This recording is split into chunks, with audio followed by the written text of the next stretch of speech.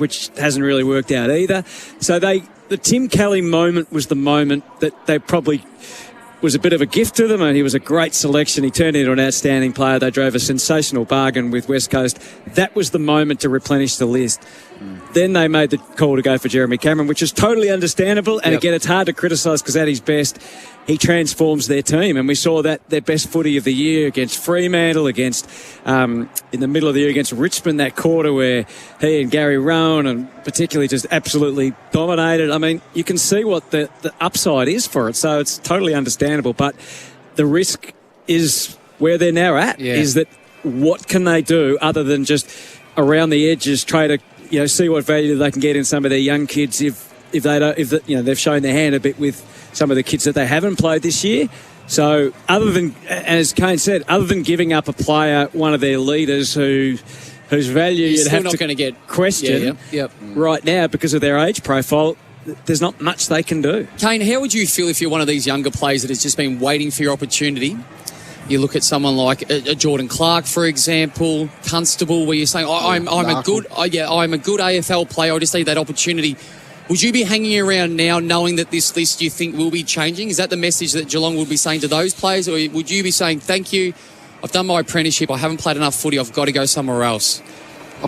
Everyone's different. It's hard to speak. If it was me, I'd be looking for opportunities. And if I hadn't had them yet at Geelong, I wouldn't think they are going to come. So I'd be looking for the most opportunities that I could get is what I would do. But Geelong, like Clark, Constable, Quinton, you're not going to get much for them. Like they're not even in the team, some of them. So I'm not sure what value they would get for it. The discussion around list management from an AFL standpoint, I reckon, is interesting. So if this was, say this was an NBA team, that you would probably trade, Blixarves, you'd probably trade Guthrie, Duncan, you'd almost gut the place and then start the rebuild. And but you can do that in basketball. It's much harder in football. That's what I'm saying, Hutto. So the point is, should it get to a point where AFL clubs can trade contracted players, and we have this discussion every year, but it doesn't sort of seem right that Lachie Neale with 2 years to go can say, I'm out of here, I'm done. And if he really wanted to go, he would have got where he wanted to go, but clubs don't have the same power to be able to do that. Now, the AFL Players Association would never allow that to happen, but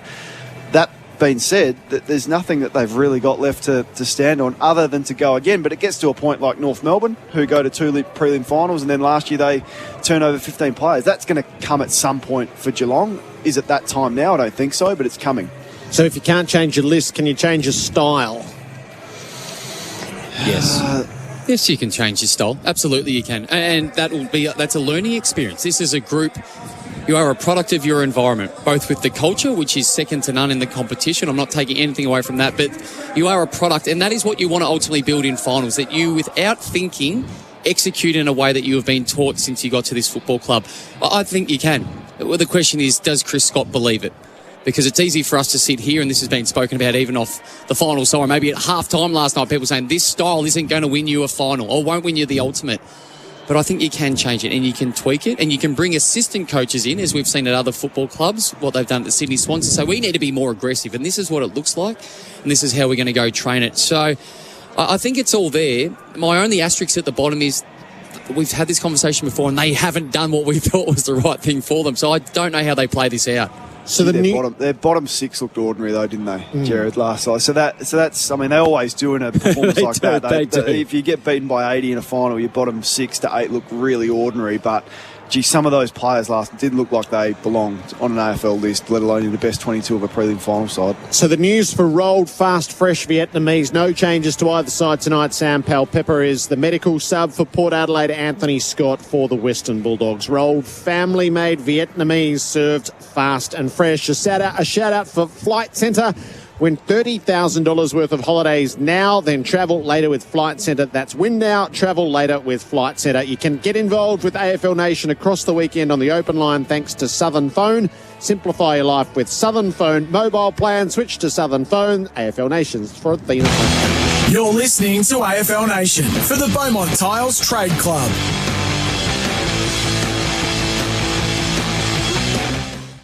Up and down, in and out and round and round. Looking for the best darn forklift around? Look no further than the newest name in forklifts, Hyundai. Proven around the world and here in Australia, Hyundai high-performance forklifts. The driver's choice that will drive your productivity. With service and support only an Australian independent dealer can provide. So visit the team at Swift Equipment or Google Hyundai forklifts and... Say hi, hi, hi to Hyundai forklifts. Hey, it's Jordan Lewis here. You don't get to play in 4 AFL Premiership teams without starting somewhere. And as a rookie, I was mentored by some of the best footy brains around. In business, it's easy to find your gun rookie just by calling MEGT. As Australia's largest and only national apprenticeship network provider, MEGT is your local apprenticeship expert. Whether you're an employer wanting an apprentice or you're looking to kickstart your career as one, MEGT's got you covered. Visit MEGT.com.au or call 13MEGT. At Specsavers, we're all about seeing. In fact, we often like to see into the future. Seriously. Our experienced optometrists use advanced OCT 3D eye scanners that can help detect future eye problems, often before they get too serious. Yep, our modern tech is a sight for sore eyes, especially for more than 3 million Australians we care for each year. At Specsavers, our only focus is yours, so book an eye test with a free OCT scan today. Should have gone to Specsavers. Installerine, Installerine, Installerine. For the hottest of hot water you've ever seen. Ream comes on steady, hot and strong. It just keeps on and on. Ream's been proudly manufacturing here in Australia for over 80 years. Installerine, Installerine, Installerine. So ask your plumber for Ream, Australia's #1. Go on, make the call. We all believe in you.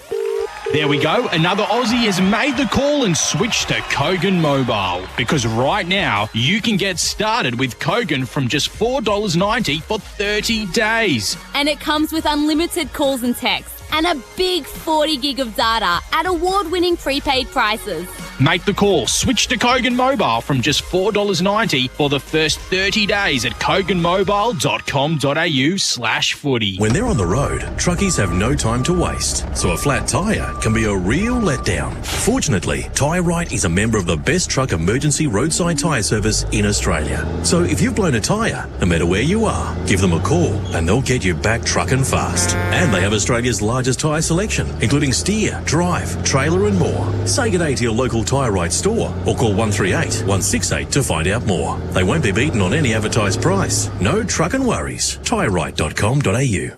When you're a tradie, time is money. And that makes it time to head to Robot Building Supplies, because Robot's got it. Steel, sleepers, wire mesh, timber, roofing, and more at the lowest prices. Like Corrie Roof Sheeting Zinc in stock at $11.55 per metre. Colour also available, custom cut. Save time and money with Robot. Notting Hill, Sunshine, Preston, Dramana, Pakenham, Coldstream and Darnham. Call 1300 GO ROBOT or robotbuildingsupplies.com.au. ROBOT, Robot Building Supplies. Want to win a ute? Tickets to the 2022 AFL Grand Final? Or how about a year of beer? Carlton Draft's got you covered with Match to Win. Just grab a Carlton Draft from any specially marked case and match 3 bottle caps for your chance to win. In partnership with VB, T's and C's apply. Over 18s only. Drink responsibly. Permit TP 00044GF AFL 21/26. Tilers, want to win your tiling products for a year? Thanks to Beaumont Tiles and their partner RLA, simply go in-store or jump on iCanWin.com.au. You're listening to AFL Nation for the Beaumont Tiles Trade Club.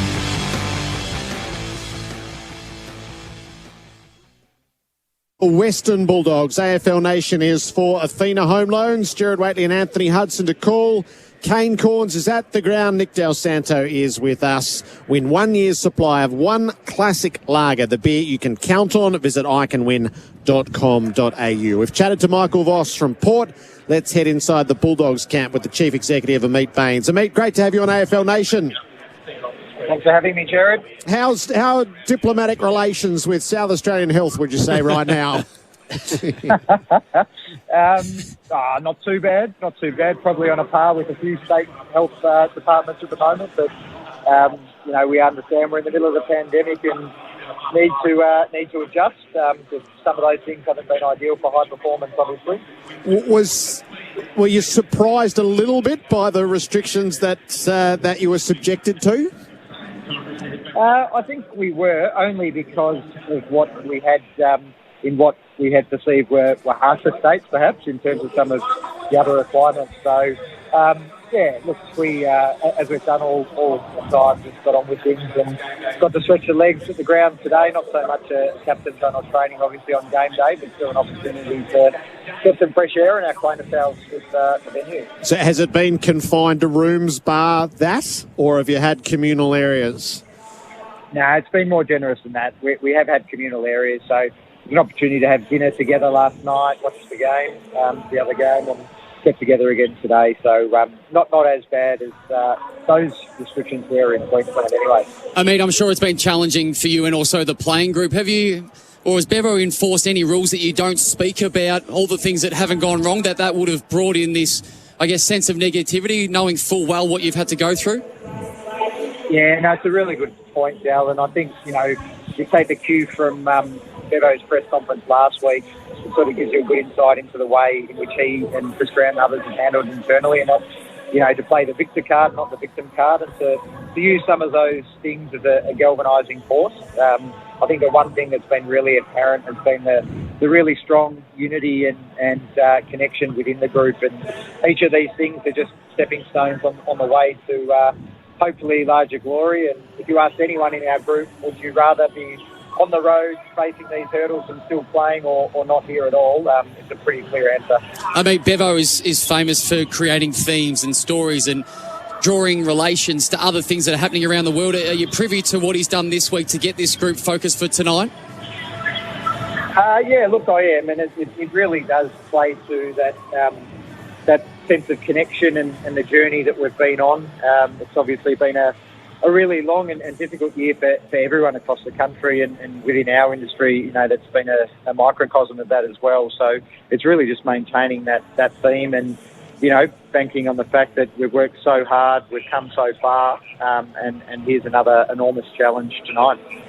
There must be some extreme confidence in the medical team with the work Stephen Martin has done. He hasn't played for a long time, as we know. Can you take us inside that and how risky this selection is?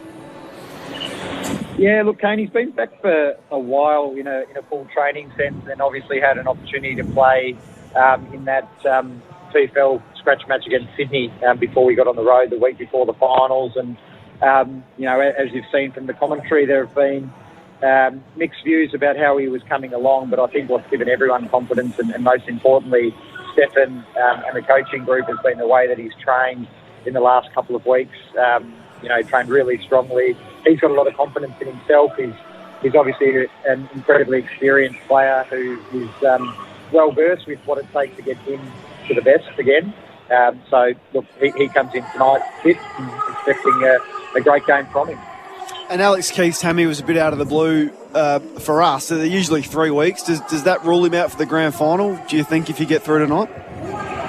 I think he'll need to be assessed, but he had hamstring tightness more than anything else out of the game, and he himself was really keen to play, and great attitude, still pushing the medical staff on Thursday to get the nod. But there's so much on the line, and given your question about Steph before, you just can't take a risk at this stage of the season. So we would expect him to be available with another 2 weeks rest. Mate, it is great to finally see Chris Bell earning some money this week. And the other one that has a huge opportunity tonight is Marcus Bontempelli, and we would assume that he's not at 100%. So what is a fair expectation from his performance? I think you'd be surprised at how well he's responded. Clearly there were some nervous moments post-game. I think his lack of celebration on the final siren last week indicated how nervous he was. But certainly since the scans came back clear from any structural damage, and as the weeks progressed and the soreness disease, he's been right to train. I think you might have seen some of the sneaky vision that was taken at training out at the Eagles on Thursday. Did all the speed and agility stuff, no problem. So he's right to go. He'll play midfield predominantly, and we expect him to lead us like he's done all year. Was there any conversation at all about giving him this week off, which would ultimately give him 3 if he were to get through tonight? Was that ever part of the conversation? No. Once he improved over the week and did what he was able to do at training on Thursday, the sort of conversation moved on from injury and was really about the role he plays today. How's the group feeling off the back of everything that's happened? You've got another huge challenge tonight. Have you got a sense of how the group is approaching this massive game? Oh, they've been remarkable. Going back to the question earlier around how much do we talk about what we've had to go through, we haven't really, other than to harness some of that. I was talking to someone in a different context today away from the players, and when we arrived in Adelaide last night, it was our 5th state in 14 days. So, it has been arduous, but there's a real resolve to this group, and we know we're playing an opponent that has had a week off, has been outstanding, particularly in the back half of the season, and it's going to be a really enormous challenge. But we do have a good record at the venue, and in terms of our time on the road this year, every time we've had to spend an extended time on the road, including during this final series, we've won. So, from that perspective, there's a lot of confidence within the group. Amit, what have you seen as your main role during this whole sort of period, the last 4 to 6 weeks particularly, I suppose? Yeah, I think in the football context, it's very much been a supportive role. Chris Grant does an amazing job leading our entire footy program, and Bevo, from a coaching performance perspective, is exceptional as well. So my role's really been to provide a lot of the support and guidance along the way, and probably got my hands most dirty with respect to some of the quarantine arrangements and travel arrangements in those negotiations and discussions with the AFL and different state governments. So, apart from that, try and stay out of the way on game day and things like that. And, just be there when I'm called upon. And normally, you'd be in this situation where you think you're a week away from, a few hours away from potentially making a grand final. You'd be thinking about how do we maximise profits and those sort of things. Can you actually think about things like merchandise and other sort of plans if you make it, or do you, given that you sort of can't do what you normally can, or you don't even worry about that until you get to it?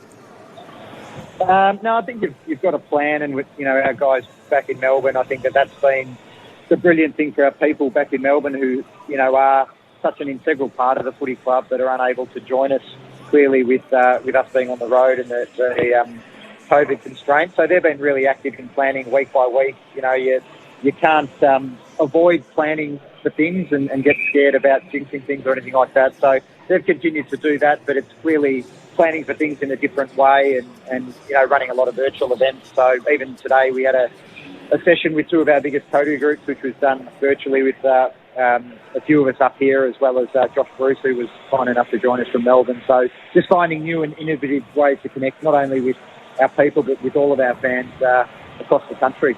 So depending on the result, do you fly either to Perth tomorrow or back home tomorrow? Is that how it works?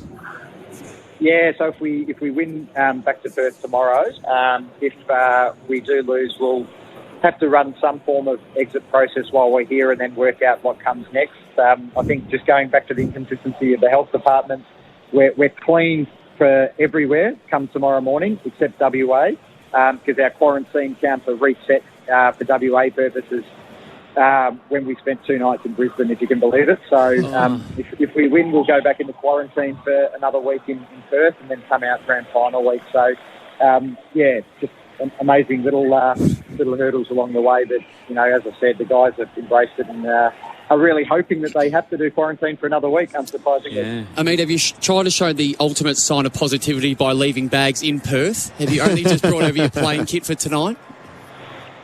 We didn't have much choice. No, everything's here. But I think the way in which that's been handled is that, other than behind the scenes taking care of what we need to if we don't win, we haven't really spoken about that in a playing sense or with the players at all. So, try to shield them from that, but obviously plan for both eventualities. I was pondering on crunch time today, if there's one pre-match address in my whole life I would like to observe, it would be Bevo in this one. Will you get to see it, Amit? Where will you be when he gives his final address to the players? I actually came out of it to take, as in it concluded, I came out and took the thing to do. Okay. And my, as in I got to attend the whole thing, and my legs were shaking. It was fantastic. Just the energy in the room, not just from him, but from the players as well, around where we are, you get, as someone in my position, you get unbelievably nervous and anxious because you've got zero control over what's about to happen. But equally, you're just bloody excited to play. It's an amazing venue, Adelaide Oval. Port supporters are phenomenal with the way they sound and the atmosphere they create. So what a bloody great opportunity for our guys to run out there tonight and put our best foot forward. Terrific. Thanks for your time, Amit. Good luck for tonight. Thanks, gents. Good calling. Amit Baines, the Chief Executive of the Western Bulldogs. So complex. And even learning some more about what they've had to go through this week and knowing a little bit about Marcus and the injury last week, about struggling to get something as simple as ice. To be able to ice his knee every couple of hours, the difficulty to be able to get food and get the food and drink that they need because they've been going everywhere. I didn't even realise there was the other complexities thrown on top of it. So it makes the challenge even greater off the back of shocking, isn't it? It's the 2 days in Brisbane, you've got to reset the clock. Can't they just squirt them or something on the way through? Anyway. Clean for everywhere. Yeah. Except Perth. So if they lose, there'll be stowaways, won't there? Yeah. No, I'm not going back to Melbourne. There's nothing in Melbourne for me. Yeah. Given that, yes, if you do come back, you're stranded here and potentially, well, we won't Can't fly into regional loud. Victoria, can you, if you've deemed clean? Yes. Oh, who knows? So, the inconsistencies around what health authorities around the country have done have bedeviled a lot of us. And elite sports moved around the country whilst most of us haven't. So they've sort of borne the brunt of it to a degree. They have been clearly the biggest loser out of the last 4 to 5 weeks. It's just unfortunate. But by saying that, they had so many opportunities in the regular season to put themselves in that top 4 and probably would have hubbed or gone straight to Perth. But it is what it is, and as a player, you don't make any excuses. Anytime, anywhere sort of attitude. And as we just touched on and heard from Amit, they've got a huge opportunity tonight to have a huge impact on this year. Why, Kane, are we at 50% capacity tonight rather than something a little bolder? Jared, we as you just said, the inconsistencies between health departments in this country is amazing, really. I heard the Premier grilled about this during the week. He doesn't make the decisions. SA Health and the Police Commissioner, Grant Stevens, makes the decisions, unfortunately. So there's no real leadership from Stephen Marshall. He's at the hands of his health department, who are extremely cautious, as we've seen. As I said, you can have 150 indoors at a wedding at capacity, but you can't have that capacity at an outdoor stadium. It makes no sense. They're ultra cautious, of course, and I can semi-understand it, but it just doesn't make any sense where you can walk into a cafe like I was at this morning that's 100% full indoors, but you can't have 100% capacity of the stadium that's outdoors with masks on. We're at the mercy of the nervous Nellies, and we have been for quite some time. Experience the convenience of buying your new Hyundai online with Hyundai's Click to Buy. It's easy to compare models, configure your Hyundai and make a deposit online through the secure Click to Buy process. Search Click to Buy for details. So we'll take our last break and then we'll set ourselves up. We are 26 minutes away from the opening siren of the Adelaide Oval preliminary final. Port Adelaide and the Western Bulldogs about to meet. This is the pre-game show for Ringers Western, bred on a cattle station in the Kimberley to withstand the Aussie life. You're listening to AFL Nation for the Beaumont Tiles Trade Club.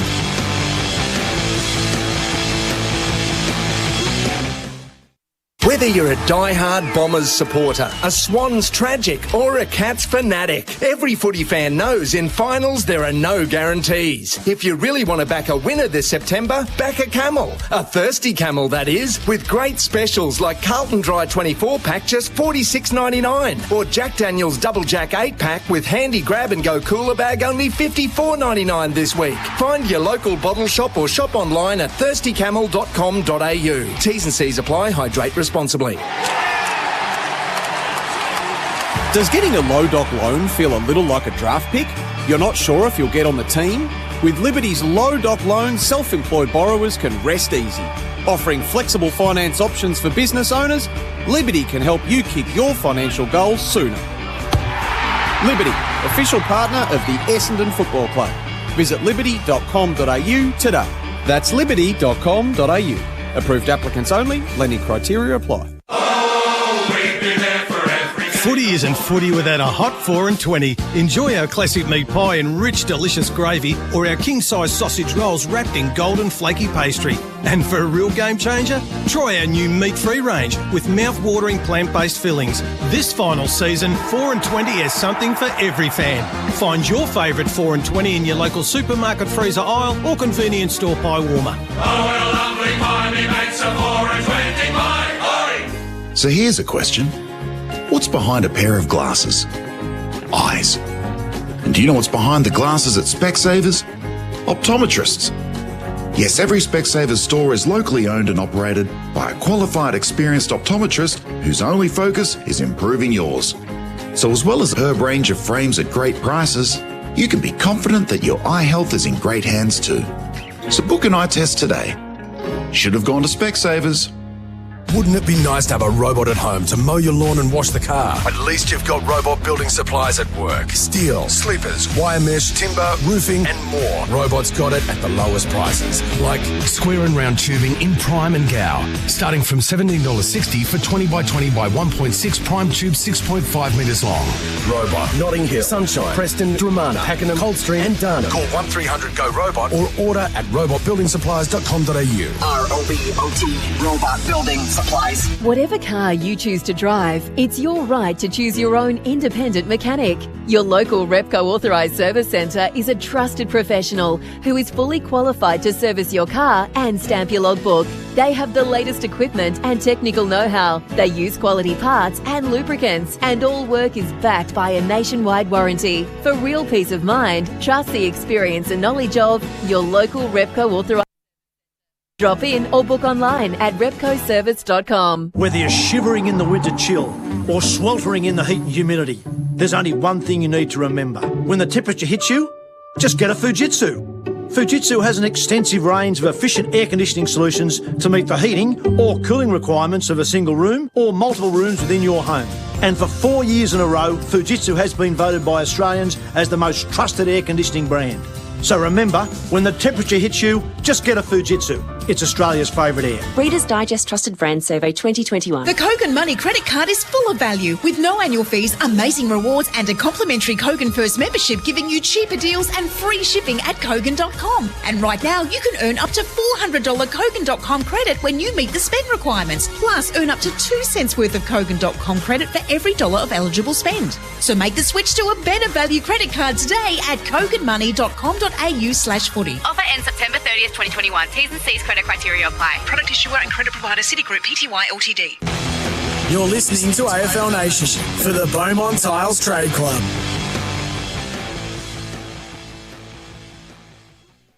Club. Soon enough, they'll be out on Adelaide Oval to begin the warm-ups for Rheem Installer Rheem, Australia's favourite in hot water. So before we delve deep, we'll get a PointsBet update as well. A little bit in the trade space. So Michael Gleeson published a story late today on The Age that 2 Richmond key forwards are poised to leave the club. Callum Coleman-Jones has been sought by Gold Coast and North Melbourne, and his decision's about to be made. And Mabior Chol has been sought by Essendon and North Melbourne. But, yes, he's got them both poised to leave, which I think would disappoint most Tigers fans if they were to lose both. Yeah, you're right. And it also creates that little bit of, I guess, lack of depth. And we saw both of them have moments this year where they were significant and extremely important. And you look at the transition that the Tigers will go through. We've just spoken about the Cats for half an hour. Now the Tigers are in a similar conversation about how much longer can this go for.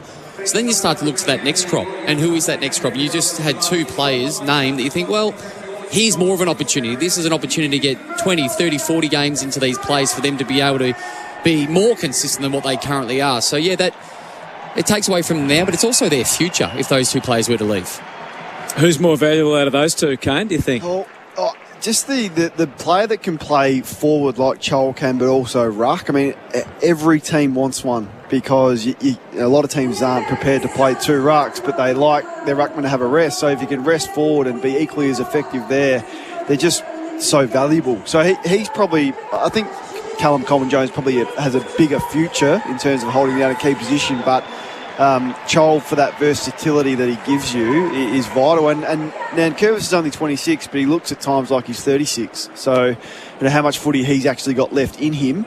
who's after him if he does get injured again. Their structure will be interesting next year, the Tigers. Jordan Dawson is coming to South Australia. It feels like Port Adelaide has the inside running there. What a pickup that would be. Huge, Jared. Look, it's a big blow to Adelaide. I don't know what happens with them because they've had a crack at a lot of players recently that have opted to go to Port Adelaide, even dating right back to Jared Pollock. Chose Port Adelaide over the Crows, and Fantasia last year the same. For him to do that, Port Adelaide don't necessarily need him. I'm looking at Bonner and Burn-Jones and Burton and Houston across half-back. Lockie Jones is the first-year player with the mullet that you'd remember that's been injured, so he's going to play next year. So he plays up on the wing, but third in their best and fairest, in the perfect age bracket with the right amount of experience. So that's just a huge get. They have cleared room in their salary cap, so it doesn't surprise me. It's more how they get a deal done will be interesting. And one of the best kicks in the competition as it currently stands as well. Sydney, it's a huge blow. And you think about the way that their game's evolved as the Dogs run out onto the ground, but you think about the way the Swans game has evolved and the ball use. It is perfect for the skill set that he has. So that is a huge loss. Well, so if they could get it done for 17, it feels like a steal to me. I think so, yeah. Would they, there may be, you know how it works. It's not usually just a straight 17 for him. There'll be some back-ended picks and all of that. But if they do get that, then it's a huge, because he'll play wing. I do like him up the ground. He kicked 3 in a game late in the season, and his delivery inside 50 is as good as any of the comps. So maybe centre forward is perhaps what they've sold to him in a role that he could play. And were you surprised that Jake Kelly is out of Adelaide and going to nominate Essendon? Not necessarily. I think Adelaide would have liked to have kept him, but he's got some limitations to his game. He's terrific culturally, and he's such a workhorse, and he's one of the hardest trainers. But you're always nervous when he gets the footy in his hands. Like he does turn the footy over a lot. He's good one-on-one, so I don't think Adelaide have shown him, the love that he probably was after. And if you can get a longer-term deal back at home, then it's probably one that's a win-win for both. He's the sort of player that you need to find a really good matchup and a role for him week in, week out that you can say, Cal, this is your opponent for the week. I don't have to worry about it for the next 2 hours. He's that sort of player that will just go and give his maximum effort, often beats that person, then you can work around him. So do the Bombers necessarily need him? No, probably not. But is he a reliable player that you'd think would play every week? Absolutely. Kenny's having his last word to the Port Adelaide players in the rooms. They'll be out on Adelaide Oval in a moment's time. Experience the convenience of buying your new Hyundai online with Hyundai's Click to Buy. It's easy to compare models, configure your Hyundai and make a deposit online through the secure Click to Buy process. Search Hyundai Click to Buy for details. Let's grab the PointsBet updates. An odds update, proudly brought to you by PointsBet. Download the PointsBet app today. Gamble responsibly. Call 1-800-858-858. G'day punters, Elliot from PointsBet previewing the second prelim tonight, Port Adelaide versus the Western Bulldogs. Port Adelaide, their favourites, $1.37 head-to-head with us at PointsBet at the moment. The Doggies outsiders, $3.20, 16.5 points start on the line. Port pretty popular here today, that line shifting 2.5 points towards them. Total match points over or under 151.5. Touch of money coming for the under tonight as well. First goal scorer markets, they're always popular with the punters. Charlie Dixon, $9, along with Aaron Norton. Orazio Fantasia is $11 and Robbie Gray, $15 to kick the first goal at PointsBet tonight. Plus, we've got the same-game multi-refund offer. So place a 3 or more league same-game multi, and if it fails, you get your money back in bonus up to $25. T's and C's do apply, so to find all these markets and plenty more, head to pointsbet.com.au. Download the app, and as always, please gamble responsibly. The fireworks are flaring. Port Adelaide have entered the arena, Kane. It's a pretty fine sight. It's a beautiful sight. They've got this down to a fine art, this entrance, the song that they play, Not Giving In, and then the theme song, and then in a moment's time you'll hear Never Tear Us Apart. So the Western Bulldogs midfield going through their paces. It's always intimidating playing at a ground like this as the opposition side. You tend to want to block that out, but you know they're going to be a factor. They'll try and shut it out as best they can early. Tim English doing a lot of the ruck work with Stephen Martin, who looks fit. Is no strapping inside, and their midfield going through their paces. That's going to be where it's at tonight. One thing that Nick and I will look at closely is those contested possession numbers, because when Port Adelaide win it, they haven't lost this year. We'll let 17-0. We'll let you rip into it in a few moments' time. The full preview coming up with Kane Corns and Nick Del Santo ahead of this preliminary final at Adelaide Oval. This has been the pre-game show for Ringers Western. Ringers Western clothing looks great in the city and toughs it out on the land.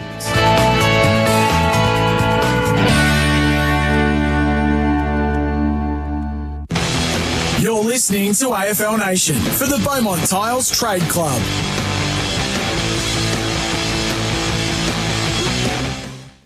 Jono, do you know how you were telling me about how Crown does it all when it comes to materials handling? Yes. Well, I gave them a call about renting a forklift, and guess what? What? It was the best thing I've ever done. I got the forklift I needed, and with their rental guarantee, if I found a competitor's model cheaper, they'd beat it by 10%. Oh, I told you, Mick, with Crown, you'll never go wrong. Crown Rentals, best price guaranteed. Check them out at crown.com or call 131 604. There is nothing like a Crown.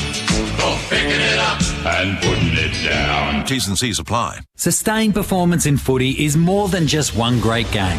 It's about playing consistently, game after game, season after season. It's the same with your super.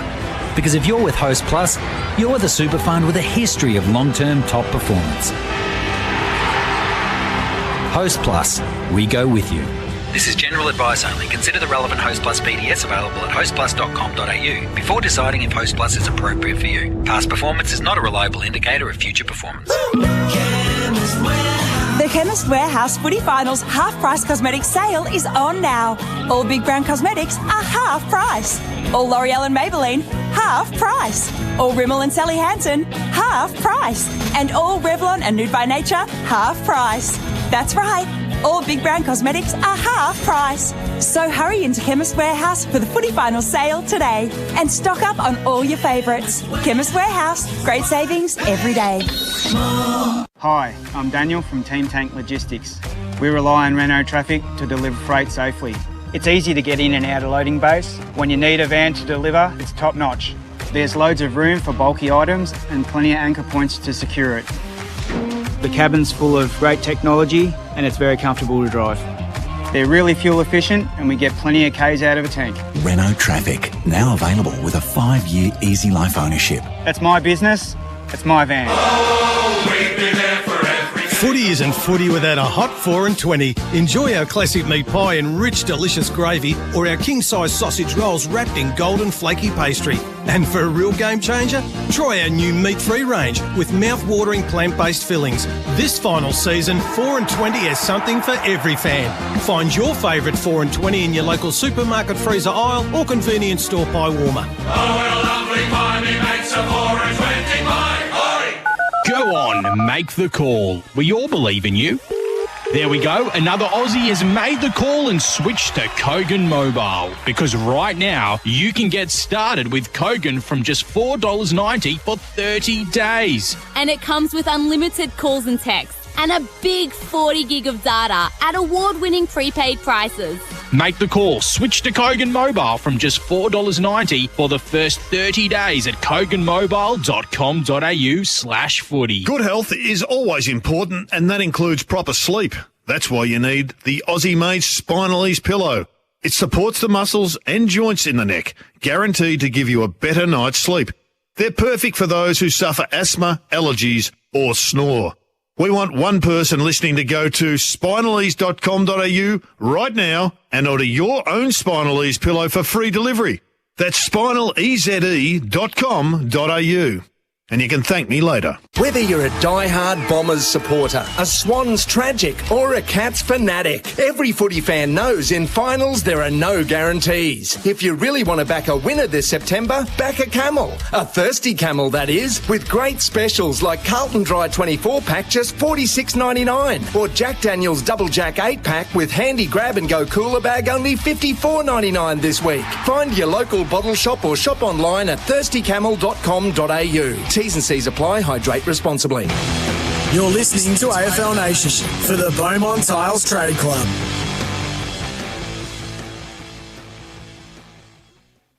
For Athena Home Loans, kick goals or kick your home loan goals at athena.com.au. It's 14 degrees in Adelaide. The weather report for Fujitsu, Australia's favourite air. Kane mentioned just a chance of showers at 8 o'clock and 10 o'clock. Low but there is that possibility. When the temperature hits you, just get a Fujitsu. With the warm-ups taking place for Ream, ask your plumber to install a Ream. Steady, hot and strong. Kane Corns and Nick Del Santo set us up for what's about to transpire.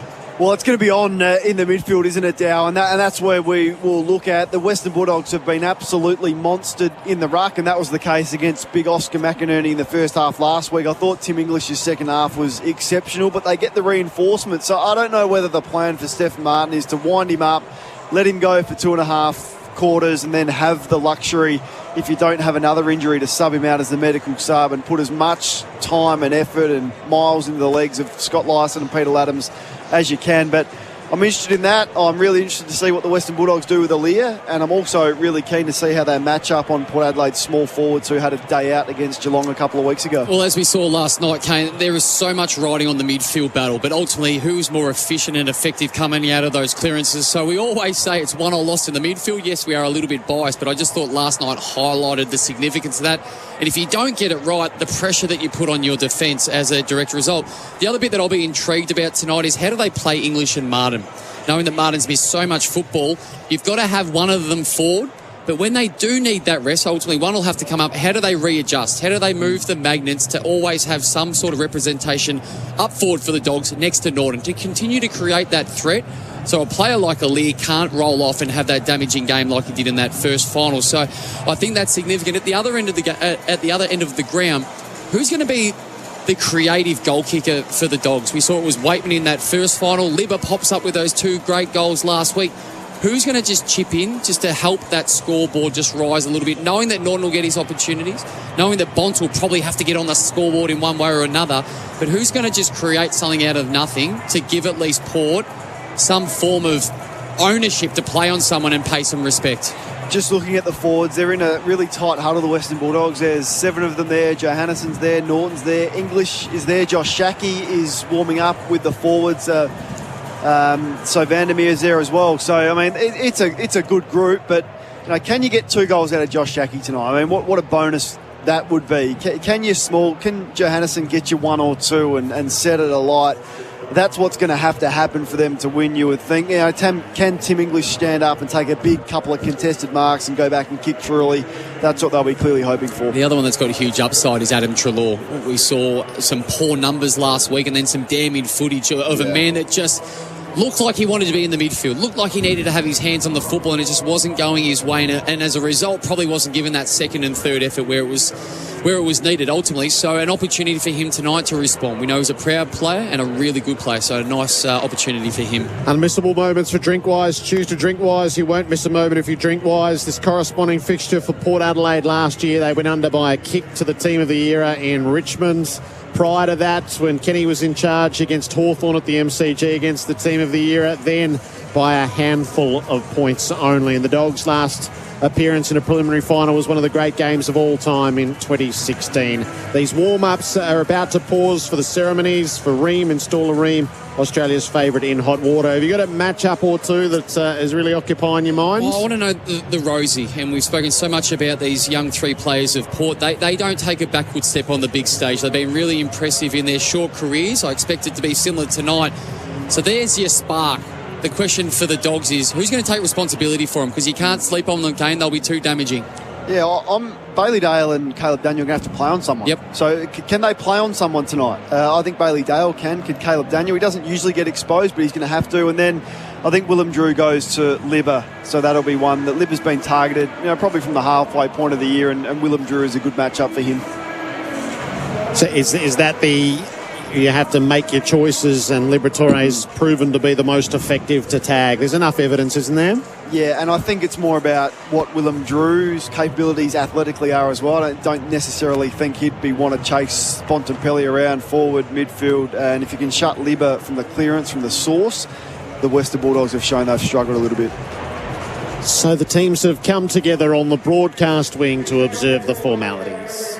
Partner Toyota welcomes you to the second preliminary final between Port Adelaide and the Western Bulldogs. The AFL acknowledges the Kaurna people as the traditional owners of the land we gather on today and pay our respects to elders past, present and emerging.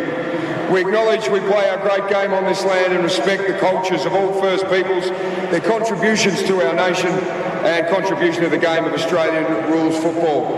The AFL invites you to direct your attention to the big screens for the welcome to country.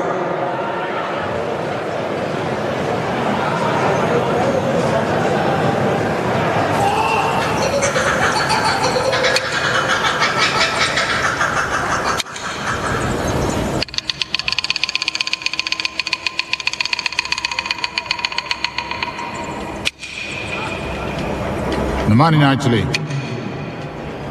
Neko tikuni na mayartana. Tanda wa mayart. Nyari winda kadmitsa. Nyai mina malabra mina. Jibrok yananga. Kala tawala. Ma.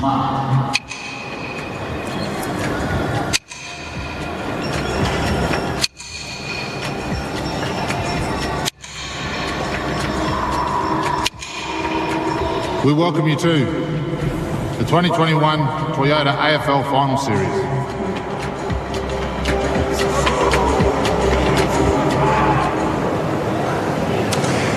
Now please join the coaches, the players and the umpires for the Australian National Anthem.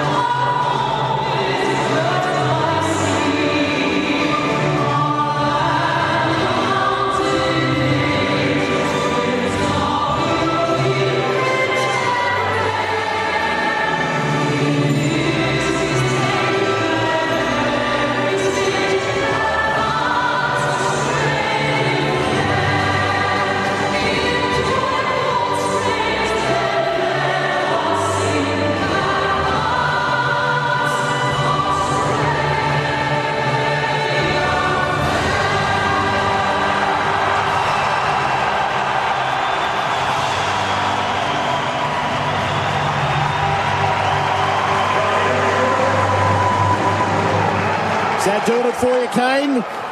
Jared, everyone's on their feet. Because there's 26, they leave a row in front of the crowd. It makes it an optical illusion. It looks like it's full. I'm sure you can see that on the TV, but this place is about to go absolutely off.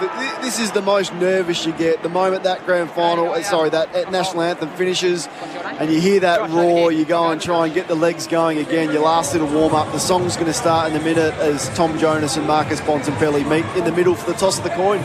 So let's get a final word ahead of the match with our experts here for car sales. Sell your car the hassle-free way with Car Sales Instant Offer. Jared, I feel the challenge is put to the Western Bulldogs as the coin's been tossed. They're going to reassess. It's a double-headed coin. Now they're going to try again. Right, that's head. Yep. It's a good start. It's a good start. The second time. That's a head. And they've just agreed that Port can have a guess at what made it. It was a little bit unorganised. That was very odd. Yeah. To the Riverbank stand in to the right as we look at it. I think Tommy Jonas said, do you mind if I just point a direction? And Marcus Bontempelli said, sure, which way do you want to go? And they've just run to their huddles for their last comment. So I feel like Port is a more safe bet. So it's up to the Dogs to find ways to be able to defend their ball movement, Kane, and then ultimately put a competitive score on the board. Absolutely. I mean, and is there going to be any rough stuff around the foot? I thought last night was very, very mellow from Geelong. Will we get something like the Western Bulldogs have had in their finals against the Giants? Is anyone prepared to put themselves out there and make it uncomfortable for Lear tonight, or uncomfortable for Zach Butters or one of these inexperienced, lighter frame, smaller forwards? I don't know. I hope we do, because there's so much on the line here. What does it mean for Robbie Gray? I mean, what a warrior. Port Adelaide, probably the greatest ever player, has never been in a grand final before. Travis Boak's the same, played in one that we were smashed in his first year. Can he get back there? I look at players like that for me, and the next 2 hours is going to change a lot of lives. And the other big question, what premeditated Bailey Smith goal celebration will he go with tonight?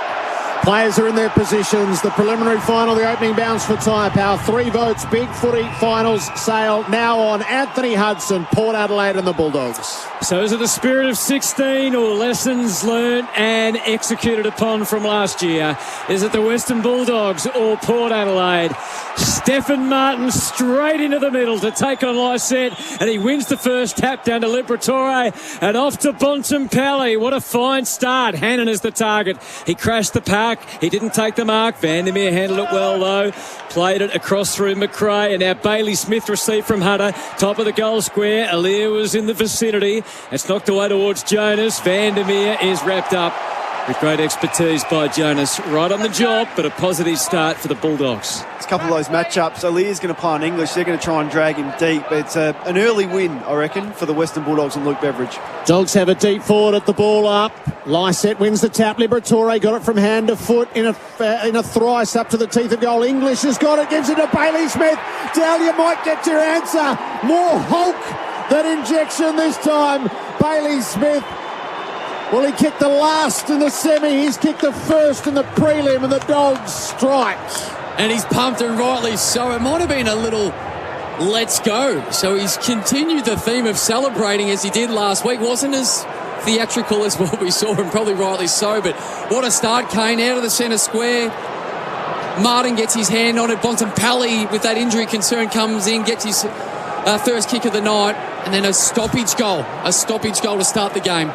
Couldn't have been any better. And as we just sort of picked up, Alir and English take him deep, and then his palm down there was really clever. I hope he gets the credit he deserves. He knew exactly what he was doing, but that's the ideal start. Bontempelli's involved from the first centre bounce. Nice takeaway clearance. Libba's involved in that one. And Bailey Smith, who's the hottest player in the game right now, what a start for him. He's playing high half forward on Darcy Byrne-Jones.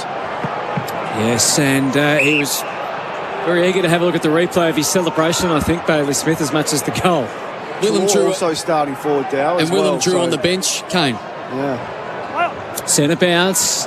Tapped down by Lysette to the back. Boak was confronted by Smith. He had good backup in Byrne-Jones. Had the handball into the ground, so it took its time to get to Butters, and the Dogs were able to intervene. Like terrific physicality by Lysette. Knocked it back to Butters after the tap. It's Wines on the entry. One-on-one deep. Marshall, well handled by Gardner. They slap it towards the line from Easton Wood. It's still alive though. Rosie kept it in. Suddenly the ambitions got greater, although he handballed to Charlie, who probably should have kept it simple, and the ball went out of bounds. In the forward pocket though for Port Adelaide. So their first look up forward. They're trying to find a way. Marshall, the closest to goal, being attended to by Gardner. Dixon always starts those throw-ins on an angle, keeping an eye on what's behind. That was Martin. They got it down to the front. Good smother though from Dixon as McRae was trying to kick it away. Liberatore on the back up. High ball back to the wing. Hannon. Outstanding mark given how close Jonas was to him, both on the ground and then in the air in the contest. Poor kick though, and Byrne-Jones takes it over on the wing. A goal to the Bulldogs. Nothing as yet to the home team, Port Adelaide. Just looking at Luke Beveridge in the coach's box for the Western Bulldogs. It was a fantastic grab from Hannah, but the kick was extremely interesting. Trying to make something up out of nothing. Take your yardage, put some pressure on the opposition. Thrown in at halfway, Martin, front position, knocked it down to Hunter, who towed it off the ground to Bailey Smith, and the Dogs go forward again. English pushed forward by Alir, and Norton stood his ground at the front and took the juggling mark. Huge win, Jared, because what they have allowed, Bailey Smith is playing half forward. He's coming up to the stoppage, and they've said, well, if you want to drop off Bailey Smith, you can, which is what Port Adelaide did. They actually had the extra player in that marking contest that Norton was able to pluck it down. Bailey Smith's the one that got the clearance because he's come up to the stoppage and no one's gone with him. Aaron Norton on the runway to goal. Very kickable. Let's fly from 48. It's at the left-hand post. It misses ever so narrowly. The Dogs 1-1-7. Port yet to score on the Tyre Power, your trusted tyre expert scoreboard after 2 or 3 minutes on the Makita Rule the Outdoors clock. Watching for early accuracy. It's so important in big finals. Houston plays on and kicks with length to the wing. Good spoil, Gardner.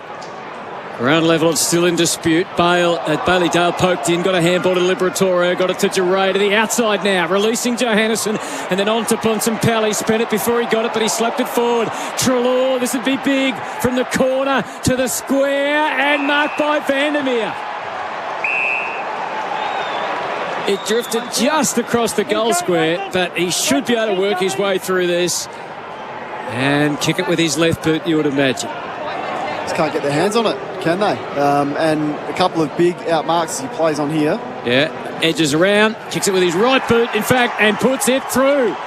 So what a start for the Western Bulldogs. They've had the first 3 scores. They're 2-1-13. And the home team, the crowd silenced at this stage. AFL Nation for Athena Home Loans. It's the Dogs 13, Port Adelaide yet to score. Kane Corns. Couldn't be better for them down there. They actually couldn't have started this game better. Port Adelaide, for a start, just can't get their hands on it. I mean, it's just been a domination from stoppage. The key players, you just want to touch early, don't you? So Treloar's had a touch early, Libber's had one, Norton's taken a pack mark, Bailey Smith's involved. All of their key players. Stephen Martin looks good, and he doesn't look like he's going to be short of a run particularly early. So what a start, Nick. You look at some of those numbers, 24-7 is the disposal count. The clearances is 4-1, all in favour of the Dogs, hence why they've had so much opportunity going forward of the football. Our experts for car sales, everything you ought to know. In their 2 previous meetings this year, the Dogs jumped Port Adelaide 5-1 and 4-0.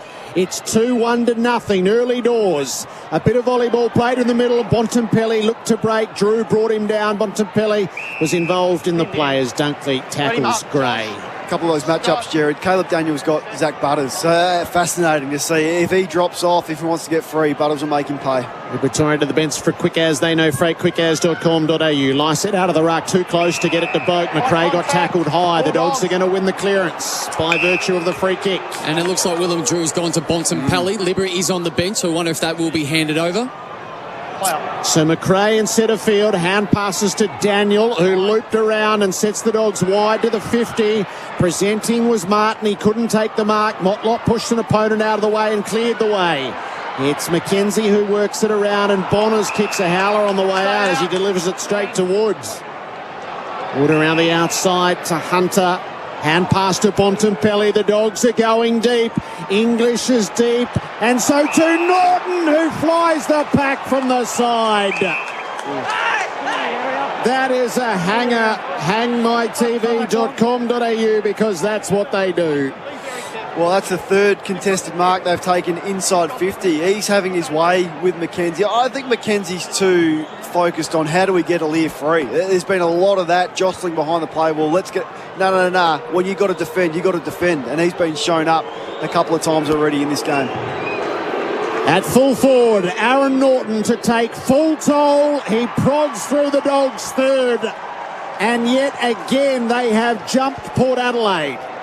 3-1-19 to nothing after a stunning 8 minutes to start the prelim. The Tyre Power scoreboard, 3 votes. Big footy final sale now on. Well, this has been perfect planning from Luke Beveridge, and then really well executed in the first 5 to 6 minutes of this game by the Western Bulldogs. And it was Bontempelli's kick, so he had the option to go short, try and create something a little bit cute. He said, no, I'm going to put some more pressure on Port's defence.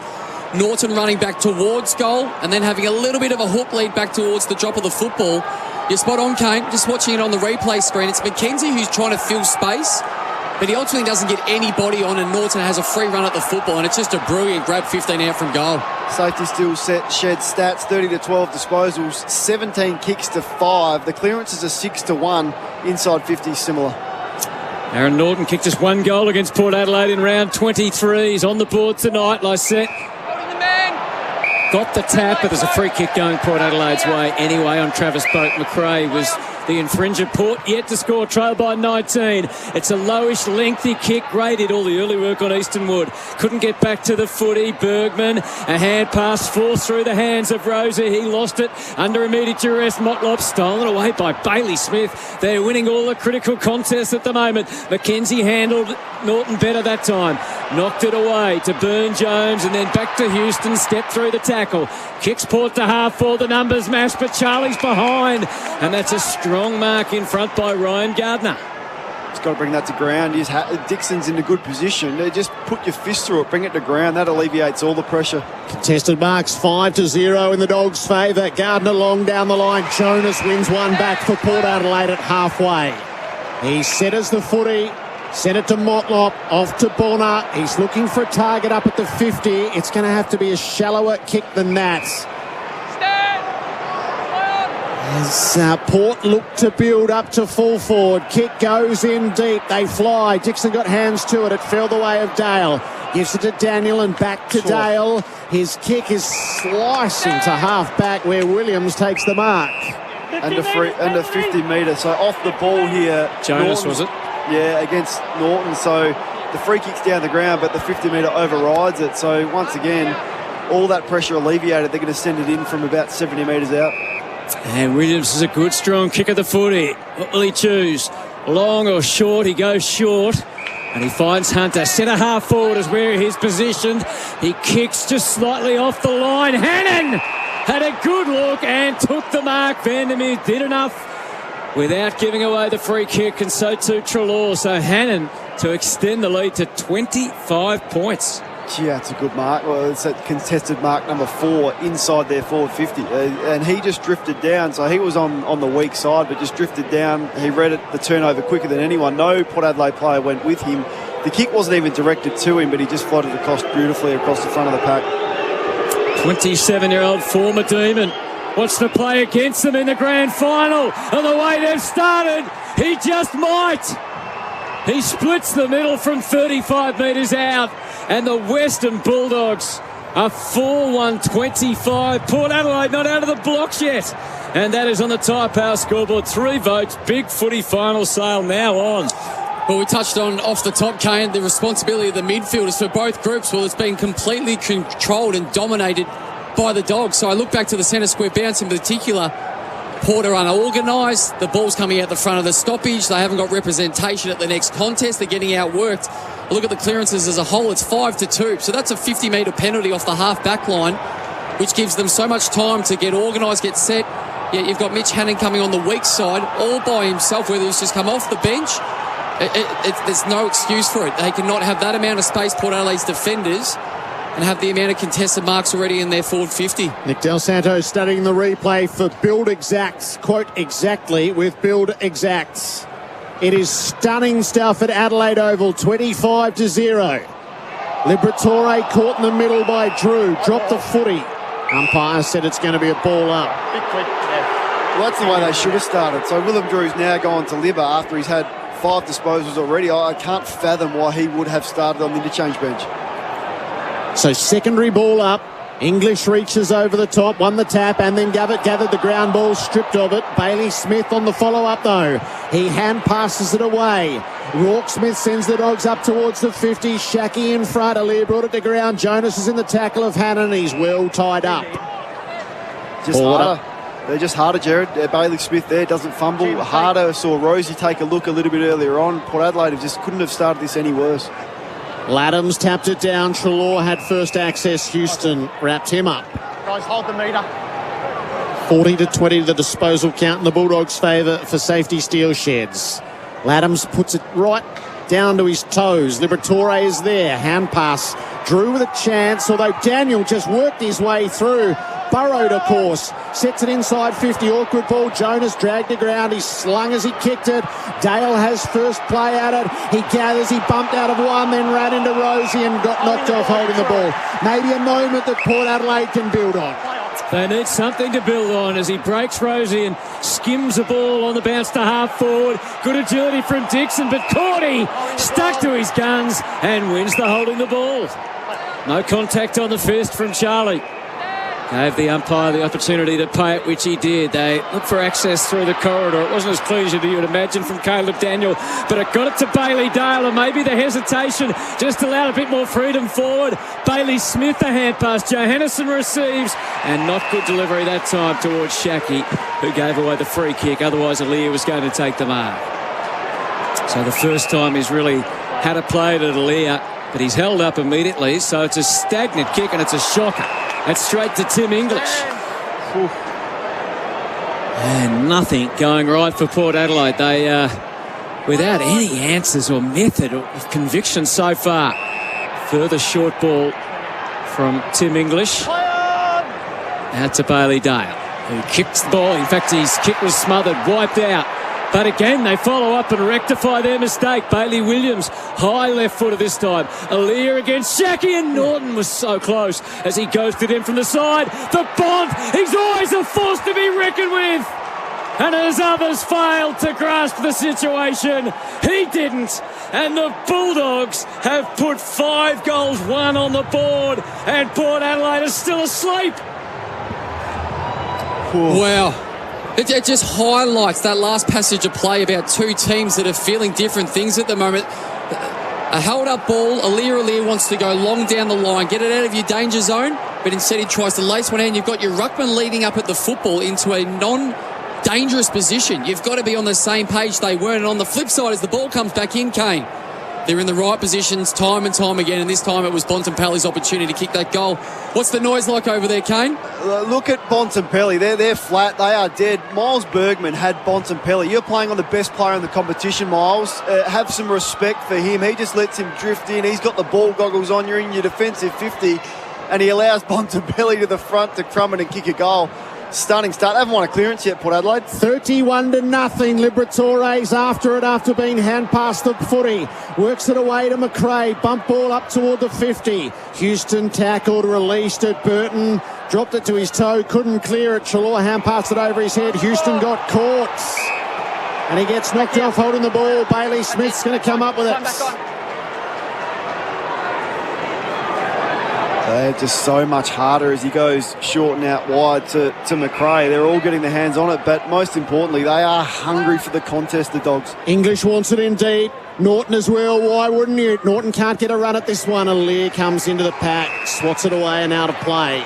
Safety still sheds stats. The contested possessions 23-11 at the moment. The clearances, as we mentioned, Port Adelaide just cannot get their hands on the footy. They've got to find a mark here. You've got to get possession, find a mark, slow it down, try and get some control back. Boundary throw in for Spitwater. That's what it does. English against Laddams. Laddams taps it to his own advantage. Off to Wines. Dragged off the kick by Treloar.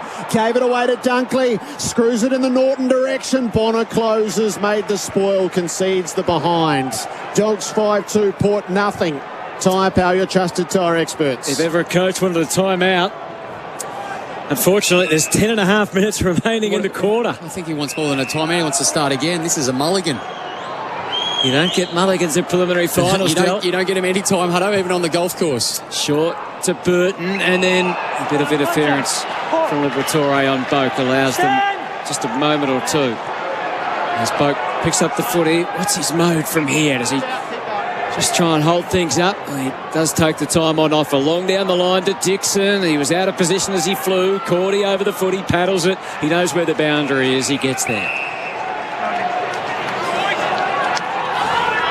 So who's going to do it? Who's going to be the one to lift for Port Adelaide and actually try and put your head over it, win a contested ball? We saw Boat do it then. Where's Wines? Can he really impose himself on this game? Get some forward footy in their forward half. They've had none. They've had 30 more disposals, so twice as many, and they get another as Liberatore handed it off to Dunkley.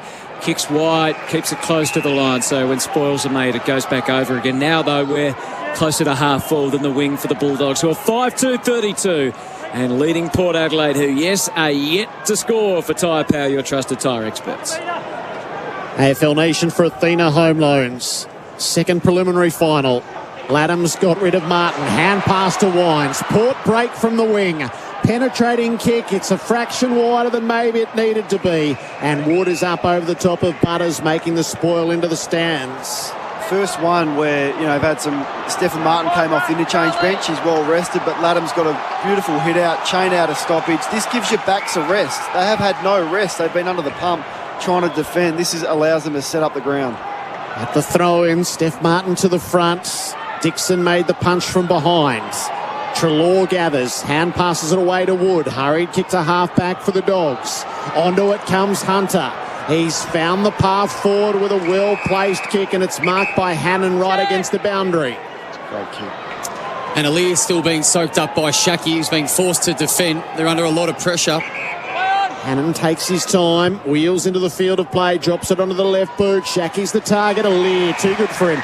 Worked him underneath and takes the intercept mark. Oh, it's a dangerous kick. It went right across the front of goal. It missed Motlop. Rooksmith manufactured something. Burn-Jones was able to tidy up with a little bit more authority and conviction. Left foot kick out of there is for Drew.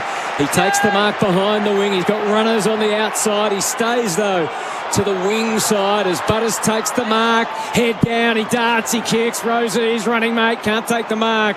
And to no avail, he tried to keep it in right in front of a whole bunch of South Australian Bulldogs who they are as disbelieving as the rest of us in what we've seen so far. But joyfully so. It's 5-2-32 to naught with 8 minutes 27 on the Makita clock. We're all the outdoors with Makita on the throw, and it's Caleb Daniel who goes to work.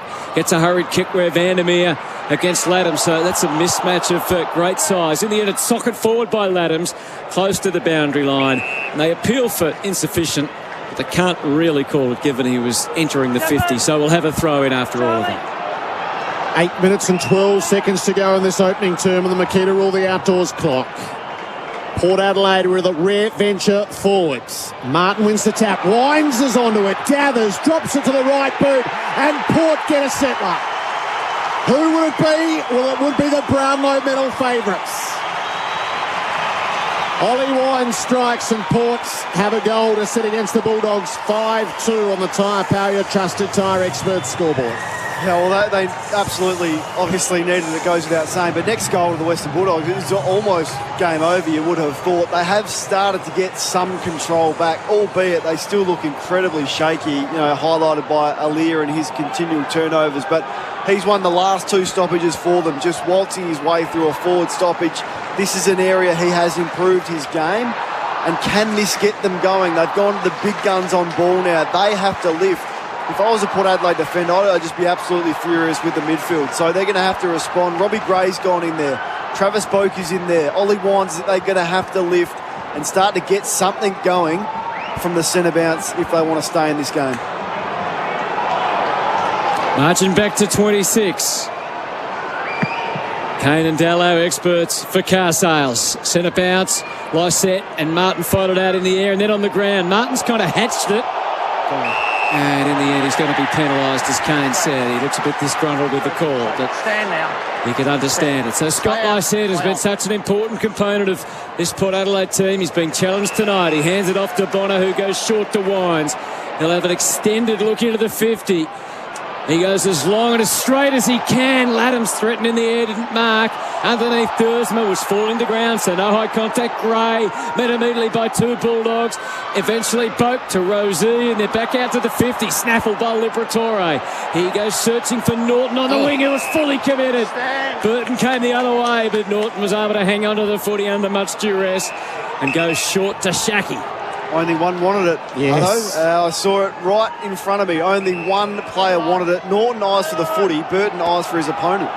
So Shaki from halfway guides the Bulldogs wide. Johannesson brought it to ground. Aliir trying to forge a path through. McRae ended up with it. Pokes it 4. That's Rourke Smith out at the 50, who takes the mark. He's got deep targets. He set it on quickly for Vandermeer. Bonner arrived, saved the day. He didn't get it out though. Vandermeer has it. Tried to step around Lysette, who pile drove him into the ground. Rock bottomed him. Straight up. That is as good a tackle as you'll ever His see. right whack Vandermeer trying to do too much with the big fella. Made him earn it. So a couple of moments for Port to put in the book and try to find the foothold. That'll make tapes for years for Vandermeer whenever he reaches milestones, and someone wants the lighter side of things. He looked the big man in the eye and he said, I'm going to step you right now and kick a goal. So a bit of possession from Port Adelaide now. Bonner to Jonas. They're still operating inside the defensive arc, and then Burton. Smooth looking kick to the outside, gives them the width, 50. But no real speed. As Norton trailed through, but the umpire said he was close enough to Aliir, so it doesn't pay. That's not great contact off the boot of Dersma. Drags the kick wide. Marshall was able to just give Duray a little nudge so he couldn't mark. And in the end, it goes over the boundary line and out of bounds. And Kane, another example of him being a little bit unorganised forward of the football. That's Marshall that's got the mismatch on Duray, yet he's trying to create something and be a little bit too sneaky instead of just being in that post position. Ruckman lock arms again. Lysette had his way with Martin, got the tap down. Gray went without the football though. And now the stretcher's on. Amon hasn't done much yet. That was a good handball. Got it to Gray and then to Boak. Quickly they get it deep. A one-on-one. Laddams is denied. In the air by Gardner. Great follow-up. He was able to apply a good tackle. Loose ball. Rosie looked lost, but he was able to just find Bergman. They've given up ground. They're back outside the 50 now. Had an offer in the pocket from Travis Boak. And he's able to find his former captain just tucking away in the forward pocket. Yeah, so I reckon Lycett's the one. So it's been Lycett and Wines who have gone, hang on, we're not going out like this. So Scott Lycett has willed himself at the last 4 ruck contests and got some real dominance. You saw his tackle, which was inspirational in the forward pocket, stopped the goal, and it's been Ollie Wines. There's definitely been an increased intensity from their midfielder. What a big kick this is. He hasn't let them down all year. Yeah, it's a huge kick. We saw what it meant to him in the last occasion, but he's dragged that left, and that's a bad miss really, because it wasn't even close from Travis Boak. 1-1-7 Port Adelaide, 5-2-32 the Western Bulldogs. He gets around the grounds tonight for Chemist Warehouse. Great savings every day. It's 6-2 to Penrith over South in the NRL. Dale all wide, too wide with the kick. He was trying for Duray. He overkicked him and it's out on the full. Laddams quick to use it into the pocket. Charlie! Old school. Didn't bring it to ground. Instead he clunked it out of the night out. Well, they only want him to bring it to ground, so that's just an added bonus, Jared. Nonsense! Not sure about his left foot, Jared. He's going to go with the left here. Haven't seen him do this much. Deep in the pocket. No momentum through the kick, got right under it. It's a limp old effort. Steph Martin to the behind line. Daniel doesn't bother about conceding. Instead, he fashions a kick on the way out for the Dogs to build. To Hannon, who kicks along the line. Joe Hennison knew that he had to step into a dangerous situation, and he did without hesitation. Marked in front of Jonas and then popped the kick up along the line to the height of English. Alir had access. He didn't mark initially, but he juggled it. Probably a 4th bite in the end before he ultimately was able to stun the footy and bring it to his own command. He goes short to Burton. This is across half-back, so they lost any chance to really bounce off the half-back line. Instead, they're going to have to go all the way on a bit of a torturous route, really, all the way back around Amon. They do move with some sort of speed, but had to travel such a distance that you'd imagine the Dogs would be pretty well organised ahead. Although Butters goes short to Drew, and they've almost reached the right wing. Wish they're getting their share of the football now. Drew gives up some of that advantage. It was a dangerous kick. Late on the mark, Shaki. They've got the outlet here, with Bergman. So they're going to get out, but how quickly can they go? And so Bonner, he ignores Bergman and goes even longer than that. Took out the middleman, went down to Lysette. All they did was give Williams a chance to have a look. And then Lysette ended up in those vacant seats. He had the momentum going. It's a bit untidy, wasn't it? Just on the Dixon snap, I mean, I watch him pretty closely. That was the first time I've seen him go with that technique. Imagine pulling that in a prelim final. And it almost, not only did he not score, it almost cost him a goal against because they had no ability to set up. So really strange decision from Charlie Dixon. Kane Corns for car sales, everything you ought to know as they were forming up for the ruck contests. Lysette draped an arm around the shoulder of Martin. He got it off to Daniel under enormous pressure and he kicked it out on the full. So that's the first thing the Dogs have really done wrong. Yeah, the handball wasn't there. Daniel calling for it. You normally give it and trust them that it's the right decision. It was a great chase from Rosie. Willem Drew with the resulting free kick. He puts Port up toward the 50. Dixon flies. He did bring it to ground. Rosie is there. Off to Boat. Steers the kick to full forward. Bit too strong for Laddams, who has to double back. He's going to get beaten to it by Gardner. Gray got him. Holding the ball. That's how much it means to the veteran. I just feel like they're starting to get into it. I mean, inspirational chase from Rosie on Daniel, forced the out on the full. Robbie Gray chase there. I mean, Robbie's a great offensive player. He hasn't been an amazing defensive player. Like that's what it means. How many times have you seen Robbie Gray full-length diving chase at 33 years of age to keep his team in it? They have definitely got control back. If they can get the next one, they'll feel like they can confidently run over the top with the week's break that they've had. It is in good hands, but it couldn't be more difficult. Robbie Gray from the boundary, no good. and didn't even score, so neither Dixon nor Gray managed to hit the scoreboard. They're still down by 25 for Tyre Power, your trusted tyre experts. Too early in the game for Robbie Gray from there. It's never too early under the pump as they currently are. But I agree with Kane. You can just feel the momentum's it's coming back at least to a level of evenness. Daniel kept the kick low, but it was well directed. Chalor just had hold of it for long enough. In fact, he had an arm draped around his shoulder against Lysette, so he wins a free kick. How is that not 50? Yeah, I'm with you. It couldn't have been any other free kick. Lysette just kicked it away.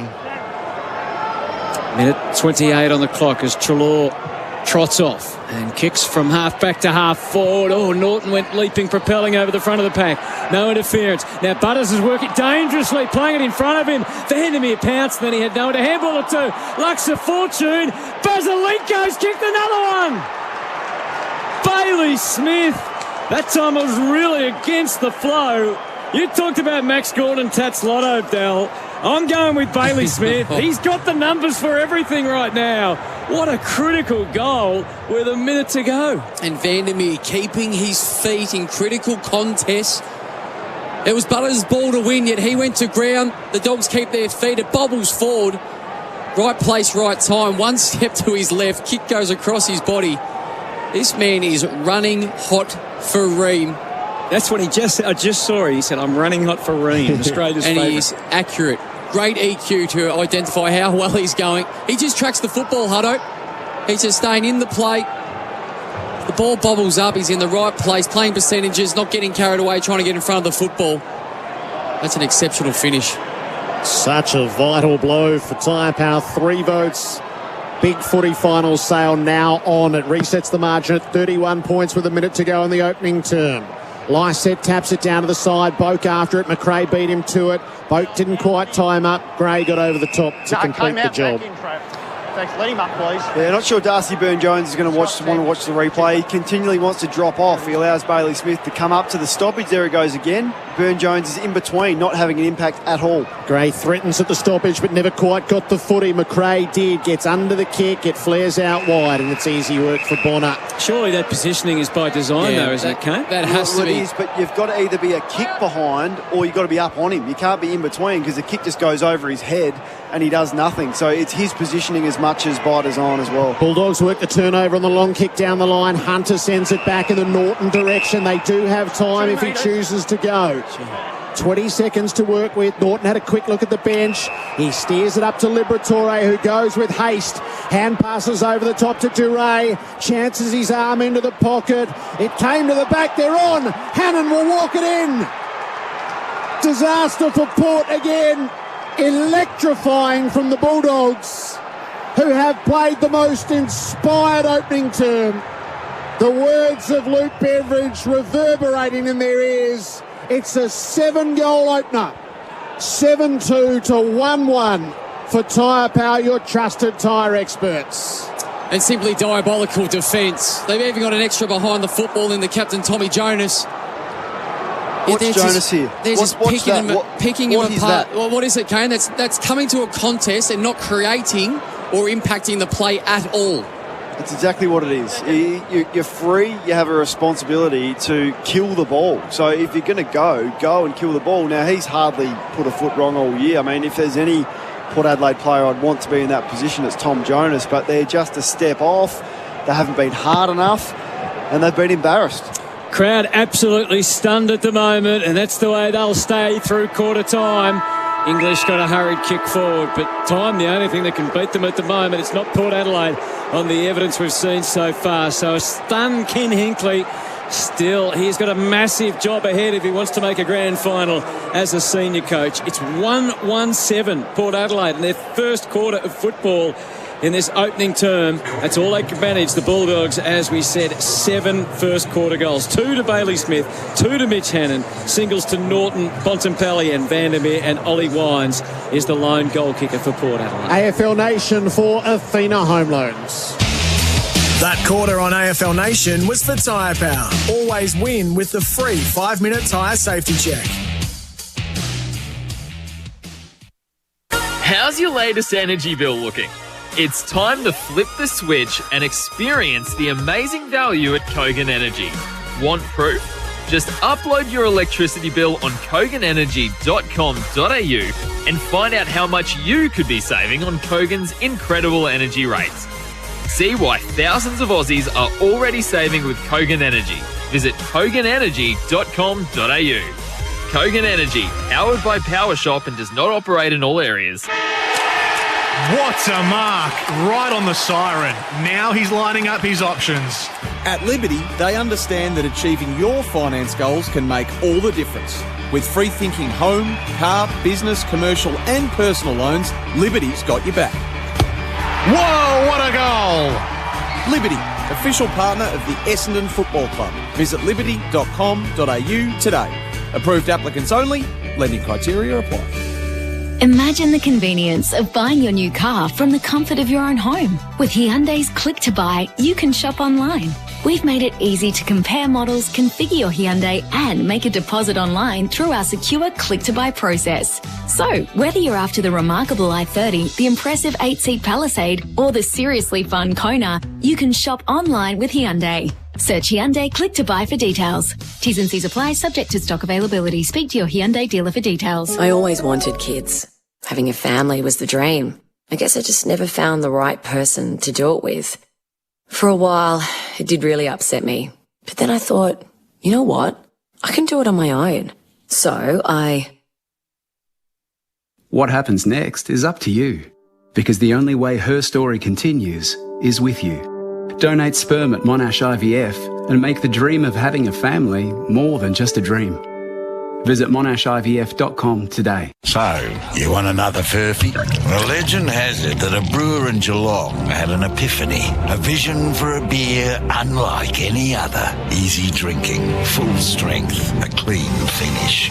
They say he brewed it for ultimate refreshment, and once perfected, he'd call it Furphy Crisp Lager.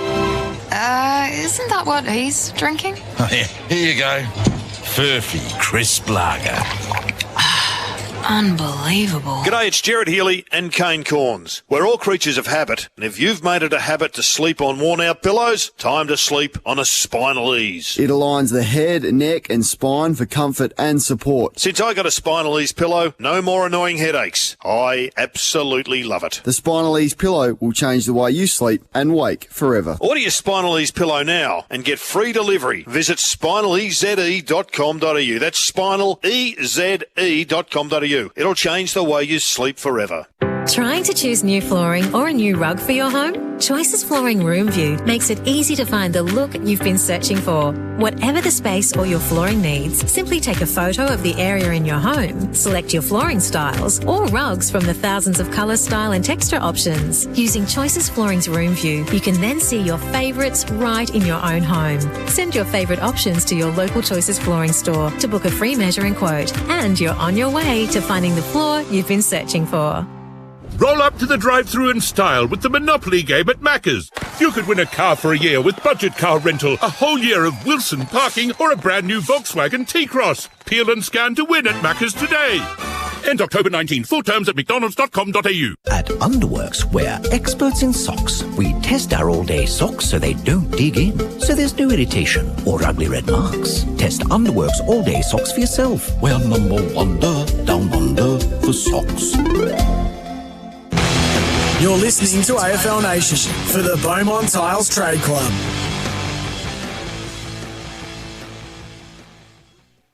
Game at Macca's is back. Game on. Up to the teeth of goal. English has got it. Gives it to Bailey Smith. Well, he kicked the last in the semi. He's kicked the first in the prelim, and the Dogs strike. English is deep, and so too Norton, who flies the pack from the side.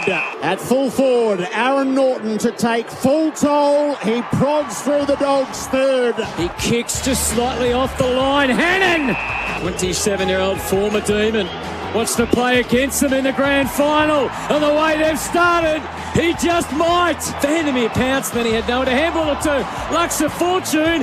Basilenko's kicked another one.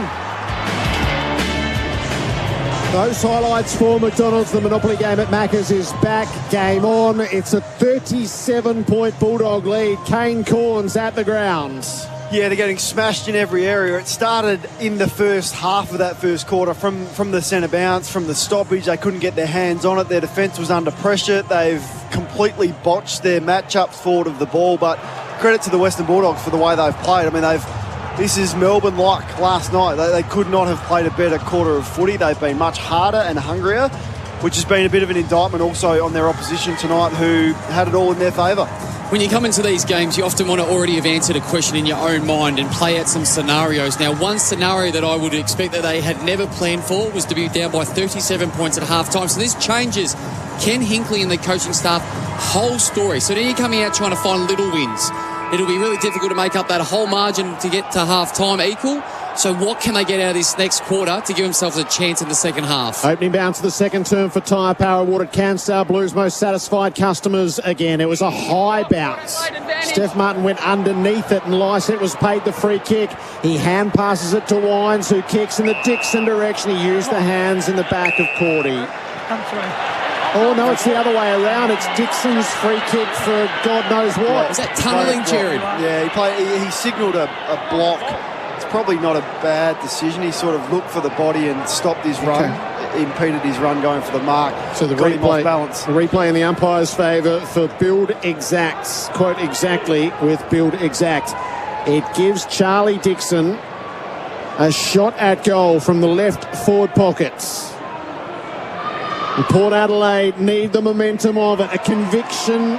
No, it's at the right post and it fades late. It looked right off the boot but didn't get there. A behind 36 points the Dogs lead it on the Robot Building Supply scoreboard. That accuracy barometer when it's your big leading players missing shots for goal so far. On the way out, Bailey Dale hits the mark. He finds Easton Wood at right half back. 7-2-44 to 1-2-8. Second preliminary final from the Adelaide Oval. Easton Wood, former skipper of the Dogs, up along the line. I think Alia had his hand being held there, so he's won the free kick. He actually looked quite surprised that he got it. Brett Roseberry on the job, though. And so from just behind the wing, Alia can launch if he chooses. Just caressed the kick down the line, aimed at Dixon, spoiled from Cordy and a whole host of Dogs underneath. Smith, a useful handball to Bailey Williams. If he meant that, he's a genius. It went short to Rourke Smith. He coughed it up, and then Smith in the back. Williams in the back of Wines. Is that how the umpire's seen it, or is it a ball up? No, it's a ball up. And he's winded himself as well. Ollie Wines, he's landed on his tummy with the ball in between him and the ground. He fell right in his back, did he not? Yeah, I would have said that was in the back. Ball up instead. The tap down went to Bailey Smith. He edged to kick forward. 1-on-1 Houston outpoints Treloar, who's annoyed with himself. Houston wanted the handball. Now he's going to get 50. The old feint of the handball. Still the... What a terrible ball. Those years of instincts kick in. You can milk a free kick. And looking at that again, Kate, it looked like Dan Houston actually had to remind the umpire just for a split second that he's moving on the mark. He wasn't going to pay it, and Dan has feigned the handball. Treloar's just, it's a 50, but Brett Roseberry wasn't going to play it, you're right, until he reminded him. And so a rather simple equation, which he almost burnt. It's a terrible looking kick, but it's gone through for a goal. He hooked it. It still went through Houston from 20 metres out. And it doesn't matter how they come for Port Adelaide. It would have been a disaster if he'd missed that. 7-2-44 plays 2-2-14. Second term Robot Building Supply scoreboard. Robot's got it. And as Kane touched on, such a costly 10 centimetres of grass lateral to give up that 50 metres and to allow Port to kick their second goal. But for one of the very few times they were set up much better behind the football, Port, as they went in their initial entry. They've set up behind the football. Ali being blocked out of it allows them to go forward once again. So as we have a look at this again on the replay screen, it definitely moved. So to the letter of the law, that was a 50-metre penalty against Treloar. No, there's no to the letter of the law about it. Is he clearly broke the rule. And we are a long way in. You can't do that. You can't go and cover the player running by. Correct. You have to stand still. So it's a blatant error from the player.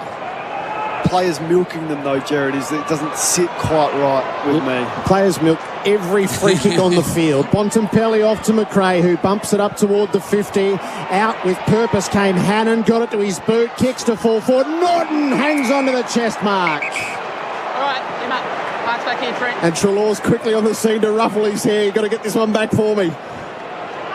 Hannon is playing the game of his life so far. And it was a one-on-one coming out of the square. Beautiful low ball. Norton let it come to his chest and Mackenzie could do nothing about it. It's not often you can take a test mark in that scenario, though, is it really? 1 goal, 1 in the opening term. Aaron Norton at full forward pops through his seconds. And the immediate Bulldog answer. And it's all they have to do. They just have to thrust when Port Adelaide parry because they are protecting a 36-point lead on the Robot Building Supplies scoreboard. Centre-bounce game, really. The first 2 goals have come from that method, and it's just so critical because of the even numbers in front of the ball. Hasn't their ball use beautiful? Even that's under pressure, that kick from Hannon, but it's just a dart, so it doesn't allow the big high loopy one under pressure that you get, which allows Aaliyah or Jonas to come across. It gives you that one-on-one, and Mackenzie actually defended that pretty well. He's right there. There was body contact. He just missed the fist because the ball came in so hard. At some point, Port Adelaide are going to have to get on their bike and kick multiple goals to get themselves back in it. But they've got to start defending better if they want that to happen. 6-goal ball game. Early stages of the second quarter for Athena home line. Centre bounces way off the mark, fisted away. Now the chase is on off the wing. Johannesson beaten to it by Amon, slapped it forward. Rosie was going when he didn't have possession of the Sharon, and the Bulldogs get into their handball game. Cross to McRae and a clever kick to Dunkley. Lands on the wing. Poor handball. Set up Johannesson. It's jolted clear in the tackle of Burne-Jones. They scurry after it. Amon starting to get into the game. A hand pass back to Rosie. He retreated somewhat to get it to Wines. His kick was wiped out by the Dunkley smother. Now Smith goes to work. Not the best of handball. Vandermeer with a delicate touch. And then a handball on the inside by Dunkley. There's a free kick paid. There's advantage taken by Johannesson. He's thinking laterally. Goes across the ground to Hunter, who's normally very proficient on the kick into the 50.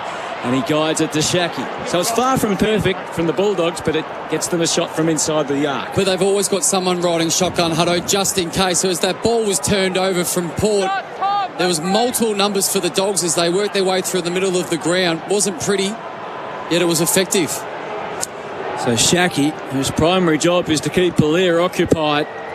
As we said pre-match, if he could kick a goal or two, that would just be a bonus. He is a lovely kick of the footy. This will take his best. From 50 metres out up against the boundary. It's just slightly across, marginally so. It misses. And the Bulldogs now lead by 37. 8-3-51 place, 2-2-14. And that is on the Robot Building Supplies scoreboard. Hard work, haven't they? Rosie drops the ball, then he looks like he doesn't know what he's doing, then he handballs it at the feet of Ollie Wines, and Robbie Gray tries to toe poke it instead of picking it up. They're just making it really hard work. The Bulldogs look so clean. Mackenzie pumps it in long. Aaliyah has a fly out at Chalor, plays Crummer, and the Dogs are straight back inside. Shaki went with the flight and takes the mark in the forward pocket. He's got just about the same shot again, but a little closer. That's your line. So long on the way out and straight back in from the Dogs. 15 gone. Josh Shaki has had the sighter. He will have seen the line. Now to complete the task. Left foot drop, punts. Hit the post, hit the left post. He made the correction, but he overcorrected. So he's one either side of the post. Give him one more chance. 38 one more points chance for Robot Building Supplies. But just diabolical defence to be able to kick it out of your defensive line and then to have an uncontested mark on the way back in. The Port supporters are totally flabbergasted. They can barely watch. The kick into the wing. Houston made the contest. It's worked back inside by the Bulldogs again. Knocked away by Jonas desperately. Wines released the hands. That was okay to Boak. Each possession under pressure. Dursma took them on, and it does bear some fruit through Wines to Gray and then to the outside. And Amon takes the mark at left half back. Called on, trust the left boot. It's a lovely looking kick, but it was just a little overclubbed for Bergman to take the mark. And Duray, the versatile defender, slips in and takes the mark for the Western Bulldogs. So Taylor Duray, just behind the wing, off the left boot, sends it back from where it originated to fly. Aaliyah English clearing all comers, and Bonner is closest to it as it wobbles back over the line again. All those talk about the Port Adelaide small forwards, Fantasia, 1 safety, still shed stats. Robbie Gray's only had 2. Todd Marshall, just the 1. Stephen Motlop, just the 2. So they're just struggling to have any involvement in that forward line that we were so worried about for the Western Bulldogs. 21 inside 50s to 13. The Dogs have it on the cusp of their 50 again. Bergman got caught with the footy at the stoppage. So why is that, do you think, Kane? Well, they just haven't been given an opportunity from the midfield, like particularly centre bound. So that's how I thought they could get involved, one-on-one contest to try and expose them on the ground. But they just haven't had enough opportunity because Port Adelaide's midfield's been obliterated. They're just a reflection of what's happening up the field, unfortunately, Hutto. Plus 25 contested possessions. The Dogs, Dunkley from the stoppage. Quick kick inside. It was cut off by Houston. So Port mass their numbers to the outer side. The kick comes through Aaliyah. And the transfer completed to Dersma. Umpire must have said it wasn't 15. So Dersma, he kicks it into Norton. The ball back in dispute. Hunter floats it. There's nobody home. It's got good carry. Oh, it got there for a behind. Just McKenzie was under the high ball that kept getting further and further away. It's another minor score for the Dogs. They're 39-point leaders on the Robot Building Supplies scoreboard. Robots got it. McKenzie trots into the left back pocket. Leverages the ball up to the wing. Nicely judged at the back from Cordy. Didn't quite take the mark. Rosie had his moment. He left it behind. Bailey Dale, the opposite, stormed away and delivered to Vandermeer. He's got Smith running right. He's got Johannesson. He's got a loose in the pocket. He just took a bit too long to take the kick. Shaki couldn't hang on now. McRae versus Bergman. The numbers match. Jonas, the most determined, but matched pretty well as they tumble to ground by Shaki, and we'll have a ball up. Footy is just living inside the 50 at the moment for the Western Bulldogs. As English taps it down. Dunkley removed from the equation. Johannesson had it ripped away by Wines. Half-distance kick. McRae. Smith. A left foot kick from Bailey Smith to the square. Aaliyah trying desperately to spoil. Matched by English. Knocked it into the pocket. Hunter fought through the tackle. A hand pass in hope more than anything. Boak had it. Immediately lost it. Dersma, you can see he's trying to dig in here. He runs. He bounces. It wasn't perfect. Burn-Jones knocks it out. And the Dogs look to counter. Aloturay ran into a brick wall. Good strong tackling across centre half forward or centre half back from Burn-Jones. And it's going to be a ball up. Dogs by 39. AFL Nation for Athena Home Loans. At centre half forward, English cleanly down but went no further. There's a good fight in the aftermath. Trelaw's come up without his jumper. He was thinking about heading off nude down the field. So we've got 1 free behind. We've got Aaliyah free for Port Adelaide. We've got Bailey Dale, the manufactured free for the Western Bulldogs, as Trelaw gets his Guernsey back on. The umpire allowed him to do that time back on. So that battle will also be interesting. It's about where they're at, the Dogs at the moment. Yes. Tied up. English knocked it forward. Or Burn-Jones, terrible effort to pick it up, and he lost it. Liberatore to McRae. Trelaw's on to goal. And he's missed ever so narrowly to the right. That's 4 behinds in a row for the Dogs. They lead it by 40 points on the Robot Building Supplies scoreboard. Burn-Jones won their best and fairest All-Australian last year. He's probably having the worst night I've seen him play. Bonner takes his turn to kick in. Same path to the outer wing. Fist from guard to the most prominent. McRae won it again. Why wouldn't he? Off to Court. He bangs it forward. They're peppering Johannesson off the left. That's better. It was only a matter of time. And right now, we are looking at another preliminary final obliteration. The only thing in Port Adelaide's favour is the time clock at the moment, but there's no indication they can get back into the game.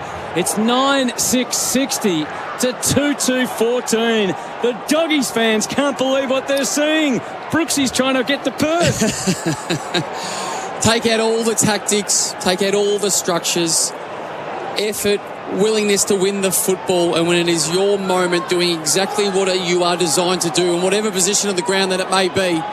And it's coming back to fundamentals. You talk about Burn-Jones fumbling, missed handballs, guys even trying to initiate. Dersma bursting off the half-back flank, hasn't hit a target by hand, putting themselves under extra pressure, with extra possessions. They're on fire, the Dogs. It is damning that in those measures in a preliminary final there would be such a gap. Laddams wins the tap. Boak hunts the footy. Hand pass a bit too fierce for Drew, but he does get it. Gives it to Burn-Jones. Kick around the corner is wide toward half forward. It's easy work for Wood to see out over the boundary, and then he hops over the fence into the vacant front row. works quite well, doesn't it, for the players with the momentum, having a vacant front row? Mirrors a bit of ice hockey, really. Take your momentum all the way around, circle back onto the fields. Port at half forwards. Dunkley roved the Laddams tap. His kick was smothered. Boat with a defensive hand pass. Bergman drew the free kick as he came through with the head low. Let it go. Thank you. Stand. So 2-1 the Bulldogs' way in this term. There's 11:15 to go on the Makita Rule the Outdoors clock. Bergman with a lot of players set in front of him. Tries inside 50. English the spoil. Winds to Dixon. Sharp hand pass to Boak. Didn't gather it cleanly. Hunter tapped it defensively to Cordy, who brushed his way past Dixon. Tumbled the ball out to half back. Bontempelli is there. He spins around Burne-Jones, who had his arms painted on. Bailey Smith to Dunkley to Treloar. The Dogs are on a clean break. Treloar 3 bounces. He'll have a 4th and a 5th. Treloar got to half forward. He kicks for Shackey, who set himself, brought it to ground. Johannesson to Norton to Hannon to goal. Utterly inspiring from the Bulldogs, who are dreaming the impossible dream. 52-point leaders halfway through the second quarter. And that's the passage of play to depict the difference. To be able to move the ball from 20 metres out from your defensive goal all the way through now, man. Can we just check? Can we get someone to check on Kane over there? He looks like the rest of the 26,000 there watching. I'm just blown away. What Melbourne did was unbelievable. What the Western Bulldogs doing tonight is twice as good. When you think about it, I didn't think I could see a team do what Melbourne did on replay. It was the most stunning performance. To do what the Western Bulldogs have done in this first half of football with what they've been up against. There's less resistance tonight than there was last night. Looks that way, yeah. Shots of Ken Inkley, he just must be thinking, what is going on? Yeah, that's what we're all thinking as the big guy Laddams got the tap down in the middle, and then they fight and they scrap, and Boak was able to walk through a tackle, so he had able to get the eyes up and look up into the 50, even numbers. Lysette didn't mark. He really had to. It wasn't easy. It went to Marshall. He flicked it out to Bergman. Tackled immediately. Released it to Boak. 51-metre kick. But Cordy, who is playing inspired football tonight, he thinks he's Jeff Southby. Got back there to escort it through for a behind. It's amazing that he can turn from an unbelievable footballer into an ordinary one in 2 weeks. I mean, that's the pressure of this game, and that's why the best cope and the others don't. But the mental scars as Johannesson takes another contested mark against Dan Houston, how they recover from this will be what I'm interested in. I think Butters might have broken his wrist. The way that he's carrying his arm and heading to the bench for Spitwater high-pressure cleaners. Long down the line, the Dogs brought it, and Gray gathers against the boundary. He brings the kick dangerously inboard, but creatively, and he finds Amon, and now Rosie's clear on the outer side. Takes the bouncing ball, a chance for Port to create something. No, he fluffs the kick going forward. Dale cuts it off. Marshall wraps him up. Dale does enough to avoid the holding the ball call. Or he didn't. He's been... Yeah. So to him, stand. I don't think his efforts were genuine. I think that was said you tried to evade. Oh, okay. All right, Marshall works it around to Bono from 50. He nurses it through for a goal. So Port take a chance to peg one back. They are down by 45 points. 3-3-21 to the Bulldogs. 10-6-66. Robot Building Supplies scoreboard. Robots got it. Haven't seen much of that. They have some weapons off half-back. Burton's a good ball user. Bonner's a good ball user, as you saw there. Burne-Jones usually is, but they've just had no run, no carry that we saw was so devastating against Geelong a couple of weeks ago. Really good tackle from Todd Marshall. He hasn't got near it tonight. That was just his second disposal. But they're going to have to change angles, take some risks through the ground, try and open up the play. They got fresh legs. A week off, you think of what the Western Bulldogs have been through. So I think they will come at some stage, but just unfortunate they've given the Western Bulldogs an 8-goal start. Butters staying out there, so he must be okay. That is not consistent with the interpretations we've seen holding the ball, really. It was stiff. So the umpire said that he tried to evade as he was picking the football up, put the arms above the head. That was his prior. Back in the middle, Laddams the tap, but Martin was the receiver, and he hand-passed it straight to Bontempelli. It was high rather than long, and Bonner, the last goal kicker, was able to track it pretty skillfully through the air and take the mark. He's at right half back. They do have 3 more intercept marks than the Dogs, so that's about the only marker they're actually ahead in at the moment that matters. Off the left boot, Bonner takes it up along the wing. Target is Laddams. He got there late. Martin didn't complete the mark, but underneath him a whole host of Dogs. Treloar through McRae and then back to Bailey Williams, who launches deep again. And Lear, an unimpeded run at the ball, takes the mark. So a little bit more flow as he goes short. Dropped by Butters, pouncing on it, Rourke Smith. And he takes his turn to miss from 30 metres out. That suggests that Butters' wrist is no good at all, that he couldn't hang on to that. Yeah, well, even if it's half good, half bad, you'd at least go off and get it looked at, wouldn't it? It's not like there was a whole heap of contact to jar that footy clear. McKenzie kicks it long on the way out. Laddams punches it down. The Dogs hunting the footy. Drew beat them to it. Advantage! And get a free kick. Gray to Marshall. He guides Port down the outer wing. Up to take the mark is Rosie.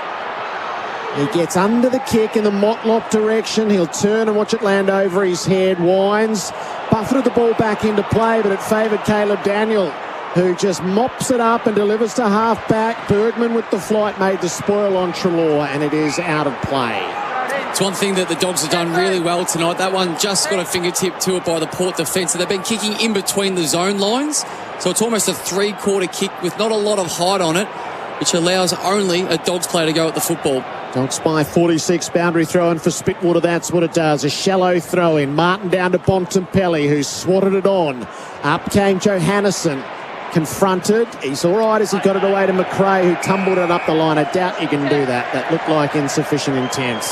As Steph Martin hobbles away from that contest, it's Port's ball. Hopefully, from his sake, it was just direct contact rather than anything more serious. We did suggest that he might get subbed off at some stage. The ball works its way across the half-back line, and McKenzie, he's just got enough on the kick, but as Kane said, it could have been quicker as Marshall took the mark and pressed pause. Plenty going on away to his left, but he takes a more direct path towards Dixon. Laddams, either he or Motlop got a shove. It's Laddams who got the shove, and he's going to have the free kick. There's extended dialogue between Drew and Liberatore off the ball. Watch Bonner here, Hutto running around the back. Should have given it then. Peter Adams, I don't reckon he's got the distance from here, and Bonner had that free rein after just slotting one from outside 50. So we'll see how he goes. Clock counts down inside 7 minutes. 3 goals for the night. Laddams, I don't think he had it either, and extending himself, he's dragged it well across, and it may have come off Butters' fingers and gone over the line and out of bounds. So 67 plays, 21 Robot Building Supplies scoreboard. All our boundary updates for Spitwater High Pressure Cleaners, tools not toys. Was he tough? Drew and Liberatore thoroughly engaged around the footy and drawing attention of multiple umpires. They just need Liberty thrown into play.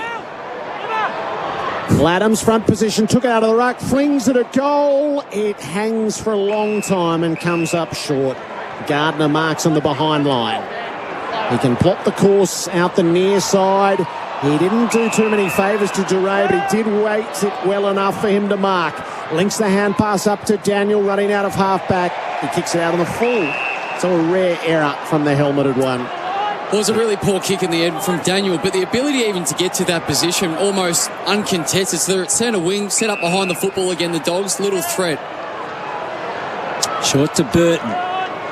He just has a slightly different vantage point. He still directs the kick up to the 50 at centre half forward. Fly from Marshall. It rebounded back to him. He lost it immediately. He gets a third look at it. His hand pass was quashed though by Liberatore. Their aggression around the footy is still supreme. Bailey Williams at the back, and then to Dale, who refused to count out to the tackle of Robbie Gray. Got a handball away to Dunkley. They've got grunt. They've got spirit, they've got the lot. Lands a high ball on the wing, fully committed Johannesson. Off the pack, some fancy footwork by Bonner. Enables him to get the hands free to Butters. Crafts a kick through the middle. What's the upside of that kick? Lysette didn't take the mark and they pounce on him, and he could be in trouble. No, the umpire went light and calls for a ball up instead. Didn't mind the kick, just Lysette wasn't on the same page. That's the risk they're going to have to take. You might turn the couple over, but if they're going to get back into it, as the Bulldogs are away here. Bontempelli released the hand pass out to Hunter, doubled back. He kicked around the 50. Hannon's already kicked 3, and he's going to line up for a 4th. He might be a fraction far out, although the marker's dragged back a couple of metres inside the 50-metre arc. You've been strong on skill level this year, Dow. How's the foot skills of the Bulldogs? Exceptional, and they're also creating their own space, Kane. So the lack of pressure, once it gets outside that initial contest, they have been elite so far in this game. Mitch Hannon, so dynamic up front from long range. Hannon gives it all he's got on the left foot drop. Punt, it is out to the left, and it was a behind all the way. 3 goals, 1 to his name. A 47-point lead for the Dogs. AFL Nation for Athena Home Loans. Conservative kick back into play to Bonner. He's locked away in the back pocket. Bulldogs this quarter have kicked 3 goals, 6, so their lead could be more substantial. Port have managed 2, so now it's 50 to Amon. So Lipper's got to let him pass or he'll give up another 50. Nice set, place third umpire there and make sure that he gives it up. So Amon with a full run up and a long kick. He's put it very wide.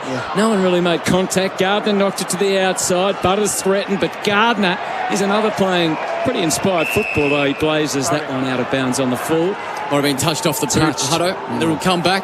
That's a good result for the Dogs. 4 minutes 19 remaining to the halftime break. They're experts for car sales, everything you ought to know. Tough night for Kane Corns at the Adelaide Oval. He's joined by Nick Del Santo as we watch the throw in. Laddams takes it out of the ruck, trying to take it on himself.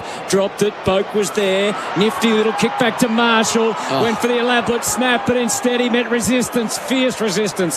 The smother from Bontempelli. Smith got it back to him. Now Rose gets onto the loose ball. A hand pass to Bergman. Popping up Fantasia. It's a squared ball. It's 1 against 3. The height, they had everything. The numbers. And there was no access for Robbie Gray. English to Bailey Dale, into the back pocket to Dunkley, back to Dale. They plot the path, and Hunter is next in line. Right half back for the Dogs. I think I said Rose rather than Rosie. It's almost about time for the... Yes, they're not far off it. 3.5 to go in the second term. Hunter gives it all he's got. Norton in the pack, got 2 bites, didn't quite haul it in. Jonas paddles it inboard, Bonner the same. Alaire tripped as he went through, no whistle on the play. Butters just can't pick it up, which suggests that his hand is no good at all. Houston around and around in attack. They end up coughing it up. Butters has another go after pinching it from McRae. And it'll be brought away by Amon. So Port win the hand-to-hand combat. Off to Lysette. Kick to a 3-on-1 against Gray. And it couldn't help be intercepted by Williams. Done that so well, Jared. You're going to say 9 intercept marks. They just get back so quick tonight. Of the team that looks freshest, the Western Bulldogs is covering the ground so freely and getting back to support their defence. As we spoke to Michael Voss, he was worried about that aspect of their game pre-game. Teams are going to go into extended lockdown between matches now by choice, the way the Dogs have done this. Williams goes on the short approach this time to Liberatore. Onus is on Port Adelaide to change here at the moment. They can't find a way.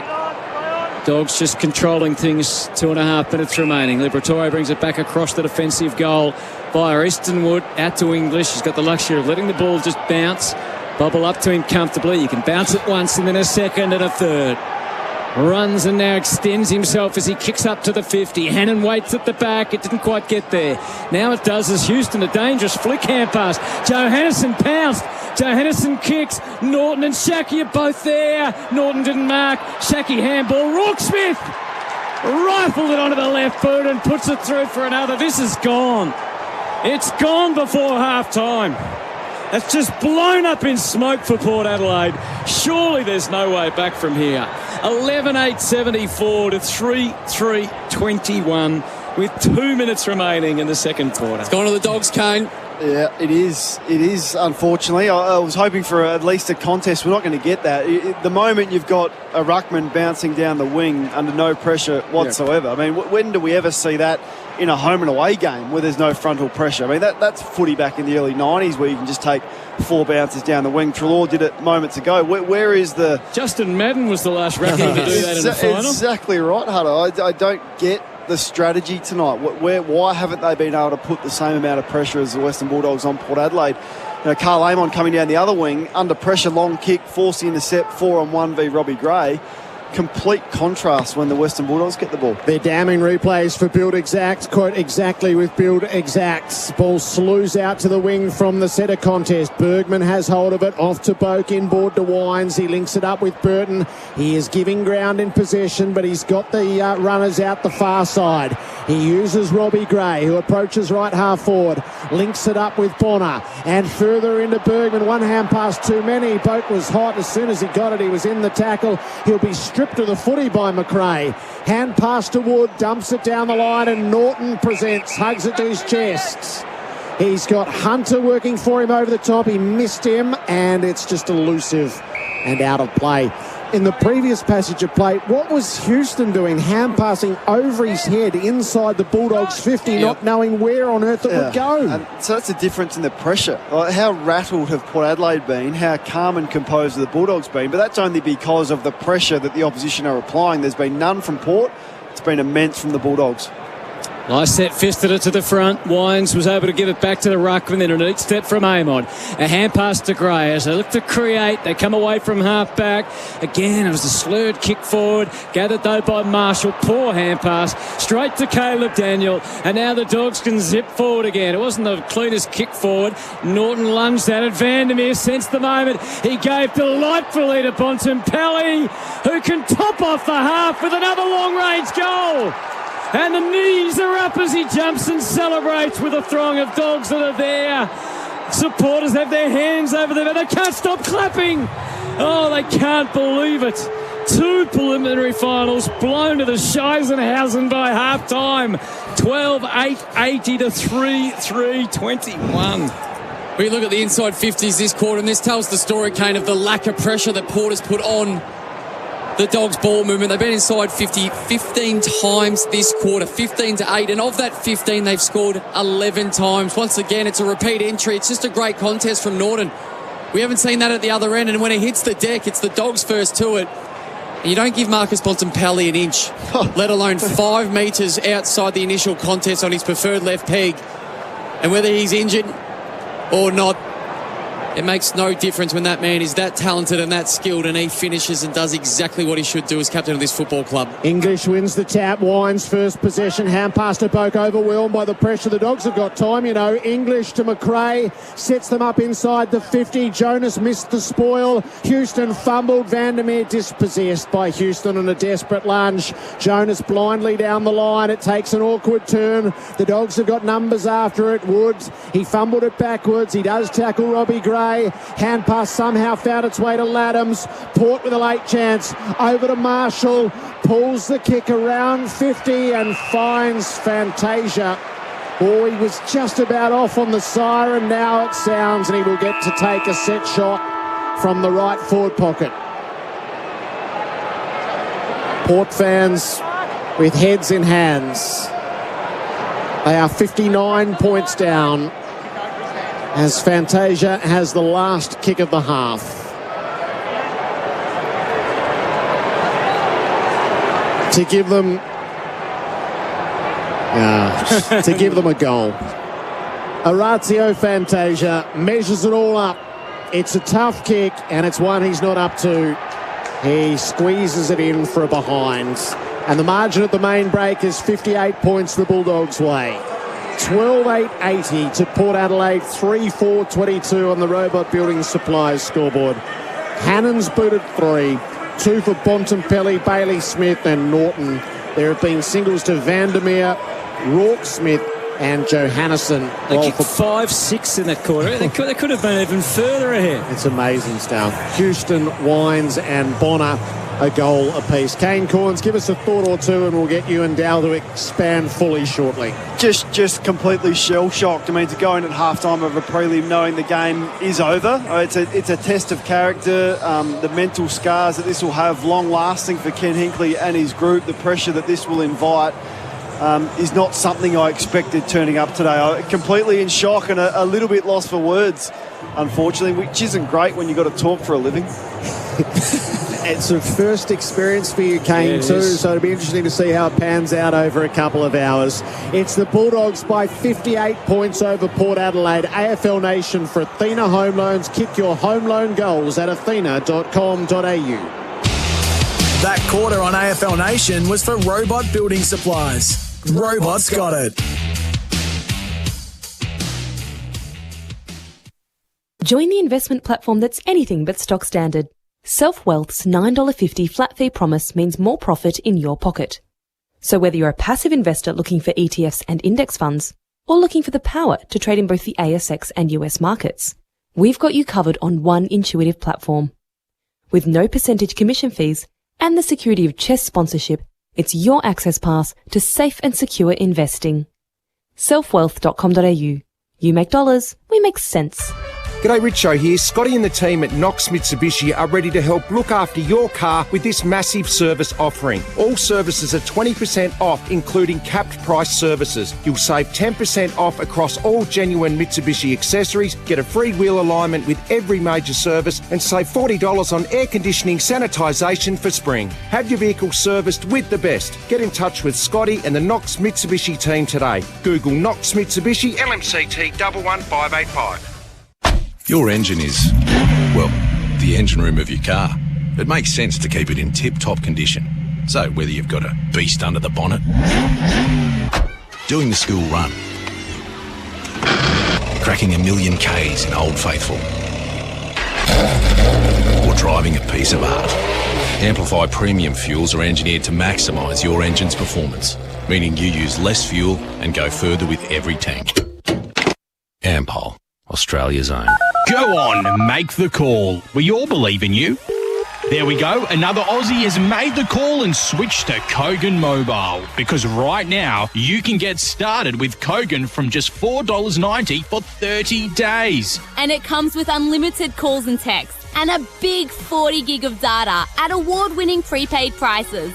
Make the call. Switch to Kogan Mobile from just $4.90 for the first 30 days at koganmobile.com.au/footy. Hey, it's Jordan Lewis here. I was lucky enough to win 4 premierships, but I still remember my first game as a rookie. I needed all the advice I could get. So, if you're after an apprenticeship but need the same kind of expert help, you can't go past MEGT. MEGT is Australia's largest and only national apprenticeship network provider, making them your true local apprenticeship experts. With MEGT, a winning career could be yours. So check out their free job board today. Just go to MEGT.com.au or call 13MEGT. At Specsavers, we're all about seeing. In fact, we often like to see into the future. Seriously. Our experienced optometrists use advanced OCT 3D eye scanners that can help detect future eye problems, often before they get too serious. Yep, our modern tech is a sight for sore eyes, especially for more than 3 million Australians we care for each year. At Specsavers, our only focus is yours, so book an eye test with a free OCT scan today. Should have gone to Specsavers. You know the easiest choice in the world? The choice after work between beer or admin. Exactly. Or having to do a quote. Exactly. So do both. What? I reckon you need Build Exact. It's the easy-to-use estimating and job management software. It handles everything from takeoff to complete a job. Yeah? Yeah, using Build Exact takes 80% less time to do an estimate online, and it means when I get home... It's beer o'clock. Exactly. Head to buildexact.com.au to book your free demo. Your next home makeover could be on the house with the Monopoly game at Macca's. Peel and scan your way to a Philips audio and visual package, a Makita 18-volt LXT cooler warmer, or an ultimate barcode toolkit. Peel and scan to win at Macca's today. End October 19. Full terms at mcdonalds.com.au. Kick off the footy finals and score a great deal at Dan Murphy's. Pick up a winner with a case of Byron Bay Brewery Premium Lager 355ml bottles for only $47 for My Dan's members. Shop unbeatable prices in-store or online at danmurphys.com.au. Choose to drink wise. Conditions apply. Offer ends Wednesday, September 15th. You're listening to AFL Nation for the Beaumont Tiles Trade Club.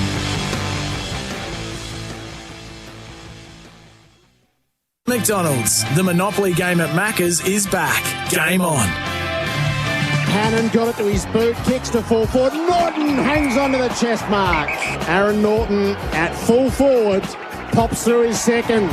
Cordy bangs it forward. They're peppering Johannison off the left. That's better. It was only a matter of time. And right now, we are looking at another preliminary final obliteration. The Dogs are on a clean break. Treloar 3 bounces. He'll have a 4th and a 5th. Treloar got to half forward. He kicks for Shaki, who set himself, brought it to ground. Johannesson to Norton to Hannon to goal. Utterly inspiring from the Bulldogs. Marshall works it around to Bonner from 50. He nurses it through for a goal. Norton and Shaki are both there. Norton didn't mark. Shaki handball. Rooksmith rifled it onto the left boot and puts it through for another. This is gone. It's gone before half-time. They were the highlights for McDonald's. The Monopoly game at Macca's is back, game on. It's a 58-point Western Bulldog lead, 12-8-80 to Port Adelaide, 3-4-22. AFL Nation for Athena Home Loan. Save on your home loan at athena.com.au. Let's pull it all apart with Kane Corns and Nick Del Santo on the halftime floor show for Choices Flooring. The Choices Flooring Halftime Floor Show. Check out Choices Flooring's Room View program. Kane, Del, go to work. Kane, start us, please. Where do we start? It was right from the start, wasn't it? Like, they didn't even let Port Adelaide have a look. Like, it's been so comprehensive. It wasn't as if, even last night, I mean, Geelong kicked the first goal. There's been no inkling, no sniff, no sign of any momentum that Port Adelaide have been able to get. So it was Bontempelli that wins the first clearance from a really nice jump from Stephen Martin. Everyone else got involved. I mean, Treloar looked like he couldn't stand up on his own 2 feet last week. He's looked like a superstar. So, Hannon, he's playing the game of his life. It's just everything has just worked for them. I thought Luke Beveridge would have it, us against the world. It seems as though that's exactly what they have delivered. What a hard performance. I mean, how clean have they been? How intense. When they haven't had the footy, they've pressured the life out of Port Adelaide. They've made really good footballers look ordinary tonight. So all you can do is just say, well done. For however you plan for this game, however you motivated the group, and whatever work you did in the short turnaround that you had off the back of an epic last week, you just got to marvel at what they've been able to do in the first half. A few things have really stood out for me, Kane, and the first one is the Dogs' work rate. They've supported their defence when they've had to, but they've also been the first up the ground to support with that chain of handball, particularly through the midfield, and then taking great options as they've gone forward to the football. They've been more clean. They've had their head over the football more than Port has. And on the flip side, just the missed disposals, kicks, handballs, fumbled marks that have just put teammates under pressure. There was a passage of play on the centre wing on the near side. I think it was Rosie fumbled a couple of times, and as he's giving off the handball, gives it off at his teammates' feet. It was Ollie Wines that put him under pressure. It was just filtering through the whole group. Even there, some of their very good kicks weren't executing to the level that they have. As I look at some of the raw numbers, came plus 25 in the contested possession for the Dogs. It's really hard to control a game or get back into a game when you're not winning it at the source. And as it filters through into the forward line for the Dogs, they've been inside forward 33 times for the half, yet they've scored 20 times. So they have been isolated, they're islands, and they don't have any support in the air. So the Alir that we saw from a fortnight ago has almost been non-existent because he has been so busy trying to defend his own man. Yeah, he has. They planned for it, right? I mean, they had English taking him back to the goal square. But, I mean, if you don't give your forwards a chance, and if your defence is always under the pump, as they were in the first half, it just ruins any sort of control of the game that you have.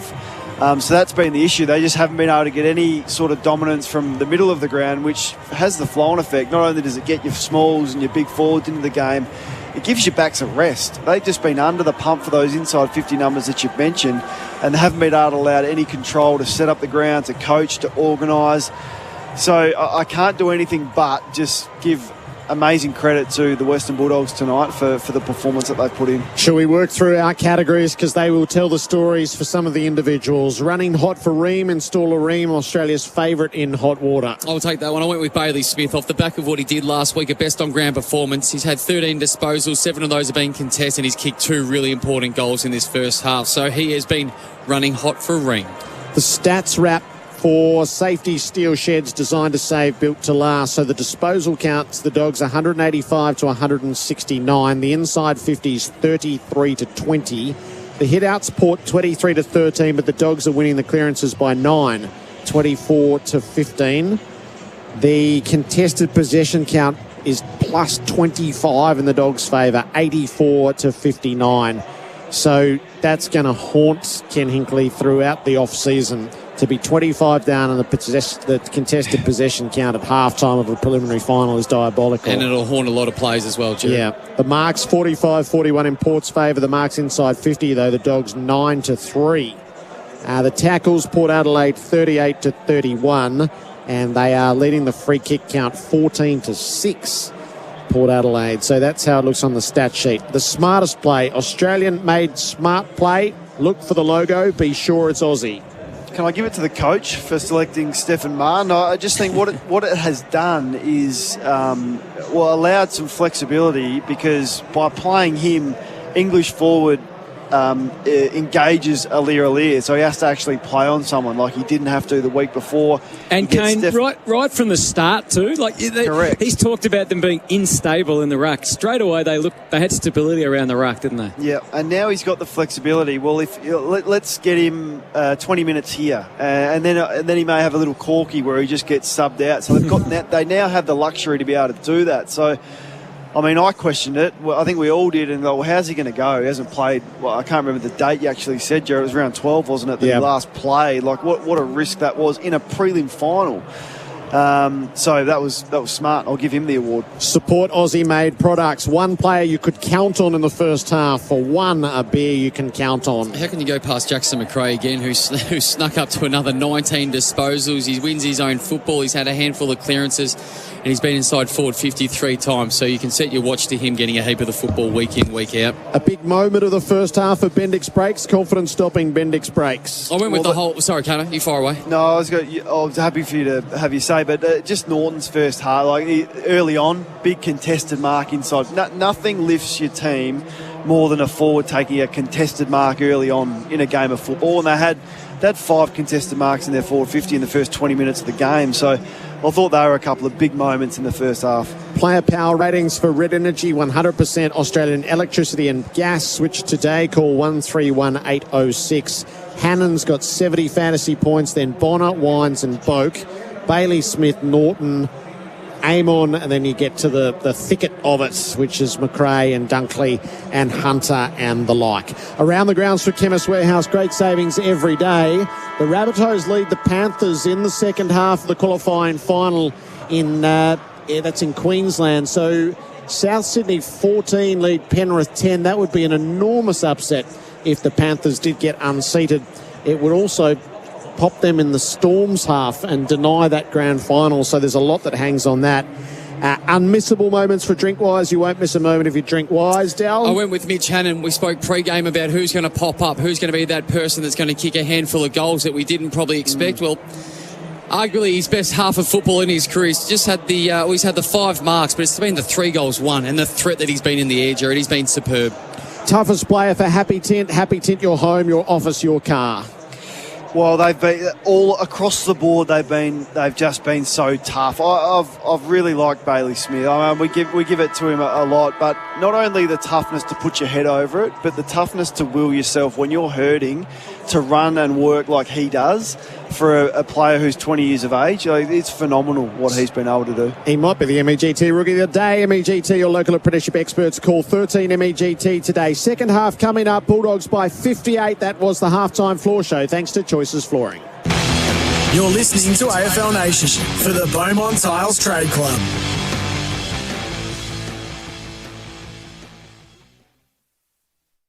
Hello, bank. Hi, I just wanted to know if I could move to a lower rate. I'm currently on a rate... You're an existing customer? I'll have to transfer you to another department. Oh.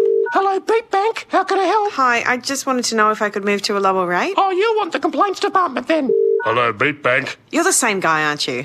No. Yes, you are. Different guy. Oh, this is bull. You don't have to call Athena and ask for a lower rate. Check out our automatic rate match at athena.com.au. Athena, love us and leave us. Standard credit criteria, terms, conditions and government charges apply. Safety Steel, time to get real. And here's your local safety steel expert, Shady Creek Engineering. You'll find all your steel needs here. Garages, carports, massive warehouses, barns, farm sheds, whatever your project or development, get onto your local safety steel agent, Jeff Young, today. Shady Creek Engineering. Call Jeff on 0428 649 449. Safety Steel, time to get real. Ilma Shady Creek Road, Ilma North. So here's a question. What's what's behind a pair of glasses? Eyes. And do you know what's behind the glasses at Specsavers? Optometrists. Yes, every Specsavers store is locally owned and operated by a qualified, experienced optometrist whose only focus is improving yours. So as well as a superb range of frames at great prices, you can be confident that your eye health is in great hands too. So book an eye test today. Should have gone to Specsavers. Sexyland stores are still open for click and collect and 2-hour delivery. Head to sexyland.com.au to browse Australia's largest range of adult toys, from new season vibes to fun games for grown-ups. Sexyland, always open for you online 24/7 at sexyland.com.au and taking phone orders on 1800 885 239. Take me now, I come in. Take me now, Sexyland. At Rolled Vietnamese, we don't mind how you eat as long as it's fresh. We're talking Vietnamese dinner, like Mum made, without the messy kitchen, but all the love. So go on, bite into banh mi, crunch soldiers, slurp pho. Eat bao with your hands. Talk with your mouth full of gai. Keep your elbows on the table. That's how we roll. Rolled, fast, fresh Vietnamese. Download the Rolled app to order now. Imagine the convenience of buying your new car from the comfort of your own home. With Hyundai's Click to Buy, you can shop online. We've made it easy to compare models, configure your Hyundai, and make a deposit online through our secure Click to Buy process. So, whether you're after the remarkable i30, the impressive 8-seat Palisade, or the seriously fun Kona, you can shop online with Hyundai. Search Hyundai Click to Buy for details. T's and C's apply, subject to stock availability. Speak to your Hyundai dealer for details. The Kogan Money credit card is full of value with no annual fees, amazing rewards and a complimentary Kogan First membership giving you cheaper deals and free shipping at Kogan.com. And right now you can earn up to $400 Kogan.com credit when you meet the spend requirements. Plus earn up to 2 cents worth of Kogan.com credit for every $1 of eligible spend. So make the switch to a better value credit card today at koganmoney.com.au/footy. Offer ends September 30th, 2021. T's and C's credit criteria apply. Product issuer and credit provider Citigroup Pty Ltd. Tilers and renovators. Beaumont Tiles are celebrating hard-working tradies with their biggest giveaway ever. Win a share of $100,000 worth of RLA, RDEX and DTA products. Shop in store or enter online at iCanWin.com.au. Ends midnight October 25. This year, AFL Victoria celebrates 20 years of partnership with WorkSafe Victoria. AFL Vic thanks WorkSafe for their ongoing support in keeping our participants safe at work so they can play the sport they love. For all the latest WorkSafe AFL Victoria country news, head to aflvic.com.au. You're listening to AFL Nation for the Beaumont Tiles Trade Club.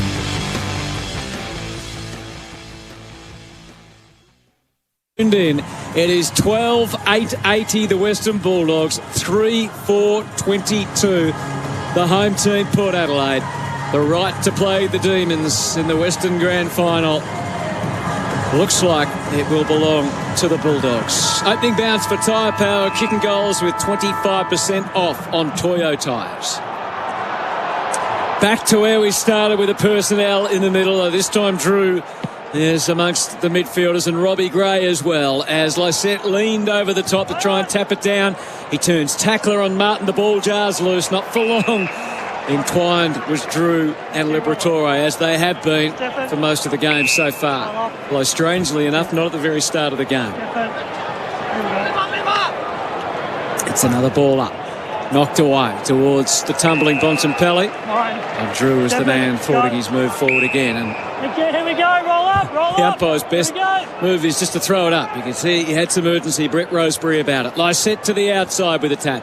Bergman and then a soccer from Boak. And then a soccer countered by Rorke-Smith. Gained some ground for the Dogs. Just trotting after it was Burton. Last minute decision to keep it in. Bonner did well. He fought through the initial tackle. And he looked up and kicked along the line towards Marshall, who drifted in from the side. And once he didn't mark, the whole throng of Bulldogs to work together. A hand pass to Bailey Williams. Down the line on the bounce to Norton. Happy to absorb the tackle that came his way from McKenzie and walk over the line and out of bounds. Just wondering if there might have been some positional changes, maybe a leer forward or something like that. Certainly nothing drastic. Pretty much started the way that they started the first half from a Port Adelaide perspective. Boundary throw in for Spitwater, that's what it does. Left half forward for the Dogs. Ruckman wrestled each other to a standstill, so it's to be settled underneath. Boak out to Gray, got caught. Dropped the footy, and the advantage is paid. So Dunkley laid the tackle. Bontempelli to Treloar, who wasted an inside 50, and Bonner, who has been productive. He's been as good as Port has had, takes the mark. He gave it away and got it back. Delivers Port into centre field. Marshall presents, brought it to ground, gathered himself, gave it to Bergman, kick inside 50. Rosie got rid of his man but forgot to get back on the footy. Wood kept it away from Fantasia under pressure. Wood did well. Did he tow it over the boundary at the last? He did. On the line. He did fling the boot at it and then realised what he'd done and reached out, but the ball was over the line. Fantasia looks for the hot spot and he finds Charlie Dixon on the lead. Well, that was great connection as the kick came in, and finally Charlie has an opportunity to launch into it. As we have a look at the... Oh, he's probably got every right, Easton Wood, to at least ask the question. So it was almost a solo in Gaelic, but he had to get the head to it because it was going out of bounds. So Charlie Dixon had 2 looks in the first half. He only has a behind next to his name. He's at left full forward. And Charlie's on the board.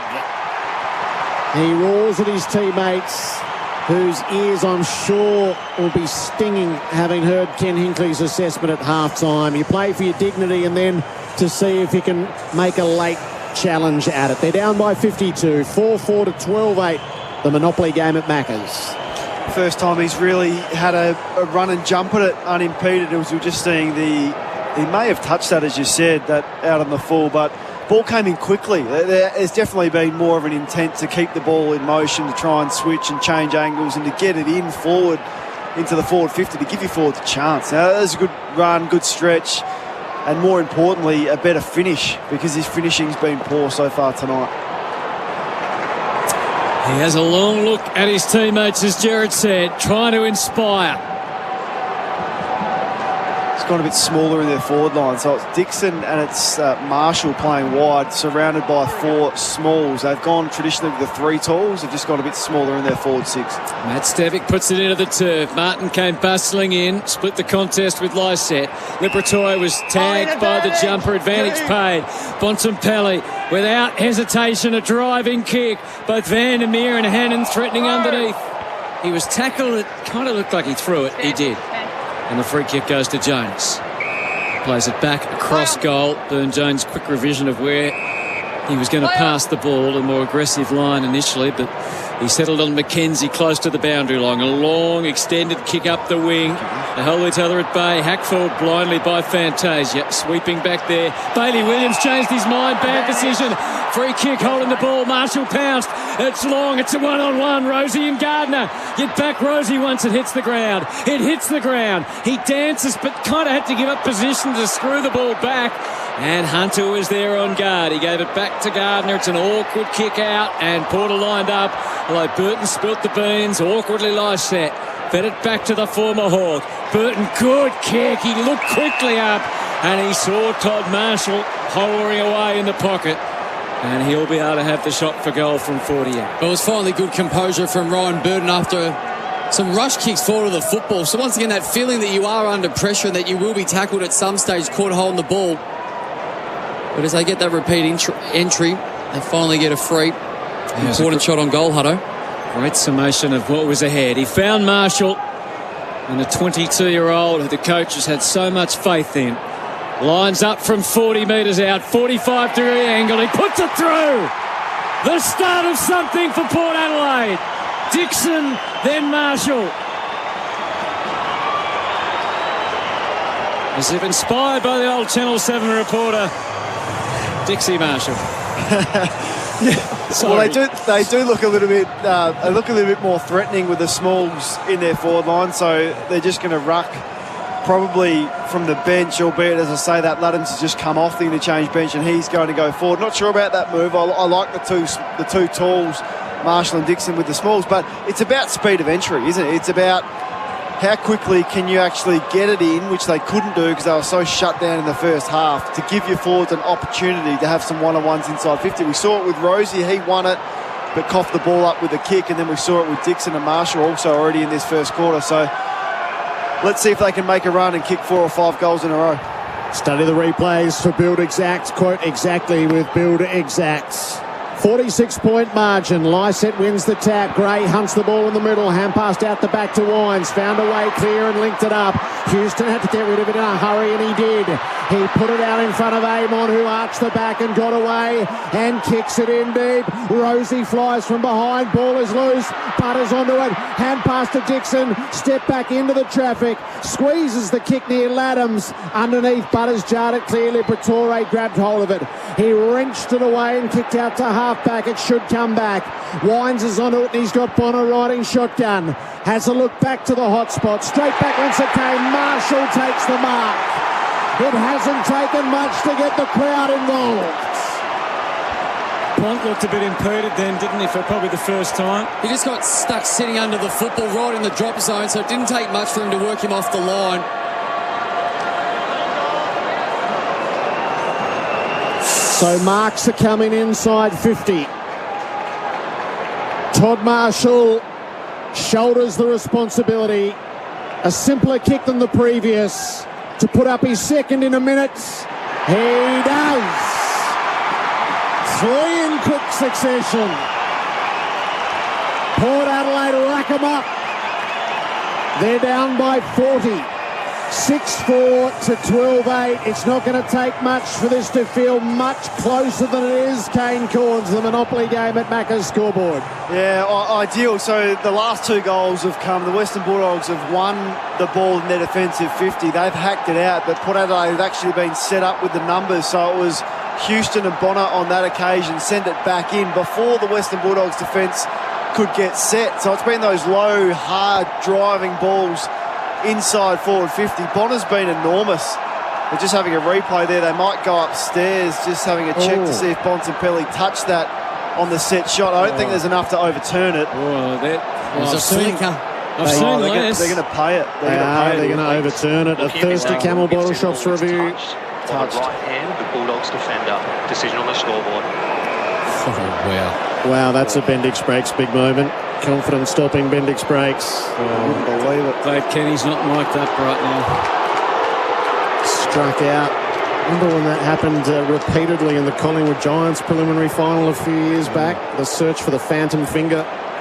Thirsty at home. Alcohol delivered ASAP. thirstykamel.com.au. It makes it a 45-point margin. And a very different feel. Bailey Dale with the football in one hand, and he's right. He got himself balanced as he charged off into the back pocket and targeted Norton, who floated through the air and takes the mark, even though he wasn't really the man in front.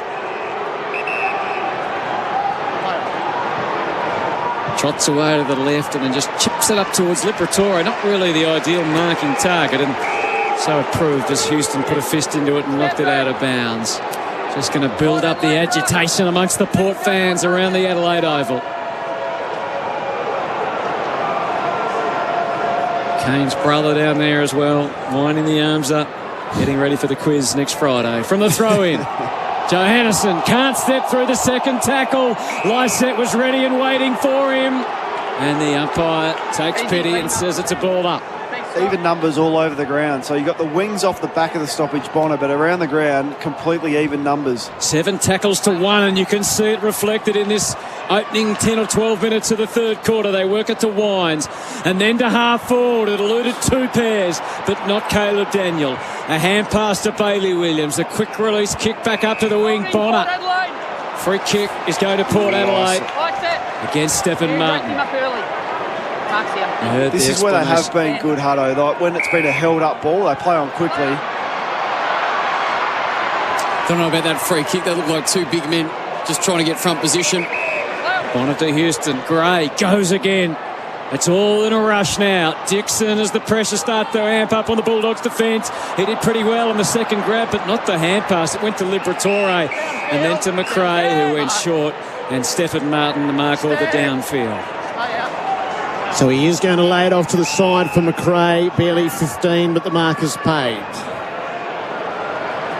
AFL Nation for Athena Home Loans. 2 goals Port Adelaide's way and 1 struck out in this third term so far. Long down the line. Port should have marked. Houston, though, after spilling, is able to spin his way clear and plant it back to half forward. Dixon against a couple, knocked away. It is Cordy who gathers at the back and gives it to McRae. He guides the Dogs back down the line. English had a juggling attempt but didn't complete the mark. Burne-Jones tried to spin through. Hand pass too fierce for Laddams. It's out of bounds. Near the interchange gates for Quick As. They know freightquickaz.com.au. There's 13 to go in the third term on the Makita Rule the Outdoors clock. They've had the last 5 inside 50s, Port Adelaide.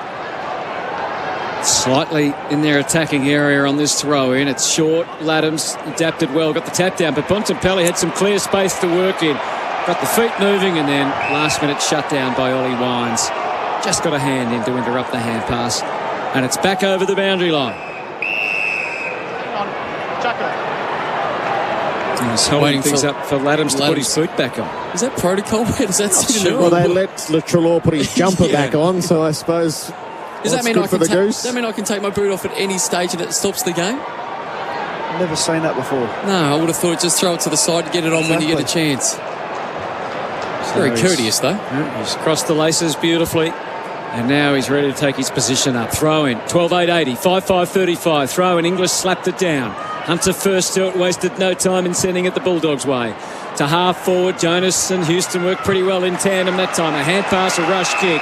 Landed on the ample chest of Ollie Wines, who's away and running. He's not certain whether to kick or handball. May have made the wrong decision, but it jarred through the congestion, and he ran on to get it back. Stevie Motlop desperately hoping for a change of fortune in his 5 preliminary finals. It was a warp kick that wobbled low in the end, and it was fisted through by Gardner, who's playing his first. And it's a behind, 12-8-80 to 5-6-36. Eastonwood flattened Ollie Wines. Did you see that, Kane? Yeah, I did. He had the doctor come out, but he's tough. He's dusted himself off. Dale clears the defensive area. English arrives. It came underneath. Hunter with the footy. He's going to be stripped of it. Laddams paddled it to keep it alive, and Houston onto it. He's towed it up to Laddams. They've tried everything against the line to keep it alive. McRae defies them. He dumps it out to half-back for the Dogs, where it takes a turn. Hannon got it from the tap of Norton. His kick is smothered by Bonner. So you can feel what this is going to be at the end. Is where was this in the first half from Port? Because they are, well, this is more in keeping with the team that we've seen. Aren't they defending well, though, the Bulldogs? Like, they're under the pump. You can feel it. The momentum shifted, but they're winning their one-on-ones in their D50.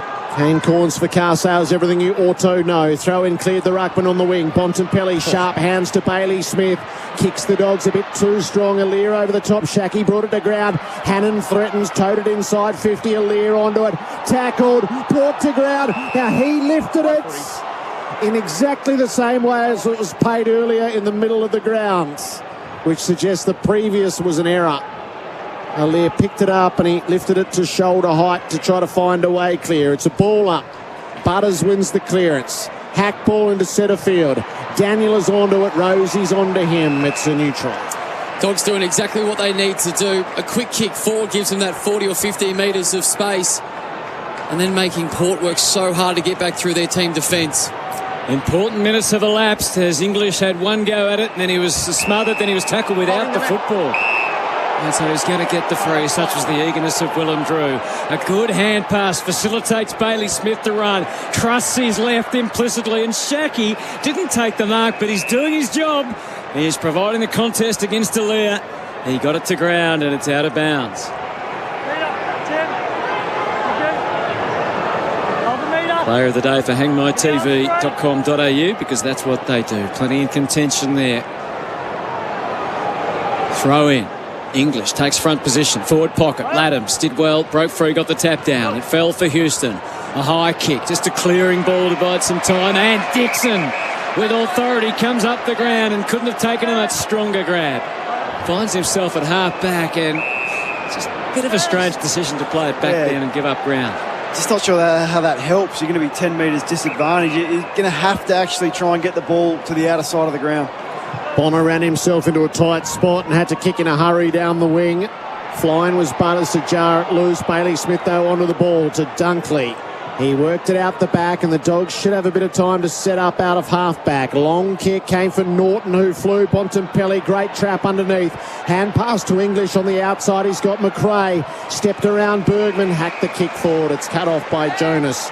The Monopoly game at Macca's is back. Game on, scoreboard 80 plays 36.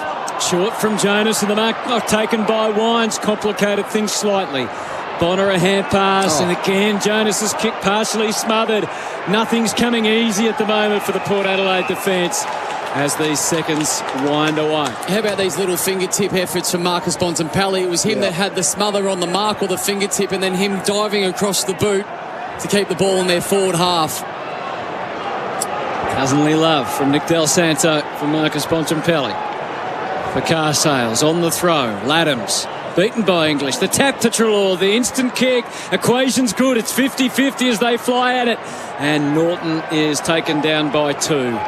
He's happy to ride with it and get it over the line and out of bounds. 12-8-80 plays 5-6-36. It's still the Bulldogs in the big picture in control. Inside 50s in the third term, 9-5 in Port's favour for Safety Steel Sheds. It's the Dogs who have it deep forward at the throw-in. English took it out of the ruck. Couldn't find a teammate. Bontempelli downs Wines. Play on the call. McRae to English to Treloar. Got run down by Amon. Stand. Amon wins the footy at fullback. It was a goal-saving tackle. He plays it neatly to Bergman, will be on the defensive 50. Dixon wants it long down the line, and Bergman obliges. Dixon one-handed, brought it to ground, but Cordy was quick to recover. Hand pass to Gardner. The Dogs hack it back to half forward. Houston flies, dropped the mark. Wines tried to get it to him. Dunkley got in the way. To McRae, to Bailey Smith. He chisels the kick to half forward for Norton. 2 kicks out from goal, and he's happy to hold it up. Norton now has a look at the hot spot. He second-guessed himself. He hand passes to Hunter. Ungainly kick to full forward. Bontempelli flew a there as well. Ball is loose underneath. Dunkley to Treloar. Bouncing ball took a wicked turn in the square and went away to the right for a behind. It's the Dogs by 45. The Monopoly game at Macca's scoreboard. Going to have to start taking some more risks. Yeah. Trent McKenzie, ball in hand, kicking in from full back. You'd like to think they're going to go a bit straighter down the middle. They continue this conservative. It's like they want to get it to Bonner at every opportunity. 8:44 for Makita Rulli outdoors, remaining in the third term. Short on the way out multiple times. Lysette back to Bonner, had to force the handball somewhat to Amon. He hesitated, Bonner.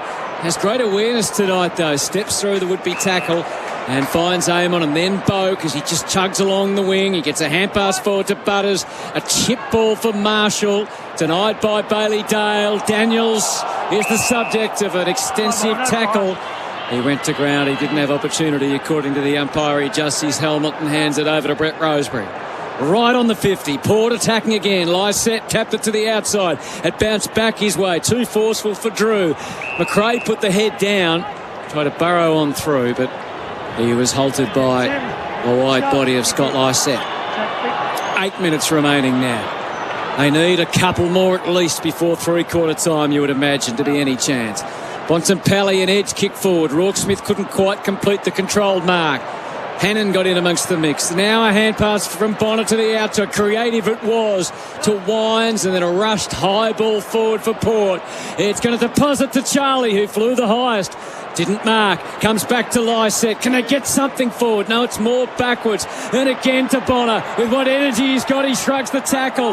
There was a hacked, smothered kick forward. It went to Gardner. Couldn't handball it quick enough. To Bailey Dale. It's kick to kick at the moment. And Aaliyah would have dominated at lunchtime. He takes the mark and he centres it to Houston. Houston will mark a true centre half forward. Motlop was on a promising lead. So too was Butters. He goes deeper. Dixon flies the pack. He raffled it with Dersma. It really did feel like a team mark. The man in front, Dersma, came down with it. And that, I would have paid that. As we get to our replays. Dersma definitely, he had enough of it first and he ended up with it last. And they were all Port Adelaide hands. All 6 hands on the footy were Port's. The replay for Build Exacts. Quote exactly with Build Exacts. Bontempelli caught at the stoppage. Wines prizes a kick out, but it's near side and through for a behind. 44-point margin on the Monopoly game at Macca's scoreboard. Amazing to say this, but at 12-9-81 to 5-7-37, it feels like it's here and now for Port if they can get a goal through here. And they probably need two, but 7 minutes remaining. One more goal here. It'll build on the hope. They are defending grimly at the moment, the Bulldogs. Clever kick from Caleb Daniel to English. Bit fortunate. Two on one down. Yeah, 2-on-1. Port Adelaide you had to take one the outside, one the inside. They did neither, and just clever from Daniel. Up the line goes Tim English. High ball, great fly from Shackey. Didn't mark it, but Hannon ripped it off the pack. Fantastic smother, Houston. Could have gone anywhere. It went out with an escort beside him in Caleb Daniel. So we'll throw it in on the wing. Marshall is having some words downstairs with the physio or the doctor down there for Spitwater. That's what it does. So, Kane, we'll get a look at that if you can. We'll get a throw in on the wing. Might be Wines, I reckon. So at the stoppage, Burton wins it away for Port. It's a promising break to an open forward setup. The targets, Fantasia didn't make much of a contest, and then they've copped up a free kick, have they? Yeah, mark or free kick. I'm not sure. It was neither for me. No, it was neither for me either. Curious. Williams ended up with the footy when the whistle blew off toward Rosie's had an inappropriate fly at the footy against Gardner. Yeah, that's a fair enough call. So they're going to have to do a lot right, Port, and they are conspiring to do a few things wrong. They're leading the free kick count 18-10. Gardner's kicked this out on the full. It's more the feel, isn't it? It's the crowd. So 4-0 in this term makes it a 32-point margin, and you could imagine like a 6-goal term wouldn't be at all beyond the pale with momentum. Bonner to Poke and back to Bonner from the restart. Inside 50. Dixon flew against the field. Bailey Smith underneath. Hacks the kick to half-back. Boak waited. Johannesson flew over the top, made the spoil. It's out of bounds. So we can see the style of play that the Dogs have gone into for this whole quarter, and they'll do a similar thing in the last. It's just the yardage game. So the risk of that is you play the game in your back half, and you actually lose the ability to score forward of the football. Plays into the hands of Port. Just repeat entries. Throw in, lovely tap from Lyset, allowed Gray a clear path. His kick wasn't the best, it lobs to 55, and Caleb Daniel, eyes only for the footy, is able to collect it, and he was taken by Motlop on the way through it. It's caused him a bit of pain. Winded, I reckon. What a courageous effort. I mean, the littlest player in that pack got it, and then he got forced forward and his stomach landed on the football. If you can't take the kick, just move away. You can hear the umpire asking him, someone else come over and take the kick. Replay for Build Exact, quite exactly with Build Exact. Move away, please. That kick from Robbie Gray, though, Hutto, like a clear clearance, storming out of stoppage, and he hits the middle of the ball, goes straight up, rather than having a deep entry to put the Western Bulldogs defence under pressure. And so, as Jared said, they're just not quite playing pure enough football, are they, to make a serious charge just yet. The kick lands on the wing. They are well stocked, though, in the important position. So hand pass from Houston. Poke maybe a little too cute as he tried to deal it down. And then there's high contact on McRae. So it'll be a Bulldogs free on the wing with 4:42 to go. And McRae in no hurry. Coming up for disposal number 27, Jackson McRae. And that's a clear free kick. Yeah, against Scott Lyset. So McRae bundles it up and kicks it into the pocket. And flying is Shackey. He had a good metre or so on Alir, who really didn't defend the incoming ball. And really inexcusable after a slow play. Ball gets back to Jackson McRae. Plenty of time for Port defenders to find their man, defend first, and for the mids to roll back and fill in those holes. Neither of those things happened. It's hard to believe that Josh Shackey could be playing in a grand final in some of the places he's been this year. He's stuck at it. The coach has had faith, and now he stands in the forward pocket. It's not a great kick, but Rourke Smith flew, and they weren't far away, but in the end, Lyset can walk it through for a behind. It makes it a 45-point margin, AFL Nation for Athena Home Loans. Port, they prodded in up the middle. And they'll end up setting it up wide beyond the defensive 50 for Alir to be the wraparound receiver. That's a wonky kick. His kicking's been no good at all tonight, and he's turned that over to Duray, who plays it to a dog stranglehold at half forward. Liberatore got it from Hunter, kicks for Shaki, who'll mark in the forward pocket and get another look. Brilliant kick, Lib up. Absolutely brilliant kick. Dursman taking front position on Shaki, so he simply put it over the back to the space where Shaki was. It's his fourth shot for goal, I think, coming up. 2 behinds, including a poster, and the one that didn't score. This should be in his wheelhouse. He opens the angle, and Josh Shaki, every second half goal for the Dogs is gold. That goes through and extends the margin to 51 points. And it gets exponentially more difficult for Port. 13-10-88 to Port Adelaide, 5-7-37. The Monopoly game at Macca's scoreboard. Yes, it's my point in the first half. How can footballers who have looked untouchable for the last sort of 6 weeks of the season, and I include Aaliyah in that, look so awful tonight in the space of 1 week? I mean, what's happened to them? They have to review all of their training, but you're coming out of your defensive 50 under no pressure, you shank it off the side of your boot, you turn it over, you just can't defend that. Everyone's looking to make ground, to run, to create. You turn the ball over unexpectedly, you're all out of position. That's why Shaki gets the kick. Yep, the kick from Libba was outstanding, but not much Ken Hinkley can do about that when you turn the footy over under no pressure. So we return to the middle. Hope dwindling for Port Adelaide. Laddams in the ruck got the tap down. McRae and then Gray took their turn. Both made no further progress. Wines doing what he always tries to do, but no clear passage again. Robbie Gray thought maybe he deserved a free kick. The Rabbitohs have beaten the Panthers 16-10 in the qualifying final. Around the grounds for Chemist Warehouse, great savings every day. Port edge it forward to centre half forward. It fell Butters' way. A hand pass to Gray, wasn't necessarily expecting it, couldn't do much with it. Butters, good awareness, tapped it back to Wines. Now Houston can launch to the square. Charlie's got 2, 1 in front, 1 behind. He made the contest and then he put a tackle on Wood. It does help the situation. Butters gobbled it up, gave it to Bergman, can't miss. And he does. When I say can't miss, it wasn't an easy shot necessarily, but just they have to make all of them from here. Spot on, Hutto. 5-8-38 to 13-10-88. The Monopoly game at Macca's. Just a clean 50-point margin. So the kick in for Daniel. AFL Nation tonight for Athena Home Loans. He clears the defensive 50. Norton has a fly off hands. It lands with Vandermeer. Going by as Rourke Smith stood, dodged around Burn-Jones, kicks for half forward. Shaki's got an appetite for it. He flew a leer, dead set through that. I'm not sure how he possibly could have missed it. Port do manage to cough it up though. Liberatore forward to Treloar. He'll take the responsibility himself and drill the goal. The Dogs are not to be challenged. Adam Treloar sees to that. Back-to-back goals late in the third term, and the margin is restored at 56 points. 14-10 to 5-8 AFL Nation for Athena Home Loans. Flattening, really flattening, isn't it? I mean, just an easy goal out the back. What he's just standing up there on his own, is he? Adam Treloar. I'm just bob up in the forward 50 in a prelim final with no pressure, run, bounce. Do I pass it off? Do I have a shot for goal? How is he standing there on his own? Like, explain that to me. I don't know. I know it's easy up here from the commentary box, but it hasn't just been a one-off occasion tonight where really good players are standing in dangerous spots with not one Port Adelaide player putting any sort of pressure on them. So that's an absolute dagger. And what a story, Adam Treloar. Yep.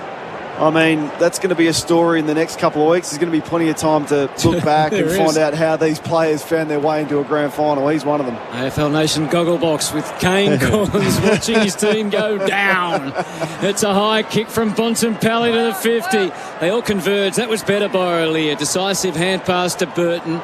And then out wide to Houston. He skims one along the wing, and it was too hot for Butters. It comes to McRae. Inverted torp in his manner. Off the pack.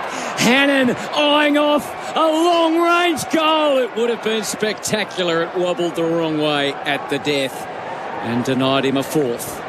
14-11-95 to 5-8-38 on the Monopoly game at Macca's scoreboard. Aaliyah into Jonas, long, and going back with the flight was McRae, and not just back with the flight, but into the path of Charlie Dixon, and he hangs onto the mark. That's the bravest act of the night. The toughest player for happytent.com.au is Jack McRae. He kicks forward, Laddams flew up over the pack, Wines does the roving at the defensive 50. He kicks down the wing, up went Gardner, the ball came down, paddled out to McRae again. Hand pass almost lying on the ground as he got it off to Hunter. Kick came up a bit short.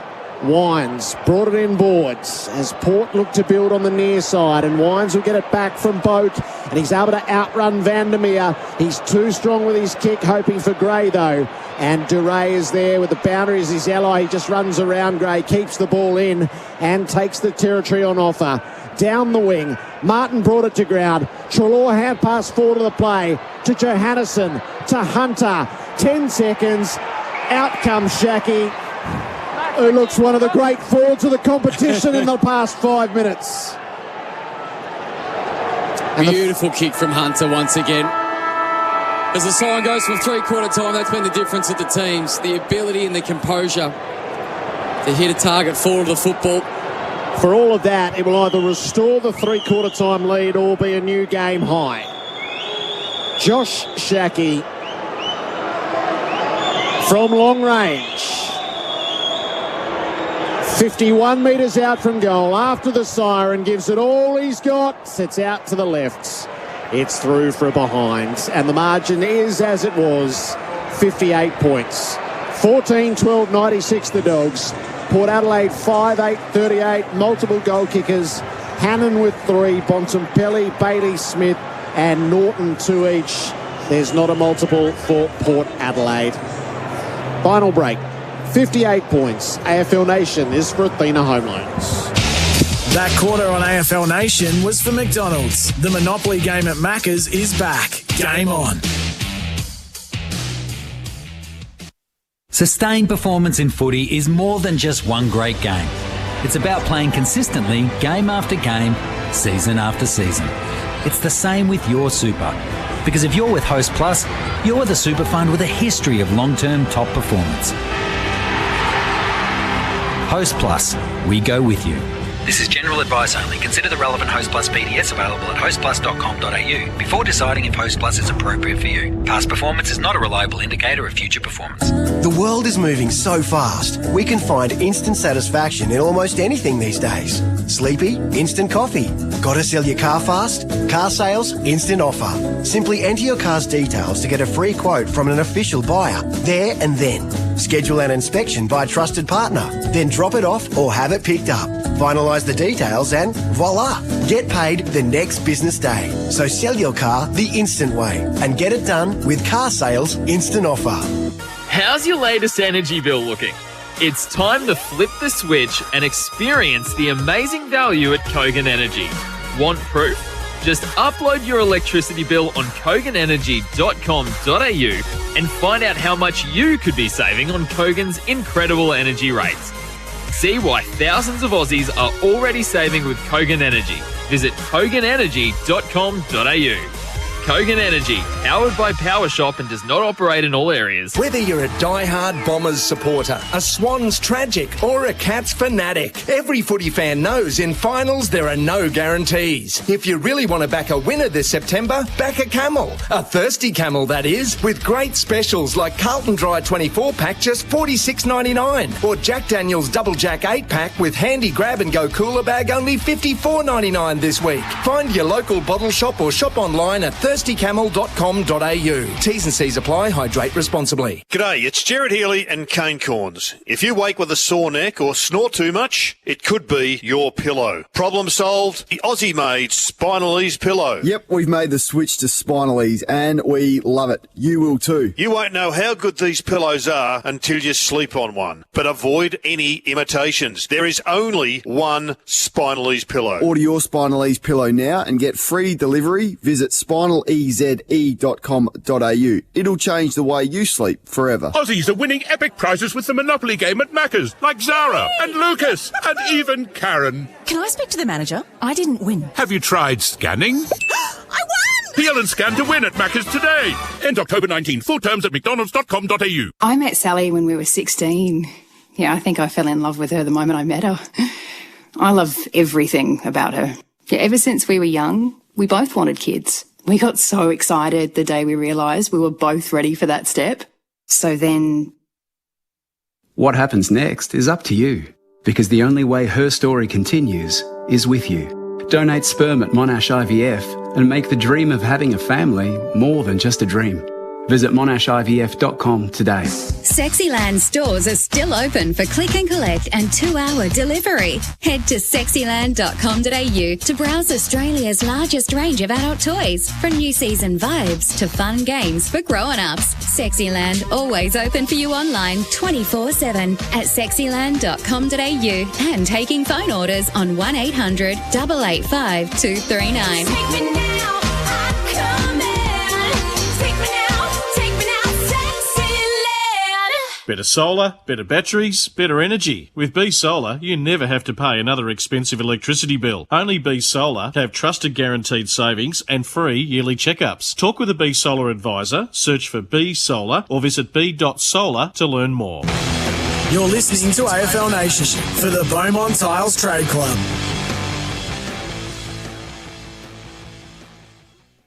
Highlights for McDonald's. The Monopoly game at Macca's is back. Game on. Fantasia looks for the hot spot and he finds Charlie Dixon on the lead. And Charlie's on the board. Burton, good kick. He looked quickly up and he saw Todd Marshall. He puts it through. The start of something for Port Adelaide. Liberatore got it from Hunter. Kicks for Shackey, who'll mark in the forward pocket and get another look. He opens the angle and Josh Shackey. Liberatore forward to Treloar. He'll take the responsibility himself and drill the goal. The Dogs are not to be challenged. 58-point leaders. The highlights for McDonald's. The Monopoly game at Macca's is back. Game on. Kane, what happens in this last quarter?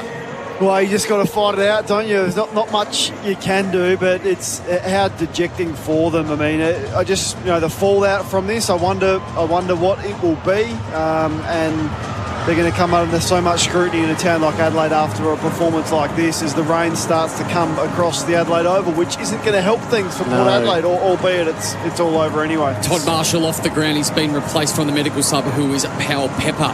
All rules are out. You have to set up to kick 10 goals to nil, don't you? Everything's on the fly. You're taking maximum risk from this very first bounce of the last quarter. Opening bounce for Tyre Power, your premiership favourite for Toyo Tyres. The Dogs are 1 quarter away from the grand final. Steph Martin against Lysette in the middle. Martin won the tap and he knocked it to Bontempelli, who feeds it up to McRae. Another disposal in a season that is peerless in terms of numbers now. Up to half forward, Bailey Smith is wrapped up with the footy. So McRae had to get to 30 to go past Tom Mitchell with the most of all time in a season. And he's just had 31. Jared? He's had a few more games, though, hasn't he, than Tom? Was that from previous seasons? Yes, from previous seasons. Bontempelli got it at the source. He kicks inside 50. Bergman dropped the defensive mark. It's going to be the Dogs who are able to come up with it and sneak it in at the near posts. It's Anthony Scott who's come in as the medical sub, and his first touch is a goal. He joins that elusive club, Jared, the sub whose first kick when he comes on is a goal. They can do no wrong. And that makes it a 64-point margin on the Victoria Police Supply Now scoreboard. Drop chest mark, Miles Bergman. Yeah, it's a little bit wet, but you think the ball reasonably dry. Dropped it. Bulldogs make it look pretty clean, don't they? And pretty easy. So, yeah, just basic school errors again tonight. There's a lot of football has been buried on the Adelaide Oval tonight. Who's out of the game? Can we tell? I can't. Not on mine. So Vandermeer, Shackey, Duray, English and Dunkley. It's not Bont, is it? Well, Bont won the centre clearance. I'd be putting Bont on the bench. I would honestly be resting, but no, it hasn't come out there now. Hasn't come out with a line through anybody just yet. Okay, we'll figure that out because Martin's still there as well. Got the tap down. Lysette tried to stop Liberatore. The ball jarred loose. And it's going... Well, it doesn't look like it's going any further. Bailey Smith is tackled by the man with the most energy out there in Power Pepper. We'll have a ball up. A few wags on Twitter saying so the Bulldogs got their training run on the Adelaide Oval after all. very good. Free kick to Port Adelaide. He's going to Lysette. They take the advantage. Motlop, a hand pass to left foot of Amon. He just grubs it inside 50. We haven't seen that before from Carl Amon. Smashed out of there by Gardner. Houston is denied access. Eclipsed in the air. A tackle is laid on Treloar. He tried to fight his way through it. Good desperation shown in response from Dersmer. It's going to be a baller.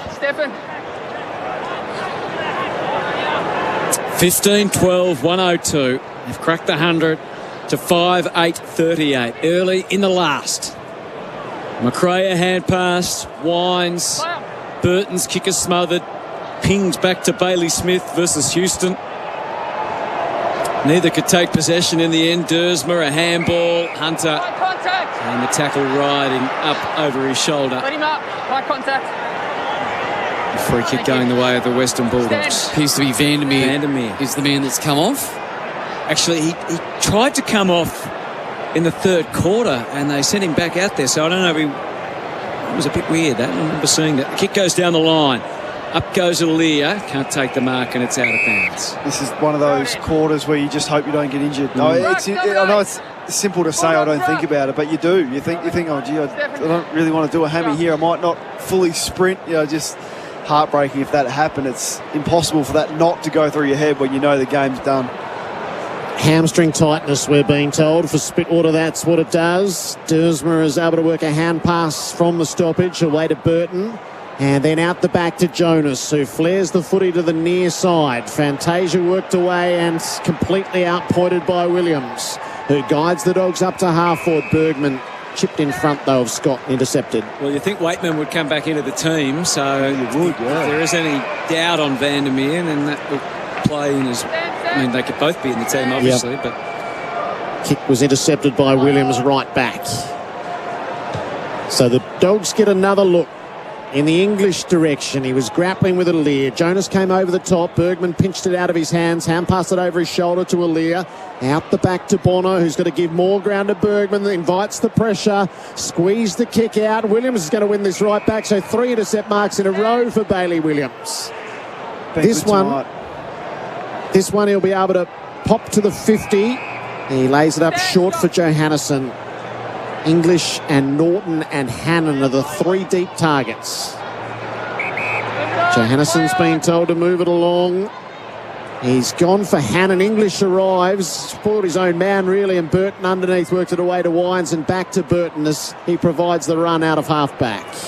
He held the ball for as long as he could because he had no immediate target. He kicked it loosely in the direction of Rosie. There was 2 Bulldogs there as well. The umpire said insufficient intent. We'd like to think that Porter trying to go direct. Yeah, but just no options straight down the middle of the ground. Just bereft there. Kick goes forward from Eastonwood. And it's beautifully marked by Bergman. It's been times when Eastonwood probably doubted that he'd get back to play grand final football again. Bergman sends it back to the same direction. He might be able to fly up and take another mark. He spilt it that time, Wood. Gathered by Hunter, off to Daniel, feeding it forward to Treloar.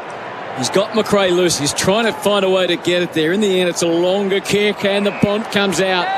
Limping a little, I'd say. But he'll have an extra week to repair the damage. He kicks into the pocket, goes over the head of Hannon this time and slides out. Yeah, before the game we discussed the week off and who it favours. It doesn't help Melbourne one bit, does it? When you think of Bont and Alex Keith, we spoke to Amit Baines, he said, more tightness than the strain, so you think he comes back in. So just them being able to refresh. Steph Martin gets an extra week. Correct. Yep.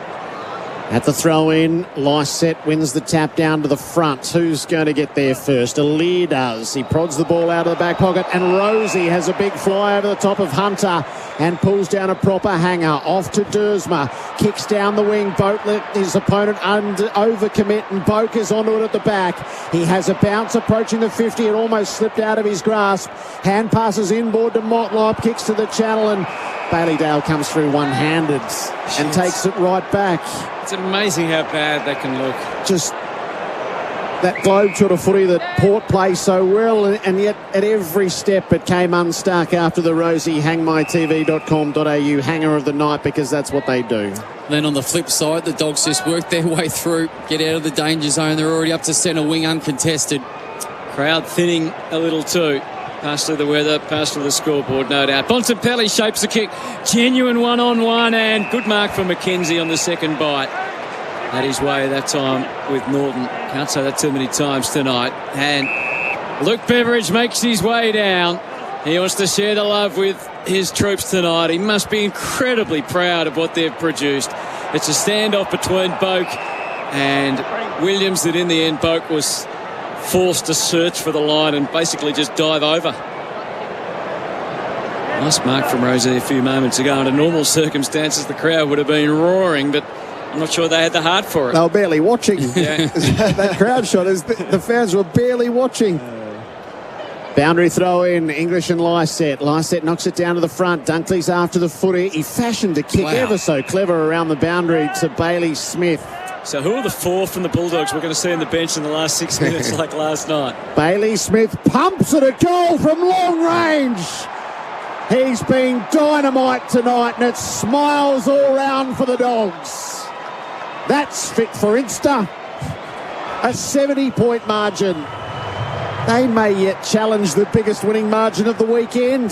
16-12, 108. Port Adelaide 5-8-38. The Victoria Police scoreboard. They're recruiting now. Search police careers. And that is 3 for Bailey Smith.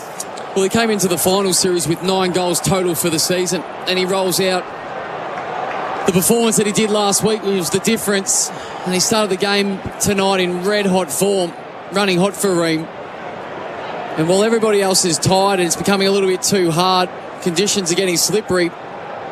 Bailey Smith from outside 50 and comfortably outside 50. That's a lovely finish from a talented young man.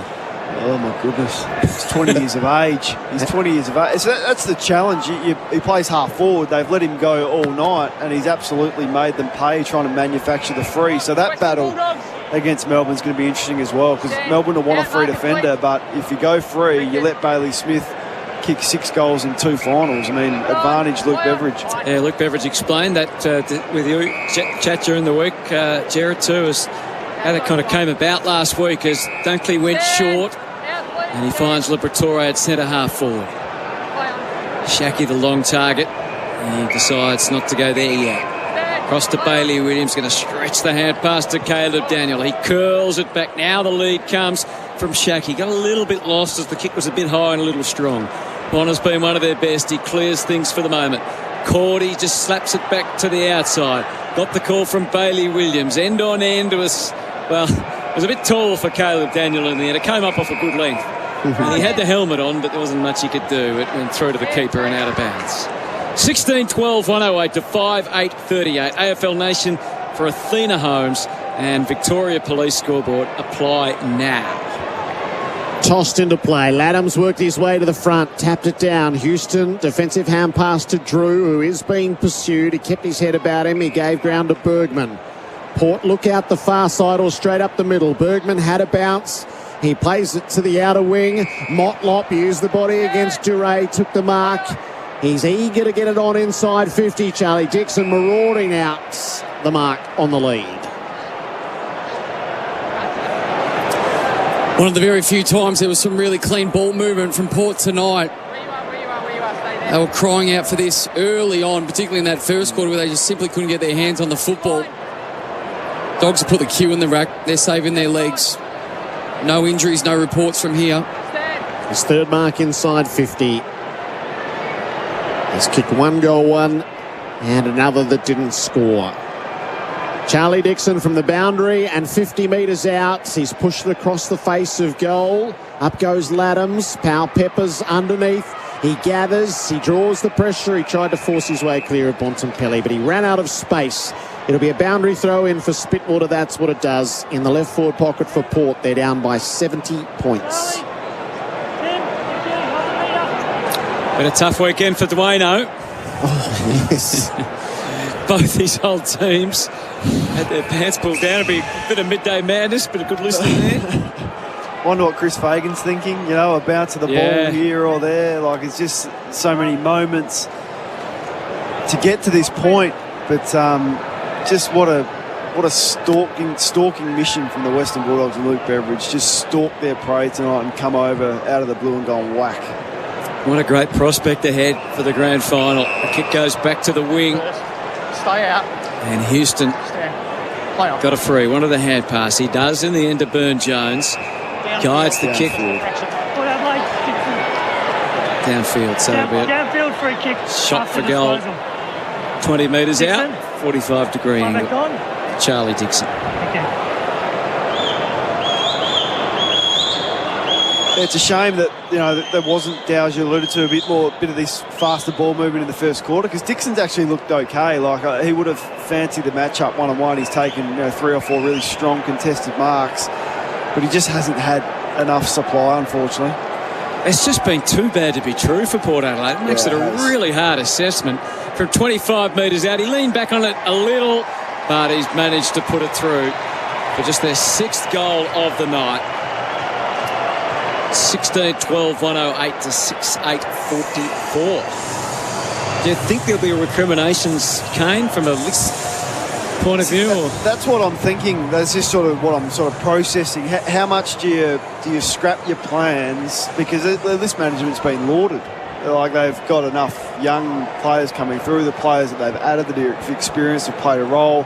There's a large chunk of room in the salary cap, we're being told. But how much do you change plans on the back of one bad night? I mean, Melbourne didn't do that after 2018 when they got smashed in a prelim final, did they? I feel like the demographic of the list, and they're in a bit of a different stage than what Melbourne were then. Ken Hinckley's entering his 10th year as coach next year. It's a long time without a premiership. It's about the limit that anyone's sort of lasted. So how much pressure will he be under? It's going to be a fair bit. Kane Corns for car sales, everything you ought to know. Slapped forward by Rosie, towed on by Wines. Amon had it for a moment and lost it. Martin opened the way for the Dogs to Dale. Neat pick up. He gives it away to Duray, who plays it out to Hunter on the far wing. 64 points. Luke Beveridge has been down on the bench for 4 or 5 minutes as he leaves the dugout. I wonder if he's heading back upstairs for the last 11 minutes of the game. The Dogs will come forward with an expansive kick in the Martin direction. Spoil made by McKenzie, and it's out of play at left half forward. A peek into the travelling party, so it'll be back to Perth tomorrow for the Dogs.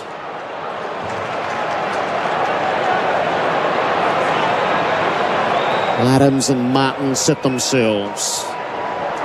Steph Martin's gone the distance. Laddams reached around, won the tap. Knocked forward by Scott, cut off by Burn-Jones. Gives it away to Wines, who links it up with Drew as Port comes through centre field. Kick out in front of out in front of Butters, who's able to haul it in and tow it forward without much conviction, but it's enough to get to Gray, and he measures the kick off well as Wines marks 50 out from goal. Gray stayed on the wraparound and gets it in the left forward pockets.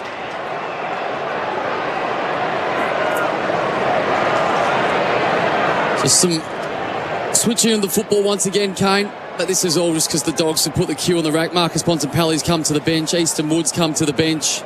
Probably not a bad one with Easton Wood with his history of hamstrings too. We'll get a feel of their pecking order according to Luke Beveridge, who's the most important players. And how Mitch Wallace is feeling right now. Just seeing shots of him. Robbie Gray through the 50. He takes his shot on the angle. He struck it pretty well. It curves late and misses to the right. 63-point margin in the Dogs' favour for Victoria. Please apply now. Robbie definitely go on another year, Kane. He will. They've committed to him. So that's just the things I'm thinking about. How do you process list management decisions like that? But they've committed to giving him another year, and I don't think that's fair. I think you allow him to go out on his own terms. His form's been reasonable this year, and his body's held up. Duray's kick to Dunkley. Continues to improve his form from behind left half back. He goes on a searching kick for Shaki. Had a play at it, didn't take it. Had X off the back of the pack. Quick hands out to Bailey Smith. Grubs one forward. Dersma tried to mop up for Port. A fumble from Bergman. He's done better the second time around. He gave it to Burton. A hand pass to Bonner. Able to squeeze a kick out back down the line. Planting his feet was Laddams. Couldn't take the mark. Another Bulldog smother.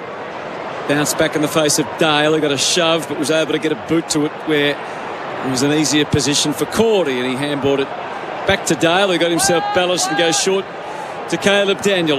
In the heart of the Adelaide Oval, he steps to the left and then kicks super short, and he finds Taylor Duray. He will play it wider still as Hunter takes the mark, creeps around the boundary and sends the Dogs up inside the 50. Hannon and Norton. Norton flew underneath. It was well gathered. Off to Shackey from Rourke Smith. Shackey across the face of goal. It bumps away and misses the lot. That is his 5th shot at goal tonight. They've allowed Norton to, when he's allowed to run, and he's almost unstoppable in the air. They've allowed him to do that. Feels like even a few times that was a similar example where he's been spoiled by his own teammates as well, Hutto. They're just launching for the football. McRae, English, Bontempelli all off now in cotton wool. Lysette down to Burn-Jones. Hurried kick on the way out. It's going to be cut off by Hunter, who's got a few choices inside 50. He's gone for Norton. Spoil made by McKenzie. It's out of play. I'd be getting Norton off myself. Well, I'd be saying to Norton, stand in the goal square, stop flying for the football, please. Get the boy off. Get the boy off. Throw in forward pocket. It's a very quiet, forlorn Kane Corns I'm looking at on the screen. I just don't know what it's hard enough at the best of times to get through dead time when there's a bit of 10 minutes of dead time left in a game that's done. I'm just trying to process what it means. Imagine being a coach. Ken Hinkley's got to front up to the media. What's he going to say? What's he going to say to the players? Do you review this game next week? You got exit interviews that you won't be planning. All sorts of preparations for hopefully a grand final and getting there, all gone out the window. Bailey Smith, another move through the pack and a kick for Norton, and he takes a juggler this time. He didn't really need to run and jump. Flat-footed defenders all around, and Aaron Norton just able to read it better. He's been way too good for McKenzie. He has. But they pretty much all have. He's got an incredible ability just to manoeuvre his body. He's like a rubber band, so he just can move his body to read the ball in play. So he can end up taking chest marks and just... his kick was always heading for the post, and he's a little bit disappointed, but no more than that. It's 2 goals to his return for the night. 16-13, 109 the Bulldogs, 6-9, 45 Port Adelaide. On the Victoria Police scoreboard. Victoria Police is recruiting now. Search police careers. Kick in didn't work. Rourke Smith worked it to Hannon. Port muster a bit of pressure around the ball. Jonas had a go. It still might take a turn the Bulldogs' way. Johannesson hand pass blindly forward. It was cut off by Jonas. Off to Burton, who links it up now with Dersmer. He's got Powell Pepper on the outside, and he kicks long down the line and takes the territory on offer. Shackey planted himself, knocked away from him. Williams gathered underneath to Duray. He plays it close to the boundary for Scott, who allows himself to be whizzed around and dragged out at the interchange gates for Quick As They Know Freight, quickas.com.au. Norton comes off. I know they've all played really well again tonight, the Dogs, but been impressed with Taylor Duray again. We saw him in the dying moments last week, what he did against Charlie Cameron. He's been as solid as a rock the last couple of weeks. Steph Martin kicked it into the pack around him, and it ricocheted the way of Rosie. Bounced it up to Boak. Hand pass to Burn-Jones, taken to ground in a terrific tackle by Treloar. It spills out the back. McRae and Dale. Scott took some high contact from Bonner without a whistle. Boak away to Rosie. Kicks Port to full forward. Dixon to the front. Cordy got the well-timed fist in. It's Port who have numbers, though, at the drop. Amon, too far out to score himself. He centres it up. It was a good play. It was intended for Boat. Dixon was left there as Crummer. Gardner got in the way. Absorbed the tackle. The Toro tackle for home ground advantage. Count on Toro. It'll be balled up, 40 out from the Port goal. Our toughest player for happytint.com.au. Tap down Martin to Treloar. Slipped the tackle of Drew. Got a rushed ball out. Bailey Smith didn't need to overcommit that time. That was smart play. Port win the footy. It matters little. Jonas kicked it to Bonner, who promptly slipped over. And then Rourke Smith went to work with the tidy up. A hand pass to Scott, and now they can potentially launch off half back. Treloar feeding the hand pass through to McRae. Quickly revised his kick. He went short to Hannon, who took it, banged it up off the left boot. It's touch play on. Smith waited for the ball to get to the front, and he scored! He shoots, he scores, he's 4th off the ground all the way. And Ken Hinkley looks like a stone statue, just completely expressionless. What can he say?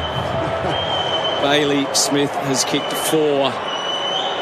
And Bulldogs fans just want to be hooked up to this. They're bowing down to him. Put it straight into their veins. Just checking his Instagram count. He's up another 1,000. Up to 257,000. He's got an attitude about him that's he's infectious, isn't he? You want to play with this guy. I mean, he hasn't missed a game since he debuted.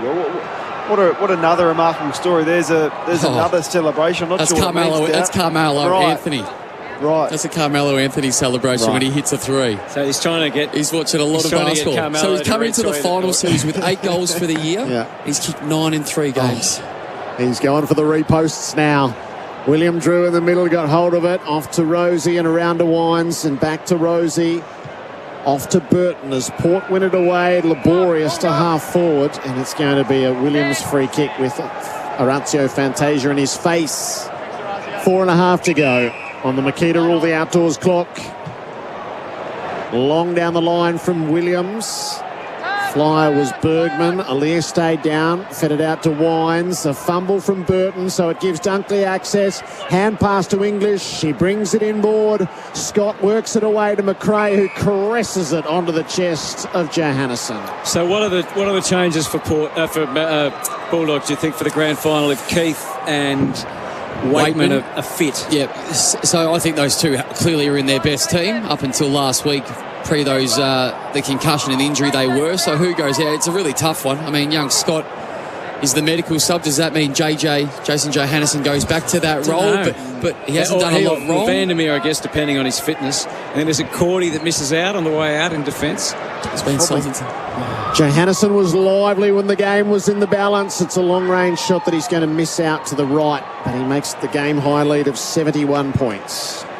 Because you're not dropping Stephen Martin, are you, Hutto? He's not. So he's taken he's going to hold his spot. Keith for Cordy, you would think, and Waitman for Scott with Johannesson going back to the medical sub. But that's not an easy call. No, it's not. He's a Mumsmith medalist, Johannesson. Not the same player that he was, but still can be dangerous. Mind you, in the grand final, you just call the sub whenever you want. Yeah. And you think of that ruck matchup that they have to get right next week with Steph Martin and English up against Max Gorn, what he did last night, Luke Jackson. It's going to be a really intriguing duo. Throw it on the wing. Lysette worked through the tackle, got a hand pass to Amon. And then to Butters, who's taken care of immediately. The Bulldogs still winning it around the footy, although they mow Treloar down. Same way I attacked the lawn this afternoon with my Makita. Quick hand pass off to Amon. Sends it right to the 50. Comes off multiple hands. Houston versus Williams. Shackey puts a tackle on. It came loose to Rosie, to Power Pepper, to Dixon. He hit the wrong part of the ball. Bond of the late fly. No, Rourke Smith stood his ground, juggled it, and takes the mark. I mean, he could potentially be another vulnerable player against Rourke Smith, but he's probably done enough just to hold his place through the final series so far. Dating back to round 23 when he was terrific in this corresponding match. So Rourke Smith long on the way out. Alir pinched it away from English. There's been too little of that from the All-Australian defender. He squares it off to Butters. Dersma wanted it around half forward. He went inside instead to Ollie Wines. It's going to be incredible again, Ollie. Sorry. It's going to be a hollow Brownlow count if he wins it for him. Yeah, well, personally, obviously, it won't be, but it won't feel the same, I don't think. I wonder if he'll go. Does he? I guess he does attend. I'll try and get him there, the AFL. But another 36 disposals tonight. He's been enormous. The equal of Jack McRae as he puts this onto the right boot from a long way out. Wines made sweet contact. It didn't quite get there, though, and the Dogs had good numbers on the goal line. Williams ran the gauntlet on the way out. He dumps it beyond the defensive 50. Johannesson fought the good fight against Bergman, and it is out of play. It's all last for the Bulldogs as he was tripped, Johannesson, by Mitch Hannon. Only 5 more disposals on the night, but 32 more contested possessions, 9 more clearances, 15 more entries, 9 more goals. That's the number that matters. Quick kick forward. It's kept in for Port Adelaide by Gray, and then by Fantasia, get a little closer to goal. Duray handled it well. You can't say the same for Gardner as it forced through his hands. Robbie Gray tried to put one of his moves on, but nothing's come good tonight. Boak properly got it and then slipped over. It bounces back the way of Rorke-Smith. Rushed it onto the left boot. Skied it back to the wing. Hannon and McKenzie in the air. Bergman keeps it in. Flings the handball to Butters. One last hurrah, perhaps, for Port Adelaide as they work the perimeter.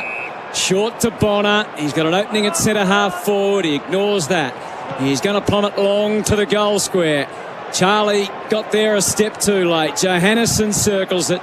Treloar, Power Pepper with what energy? Well, he's got more than most. A hand pass to Dersma, back interior to Wines, and they turn it over again. Treloar takes it downfield.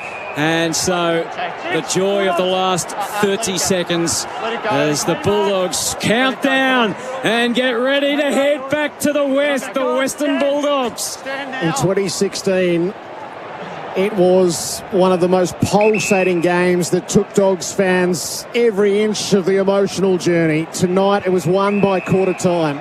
The contrast could barely be more extreme. Lysette takes the intercepting mark and kicks a careless torpedo up to half forward. Wood made the spoil. Wines works underneath. Towed the way of Aaliyah. He sends Port back inside as the siren signals a seismic upset at Adelaide Oval. It will be a grand final for the dreamers, for the romantics, for the nostalgic. The full genius of Luke Beveridge inspires the Bulldogs to a date with destiny against Melbourne over in Perth. They built Port Adelaide by 71 points.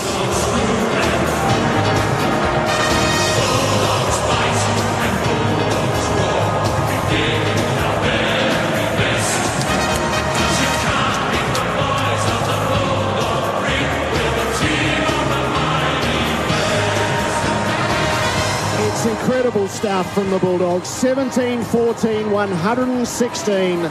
They beat Port Adelaide 6-9-45. It was 37 points at quarter time, 58 at half and three-quarter time, and 71 at the close.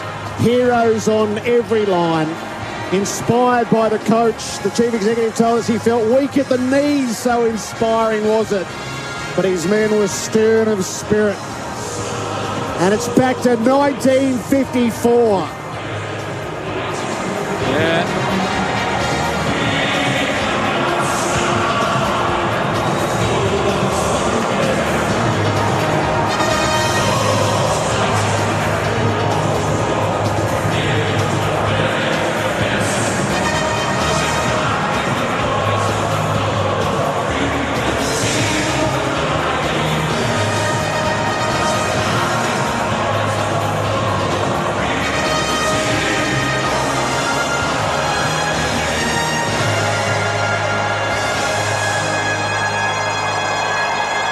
The joy of the small group of Bulldogs fans in South Australia is plain for all of us to share, and it will ripple through every lounge room here in the western suburbs in particular. It's such a displaced year, Jared. How excited are those Western Bulldogs fans in Adelaide? There's tears streaming down their faces. And look at Adam Treloar. All the Bulldogs squad have come out onto the ground knowing they're not going to be part of it. Mitch Wallace, he's the Nathan Jones of the Western Bulldogs. Missed out cruelly in 2016 with a broken leg. I'm going to miss out with a broken heart this year.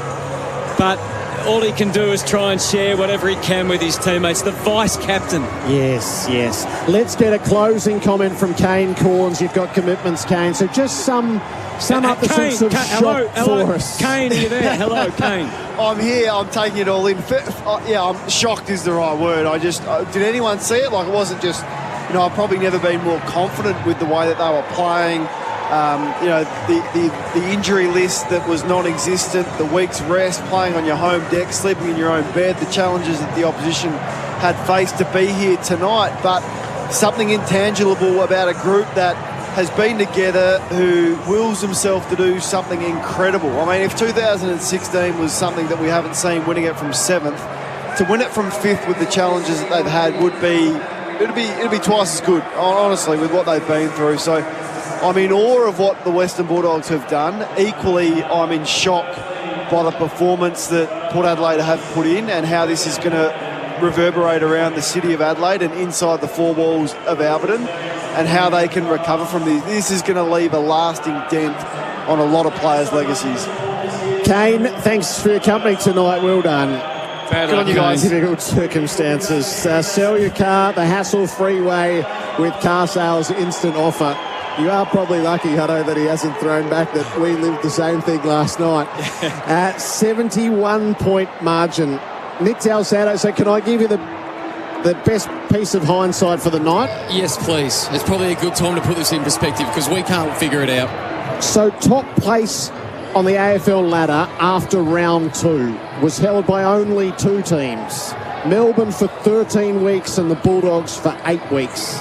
And from round 4 to round 21, so the 18-week block where the season is defined, they sat first and second in varying orders, but they occupied first and second for 18 of the 23 weeks. Hindsight says they were the best 2 teams. It's just that the Dogs lost all form and fell out of the top 4. But they had lived 8 weeks at the top of the ladder and shared for 18 weeks the top 2 place with Melbourne. And thus, history will record that they were clearly the best 2 teams, and they will meet in the grand final by virtue of a monumental upset.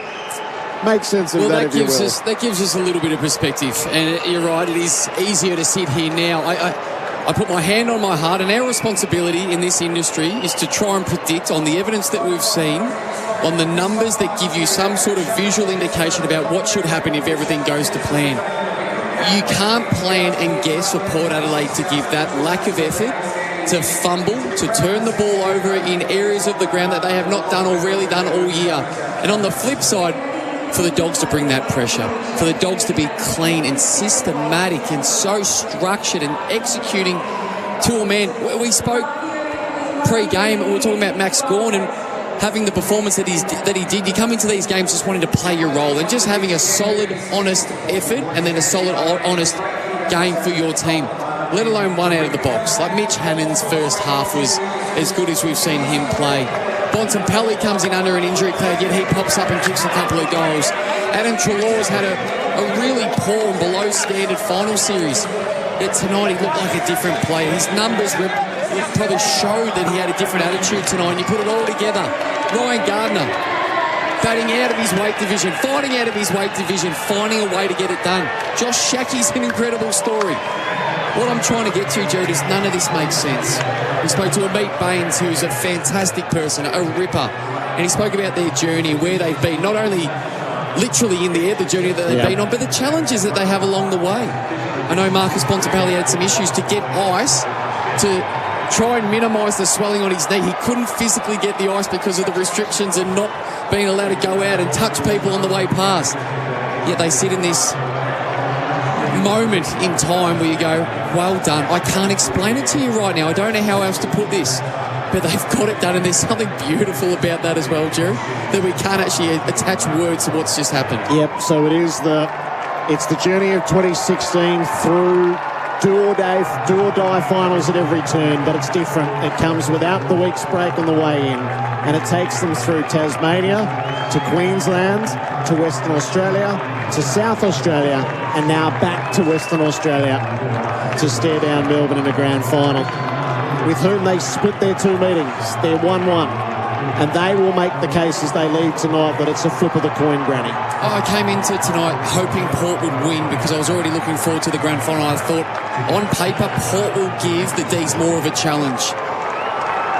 The only way that I felt that could be different is off the back of a performance like this. They can pressure the D's as well as the D's pressured the Cats last night.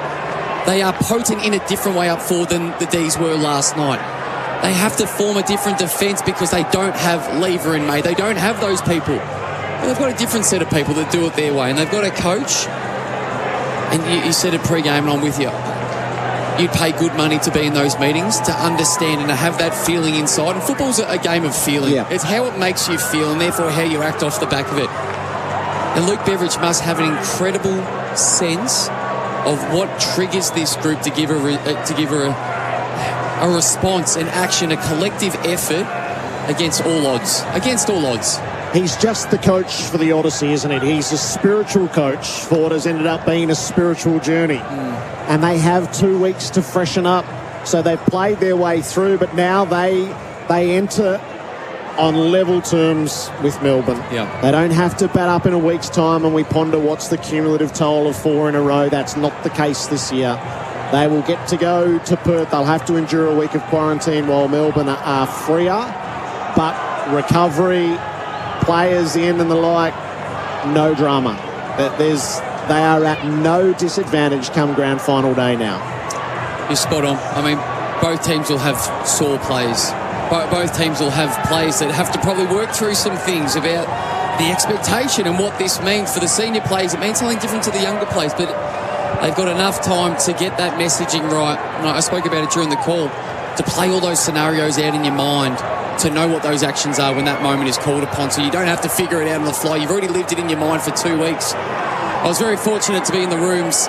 The Dogs played in Canberra earlier this year and was with my opportunity to go in the rooms, and I got a glimpse of the Luke Beveridge motivational person, the theme, and he put a book in front of them. And I wasn't privy to exactly understanding the whole book, but it was off the back of war and what that meant to those people and the need to rely on other people for you to do your job. Now, clearly war doesn't always translate directly to football, but there is some small pieces out of it, and they were eyeballing him. They'd won the game, they were exhausted, and to a man, they sat there exhausted looking at their coach saying, we're with you, we're in this. And not that they're buying everything that he's selling, but they were doing it as a collective.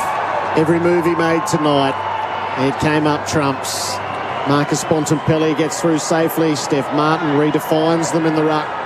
First up since round 12. Keith, they're cautious. He doesn't play. Waitman couldn't play.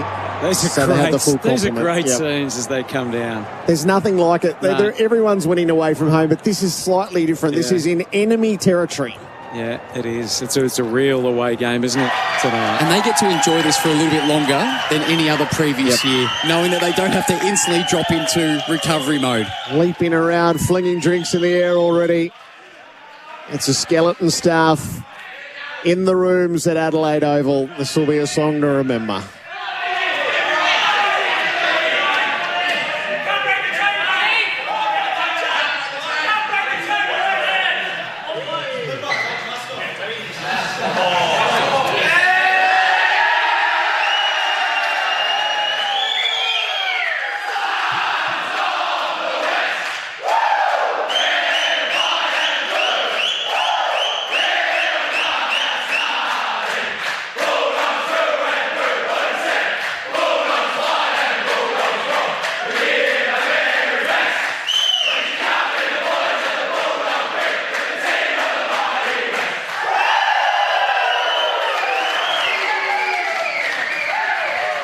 It'll be the Demons and the Bulldogs in the Western Grand Final in a fortnight's time.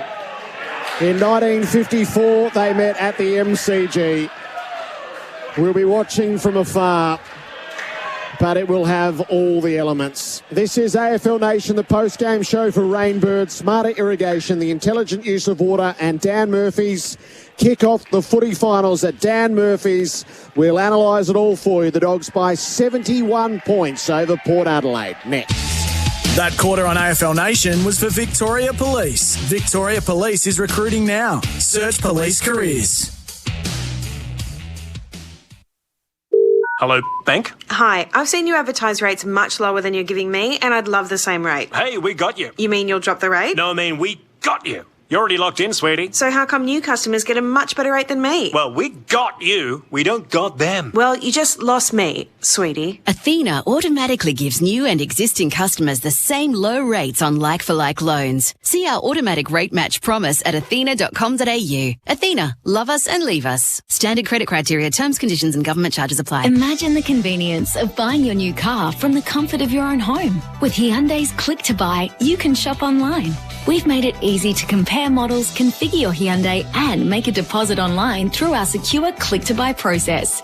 So, whether you're after the remarkable i30, the impressive 8-seat Palisade or the seriously fun Kona, you can shop online with Hyundai. Search Hyundai Click to Buy for details. T's and C's apply, subject to stock availability. Speak to your Hyundai dealer for details. Whether you're a die-hard Bombers supporter, a Swans tragic or a Cats fanatic, every footy fan knows in finals there are no guarantees. If you really want to back a winner this September, back a camel. A thirsty camel, that is, with great specials like Carlton Dry 24-pack just $46.99 or Jack Daniel's Double Jack 8-pack with handy grab and go cooler bag only $54.99 this week. Find your local bottle shop or shop online at thirstycamel.com.au. T's and C's apply. Hydrate responsibly. Steve, are you still looking for a new forklift? Yes, why? Crown have a great range of quality second-hand forklifts. Like what? Oh, like their Encore range of reconditioned forklifts that are as good as new, with the same warranty as a new one for a lot less money. Or their range of certified used forklifts, which offer unbelievable value. And you get guaranteed reliability and superior quality. I'll call Crown today. Crown second-hand forklifts, the right forklift for any budget.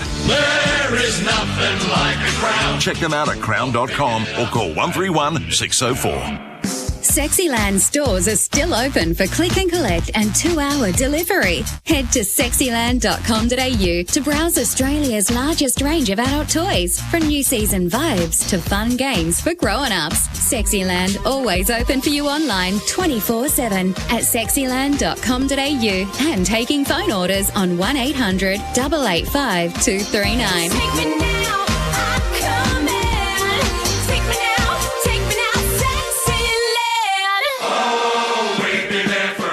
Footy isn't footy without a hot 4 and 20. Enjoy our classic meat pie in rich, delicious gravy or our king-size sausage rolls wrapped in golden flaky pastry. And for a real game changer, try our new meat-free range with mouth-watering plant-based fillings.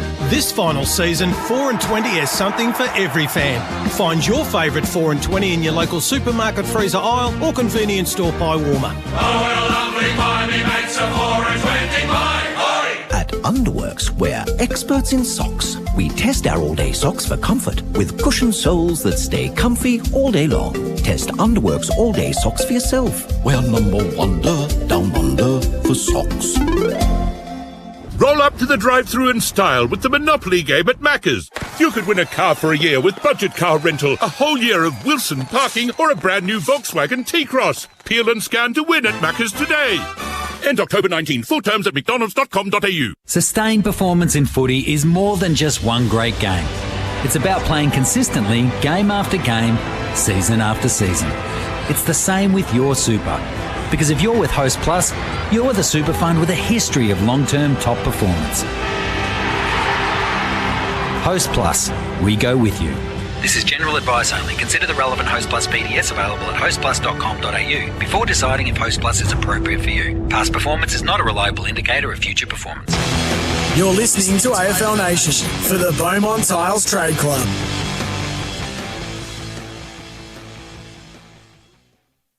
14, 116 defeated Port Adelaide 6-9-45. At quarter time, the Doggies had put up 44 points. Port Adelaide put up 45 for the whole night.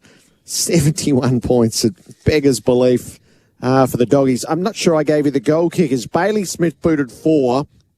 Mitch Hannon kicked 3. There was 2 for Bontempelli and for Norton, with singles to Treloar, Shackey, Vandermeer, Scott, Rourke, Smith and Johannesson. While for Port, 2 for Charlie Dixon and 1 each for Marshall, Houston, Wines and Bonner. Just to put that score in perspective, they've scored 45 points tonight, 6 goals, 9. They had a 44-point game against the Lions earlier this year, and then their next lowest, they had 55 twice. So this is their second lowest score of the year, unfortunately, in a huge game on their home deck with their home crowd. So we'll have to work through that at the right time as we work through some of these awards, Jared. So last night was 125-42, an 83-point margin, and tonight was 116-45, a 71-point margin. They played twice during the year in front of nobody at Marvel when Melbourne beat the Dogs, and they played in front of nobody at the MCG when the Dogs beat Melbourne. But now they're going to play in front of 60,000. In Perth. Couldn't buy a crowd in Melbourne for these two. Oh, good Lord. All right, let's work through some of these categories. We may speak to Josh Dunkley. We'll certainly hear from Luke Beveridge for Doggies fans to take it all in.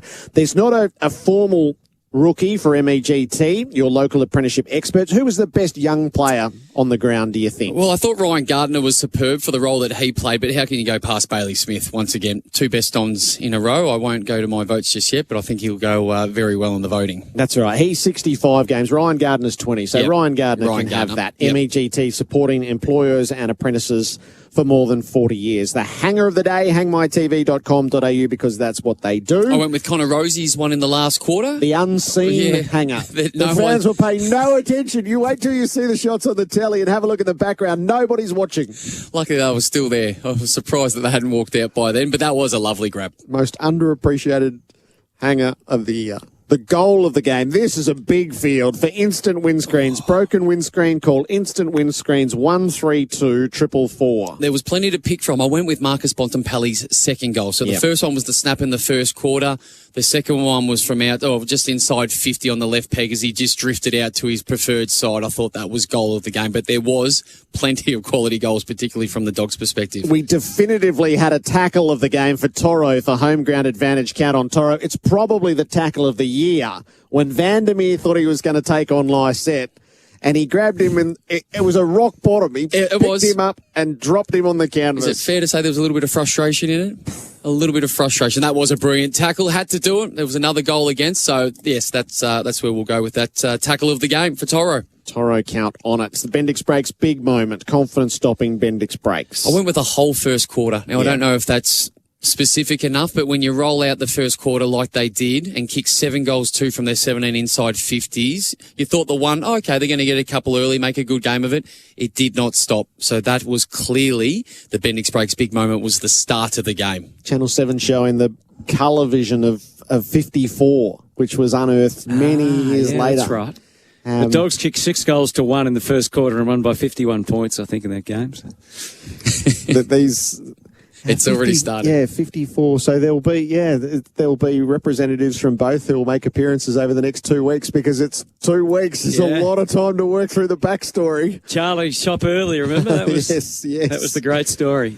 One player you could count on today for a beer you can count on. I think we learnt something else about Marcus Bontempelli tonight, who came into the game under an injury cloud. Clearly the flying doesn't support the recovery of any injury, but when he walks out, has 20 disposals, 10 inside 50s and kicks 2 great goals. I thought this is a man that we knew you could rely on, but this is a different form of reliability. I just thought he was superb tonight. Sustained performer for Host Plus, we go with you. I have to go with Ollie Wines, and I looked at these numbers, and we could see it and we could hear it through your call, but he's had 38 disposals, 15 of those contested. He's had 7 clearances, 5 tackles, 6 inside 50s and a goal. He was as brave and defiant as he could be. Unfortunately, he was nearly the only one. Yeah. Host Plus, official superannuation partner of the AFL. The toughest player for Happy Tint. Happy Tint, your home, your office, your car, happytint.com.au. I want to have a go at this. Yes. McRae going back with the flight into the path of Charlie Dixon. I was going to ask, is it okay if I go with a moment rather than the whole body of work for a tough player? But for him to go back when he didn't have to, the game was clearly done by then. Non-negotiable. I love that.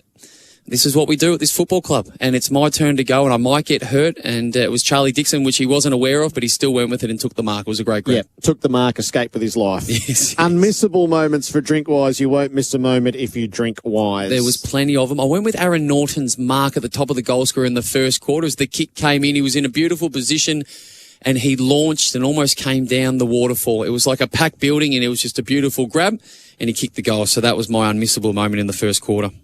The finals are down to 2 teams. It's 1 versus 5 from the ladder at the end, but I have given you the idea that it's really not that at all, as if you cast aside when the Bulldogs just lost their way at the end of the season. This is really 1 versus 2. All for 40 Winks. Serious about sleep. Uncover amazing prices at the 40 Winks blackout sale. So the votes, which will include the stats for safety steel sheds designed to save, built to last. So for one vote, I went with Mitch Hannon. I just thought his significant impact on the game, particularly early on, it wasn't even a mismatch that he could take advantage of, but he did. He was just making things work. He was the one that had to pop up and kick some goals from an unlikely source. I was really impressed with his 14 disposals. He kicked 3 goals too, and he was lively all night. 2 votes, I went with Jackson McRae. Just the body of work, the weight of numbers, 36 disposals, 6 tackles, 7 inside 50s, and he mustn't wear deodorant because no one goes near him. Something's going on with Jackson McRae. He stands on the wing and just impacts play after play. And I've gone in the reverse order of what I did last week, and I might have got it wrong. I wasn't quite sure which way to go last week, but I've gone with Bailey Smith. So they were number 1 and number 2. Bailey Smith's numbers again, 23 disposals, had a handful of tackles. He's kicked 4 goals and had 6 inside 50s. And this is a man that came into the final series for the year kicking 8 goals in total. He's kicked 9 in 3 games. Hasn't he arrived? There's been moments across his 3 seasons where we've known known what he's going to become, but he has arrived in this final series. I spoke about Marcus Bontempelli before. You learn about young guys as well. Some young players will come in and they'll bide their time. They'll wait for a senior player to do something and they'll follow their lead. Or you get a young man like Bailey Smith, who is polite. He's very well spoken, but his football doesn't replicate that. He's a brave, abrupt, here I am. Come and get it if you want it, but I'm going to go as fast as I can back the other way. And his work rate should never go unnoticed. We're going to get drawn to the flashy stuff, and we'll take huge appreciation in some of those moments, but never underestimate his ability to put himself in positions to be excellent at football. Bailey Smith with the 3, McRae 2 and Hannon the 1. A shout out for Ringers Western from a Kimberley cattle station to the commentary box, ringerswestern.com. I think we're about to talk to Josh Dunkley. So just to savour how it's unfolded and to watch the players who weren't in the game storm the field. And it sort of puts me in mind, there was a Collingwood win in a qualifying final against the Crows. That was sort of those scenes down in the aftermath back in the Channel 10 days. And then we've seen them tonight with the Bulldogs. So into the rooms we go with Josh Dunkley. Josh, congratulations. Welcome to AFL Nation. Thanks, guys. Thanks for having me. How exciting. Yeah, words can't really describe the emotions at the moment, but we do know that there's one more to go, so it's nice to celebrate this one and, be together as a whole group as well in Adelaide. So we're really looking forward to getting back to Perth now and getting back stuck into business. Are you glad Essendon, the Bulldogs said no right at this very moment? To be honest, mate, I haven't even thought about it. I'm happy here at the moment and looking forward to next week.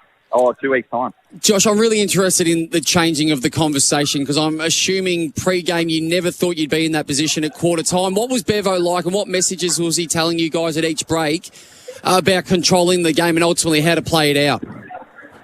Yeah, I mean, we knew that, we know that Port Adelaide are a great side and they've been a great side all year, but to get the jump on them was going to be really important for us, and that was the messaging pre-game that we had to really put our heads down and work hard together. And, it just happened for us in that first quarter. And I think our pressure and everything was really good. And around the footy, we just kept fighting. And, mid stepped up and forward to the footy, I thought tonight we were incredible. So each break was more about maintaining that.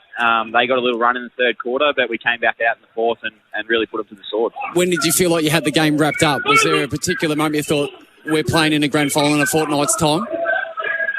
Yeah, I think when JJ had a set shot from about 55 or so. I just looked at Lockie Hunter and sort of had a bit of a smirk. And, that was probably the realisation that we're going to go through the next week. But, the rooms are going off at the moment. Who's that carrying on behind you? No, it was Mickey Hannon just walked in. I think he's just done an interview or something like that. Tell us, there's a handful of players and you're going to get asked a lot of questions about individuals, but Mitch Hannon's game tonight and the role that he's played for your footy club, you must have just been just in awe of the way that he went about his footy, particularly that first half. 100%, yeah. Like I said, the forwards really stood up and Mitchie led the way down there and obviously got the compliments of Norty and Timmy and all the guys down there that are really, we just asked for a contest and then we can bring the ball to ground and let our smalls go to work. So Hannon's is that, he's that tall, but he's also a small. He's so electric, his speed, and so important to our forward line and our whole makeup as a group. Dunks, the other one I want to ask you about, and I struggle to get a grasp of this man, is Jackson McRae. And you look at his numbers week in, week out. He's had the most disposals in AFL history in one particular season. What does this man do that allows him to get so much of the football every week? It's quite incredible. Everyone sort of talks about Nader, how he's able to win the footy, but his work rate when we've got the ball is quite incredible, and the way that his energy on offense is really good. So he works really hard throughout the week. He's a professional footballer. He's done it for so long now and so consistent. So he's deservedly one of the best players in the comp, and I think he's an inspiration to look up to and one that, he's very important for us too. You've been in this position before, but you haven't done it with a week off in between. How do you instantly feel like you need to handle the next fortnight? What's the best case scenario to get through and be ready to go? Yeah, I mean, there's probably a blessing in disguise that we've got a week off. We've got a few sore boys, and obviously Keithy didn't play tonight and Cody didn't play tonight, but there's a lot of guys that will enjoy this break. Normally it's taken the week into the finals, as everyone knows, but I think for us, this week will probably be more of a recovery sort of type week, and then we'll, full steam ahead probably from Saturday onwards next week. Terrific, Josh. Well done. Thanks for your time. Thanks, guys. Thanks for having me. Josh Dunkley, the Dogs' 71-point winners over Port Adelaide. We'll be back to wrap it up in a moment. The post-game show is for Rainbird. Rainbird's smarter irrigation, the intelligent use of water, and Dan Murphy's kick off the finals, the footy finals at Dan Murphy's. You're listening to AFL Nation for the Beaumont Tiles Trade Club.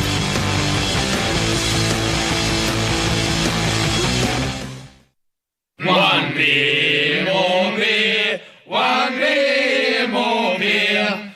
Maximum refreshment in one standard drink. One beer, more beer. One beer, more beer. These finals, try one classic lager. It's one standard drink in a big 500ml can. Now that's a beer you can count on during footy finals at BWS and Dan Murphy's. You know, the first thing I want to do when I get home is put my feet up. Exactly. And the last thing I want to do is write out quotes. Exactly. Hey? Mate, I reckon you need to get Build Exact. It's the easy-to-use estimating and job management software, and it tackles everything from the takeoff to the last lick of paint. Yeah? Yep. And Build Exact, it even connects to your accounting software. Too easy. Ha! More couch time. You beauty. Exactly. Head to buildexact.com.au to book your free demo.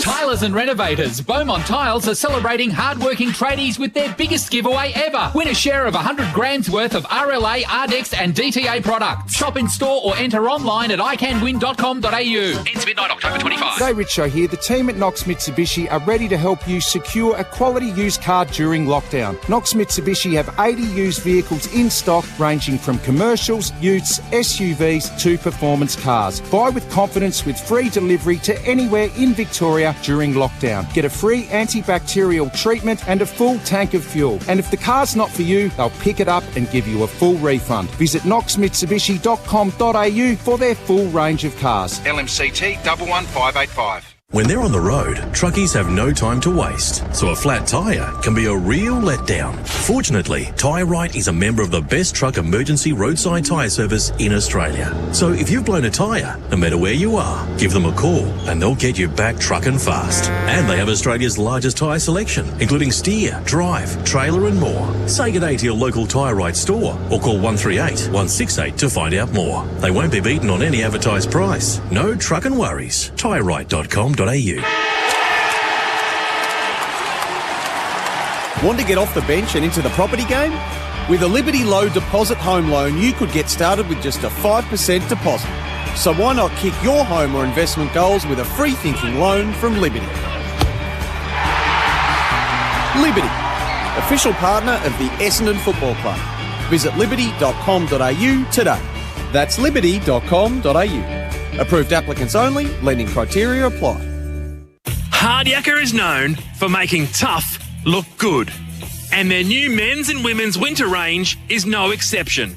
Check out the new winter staple, the Zooty, your all-in-one hoodie and jacket, available in checked grey, red and watermelon. Or the new Ripstop cargo pant, available at hardyakka.com.au and available stockists. Hard Yakka, for a new breed of Aussie legends.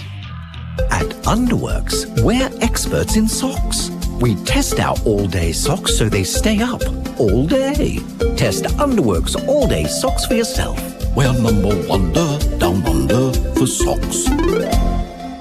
Oh, a good mark to Wilson. He plays on at full pace and kicks a beauty to Thomas. Thomas gives off to Harris. Harris closes in on 50, but wait, he's tackled by Smith.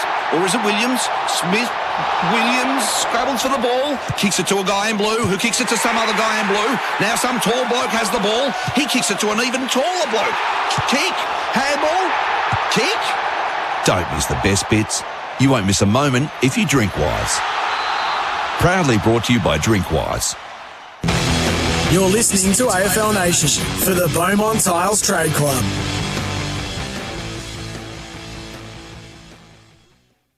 for everyone across the 18 clubs, and lots been thrown at everyone, and just to get a look at another grand final is incredible. Obviously can't speak highly enough of what the players have been able to do to get there, and obviously all their staff and sticking fat and really believing, and obviously it was an incredible performance. Raw emotion from Luke Beveridge with Channel 7 in the aftermath. 71-point victors over Port Adelaide in the preliminary final. Hutto, what have you found? Oh, look, there's going to be so many stories to explore, as there always is personally, but just Rourke Smith's story. It was a reasonably high draft, picked in 2015, played one game, did his knee in the VFL, so just played one game in 2016. Missed the entire 2017 season, came back, played 10 games after doing his knee for a second time, played 5 games in 2019, was delisted and then re-rookied for 2020, played 6 games last year, and then this year he played his first game in round 9 and then has played most of the rest of the season, dropped again for round 22, came back in round 23, and is going to play in a grand final. How'd you see his game tonight, Hutto? It was okay. Yeah. I don't think he'll be out of the team. So his 36th game over 7 seasons will be a grand final. Amazing. Incredible. First blush. What's your flinch reaction when you're going to be asked, so who do you think? Yeah. Melbourne. If you put me on the spot, I'm still saying Melbourne. I want to sleep on it and wake up tomorrow and actually compare the pair instead of just seeing it's the last evidence that I've seen being tonight. I was so impressed. I mean, we all are, and you'll be speaking about this for weeks, Jared, on all your platforms. There's something special about football clubs and performances like that. That is something that you can't always see it and you can't touch, but you can just feel it once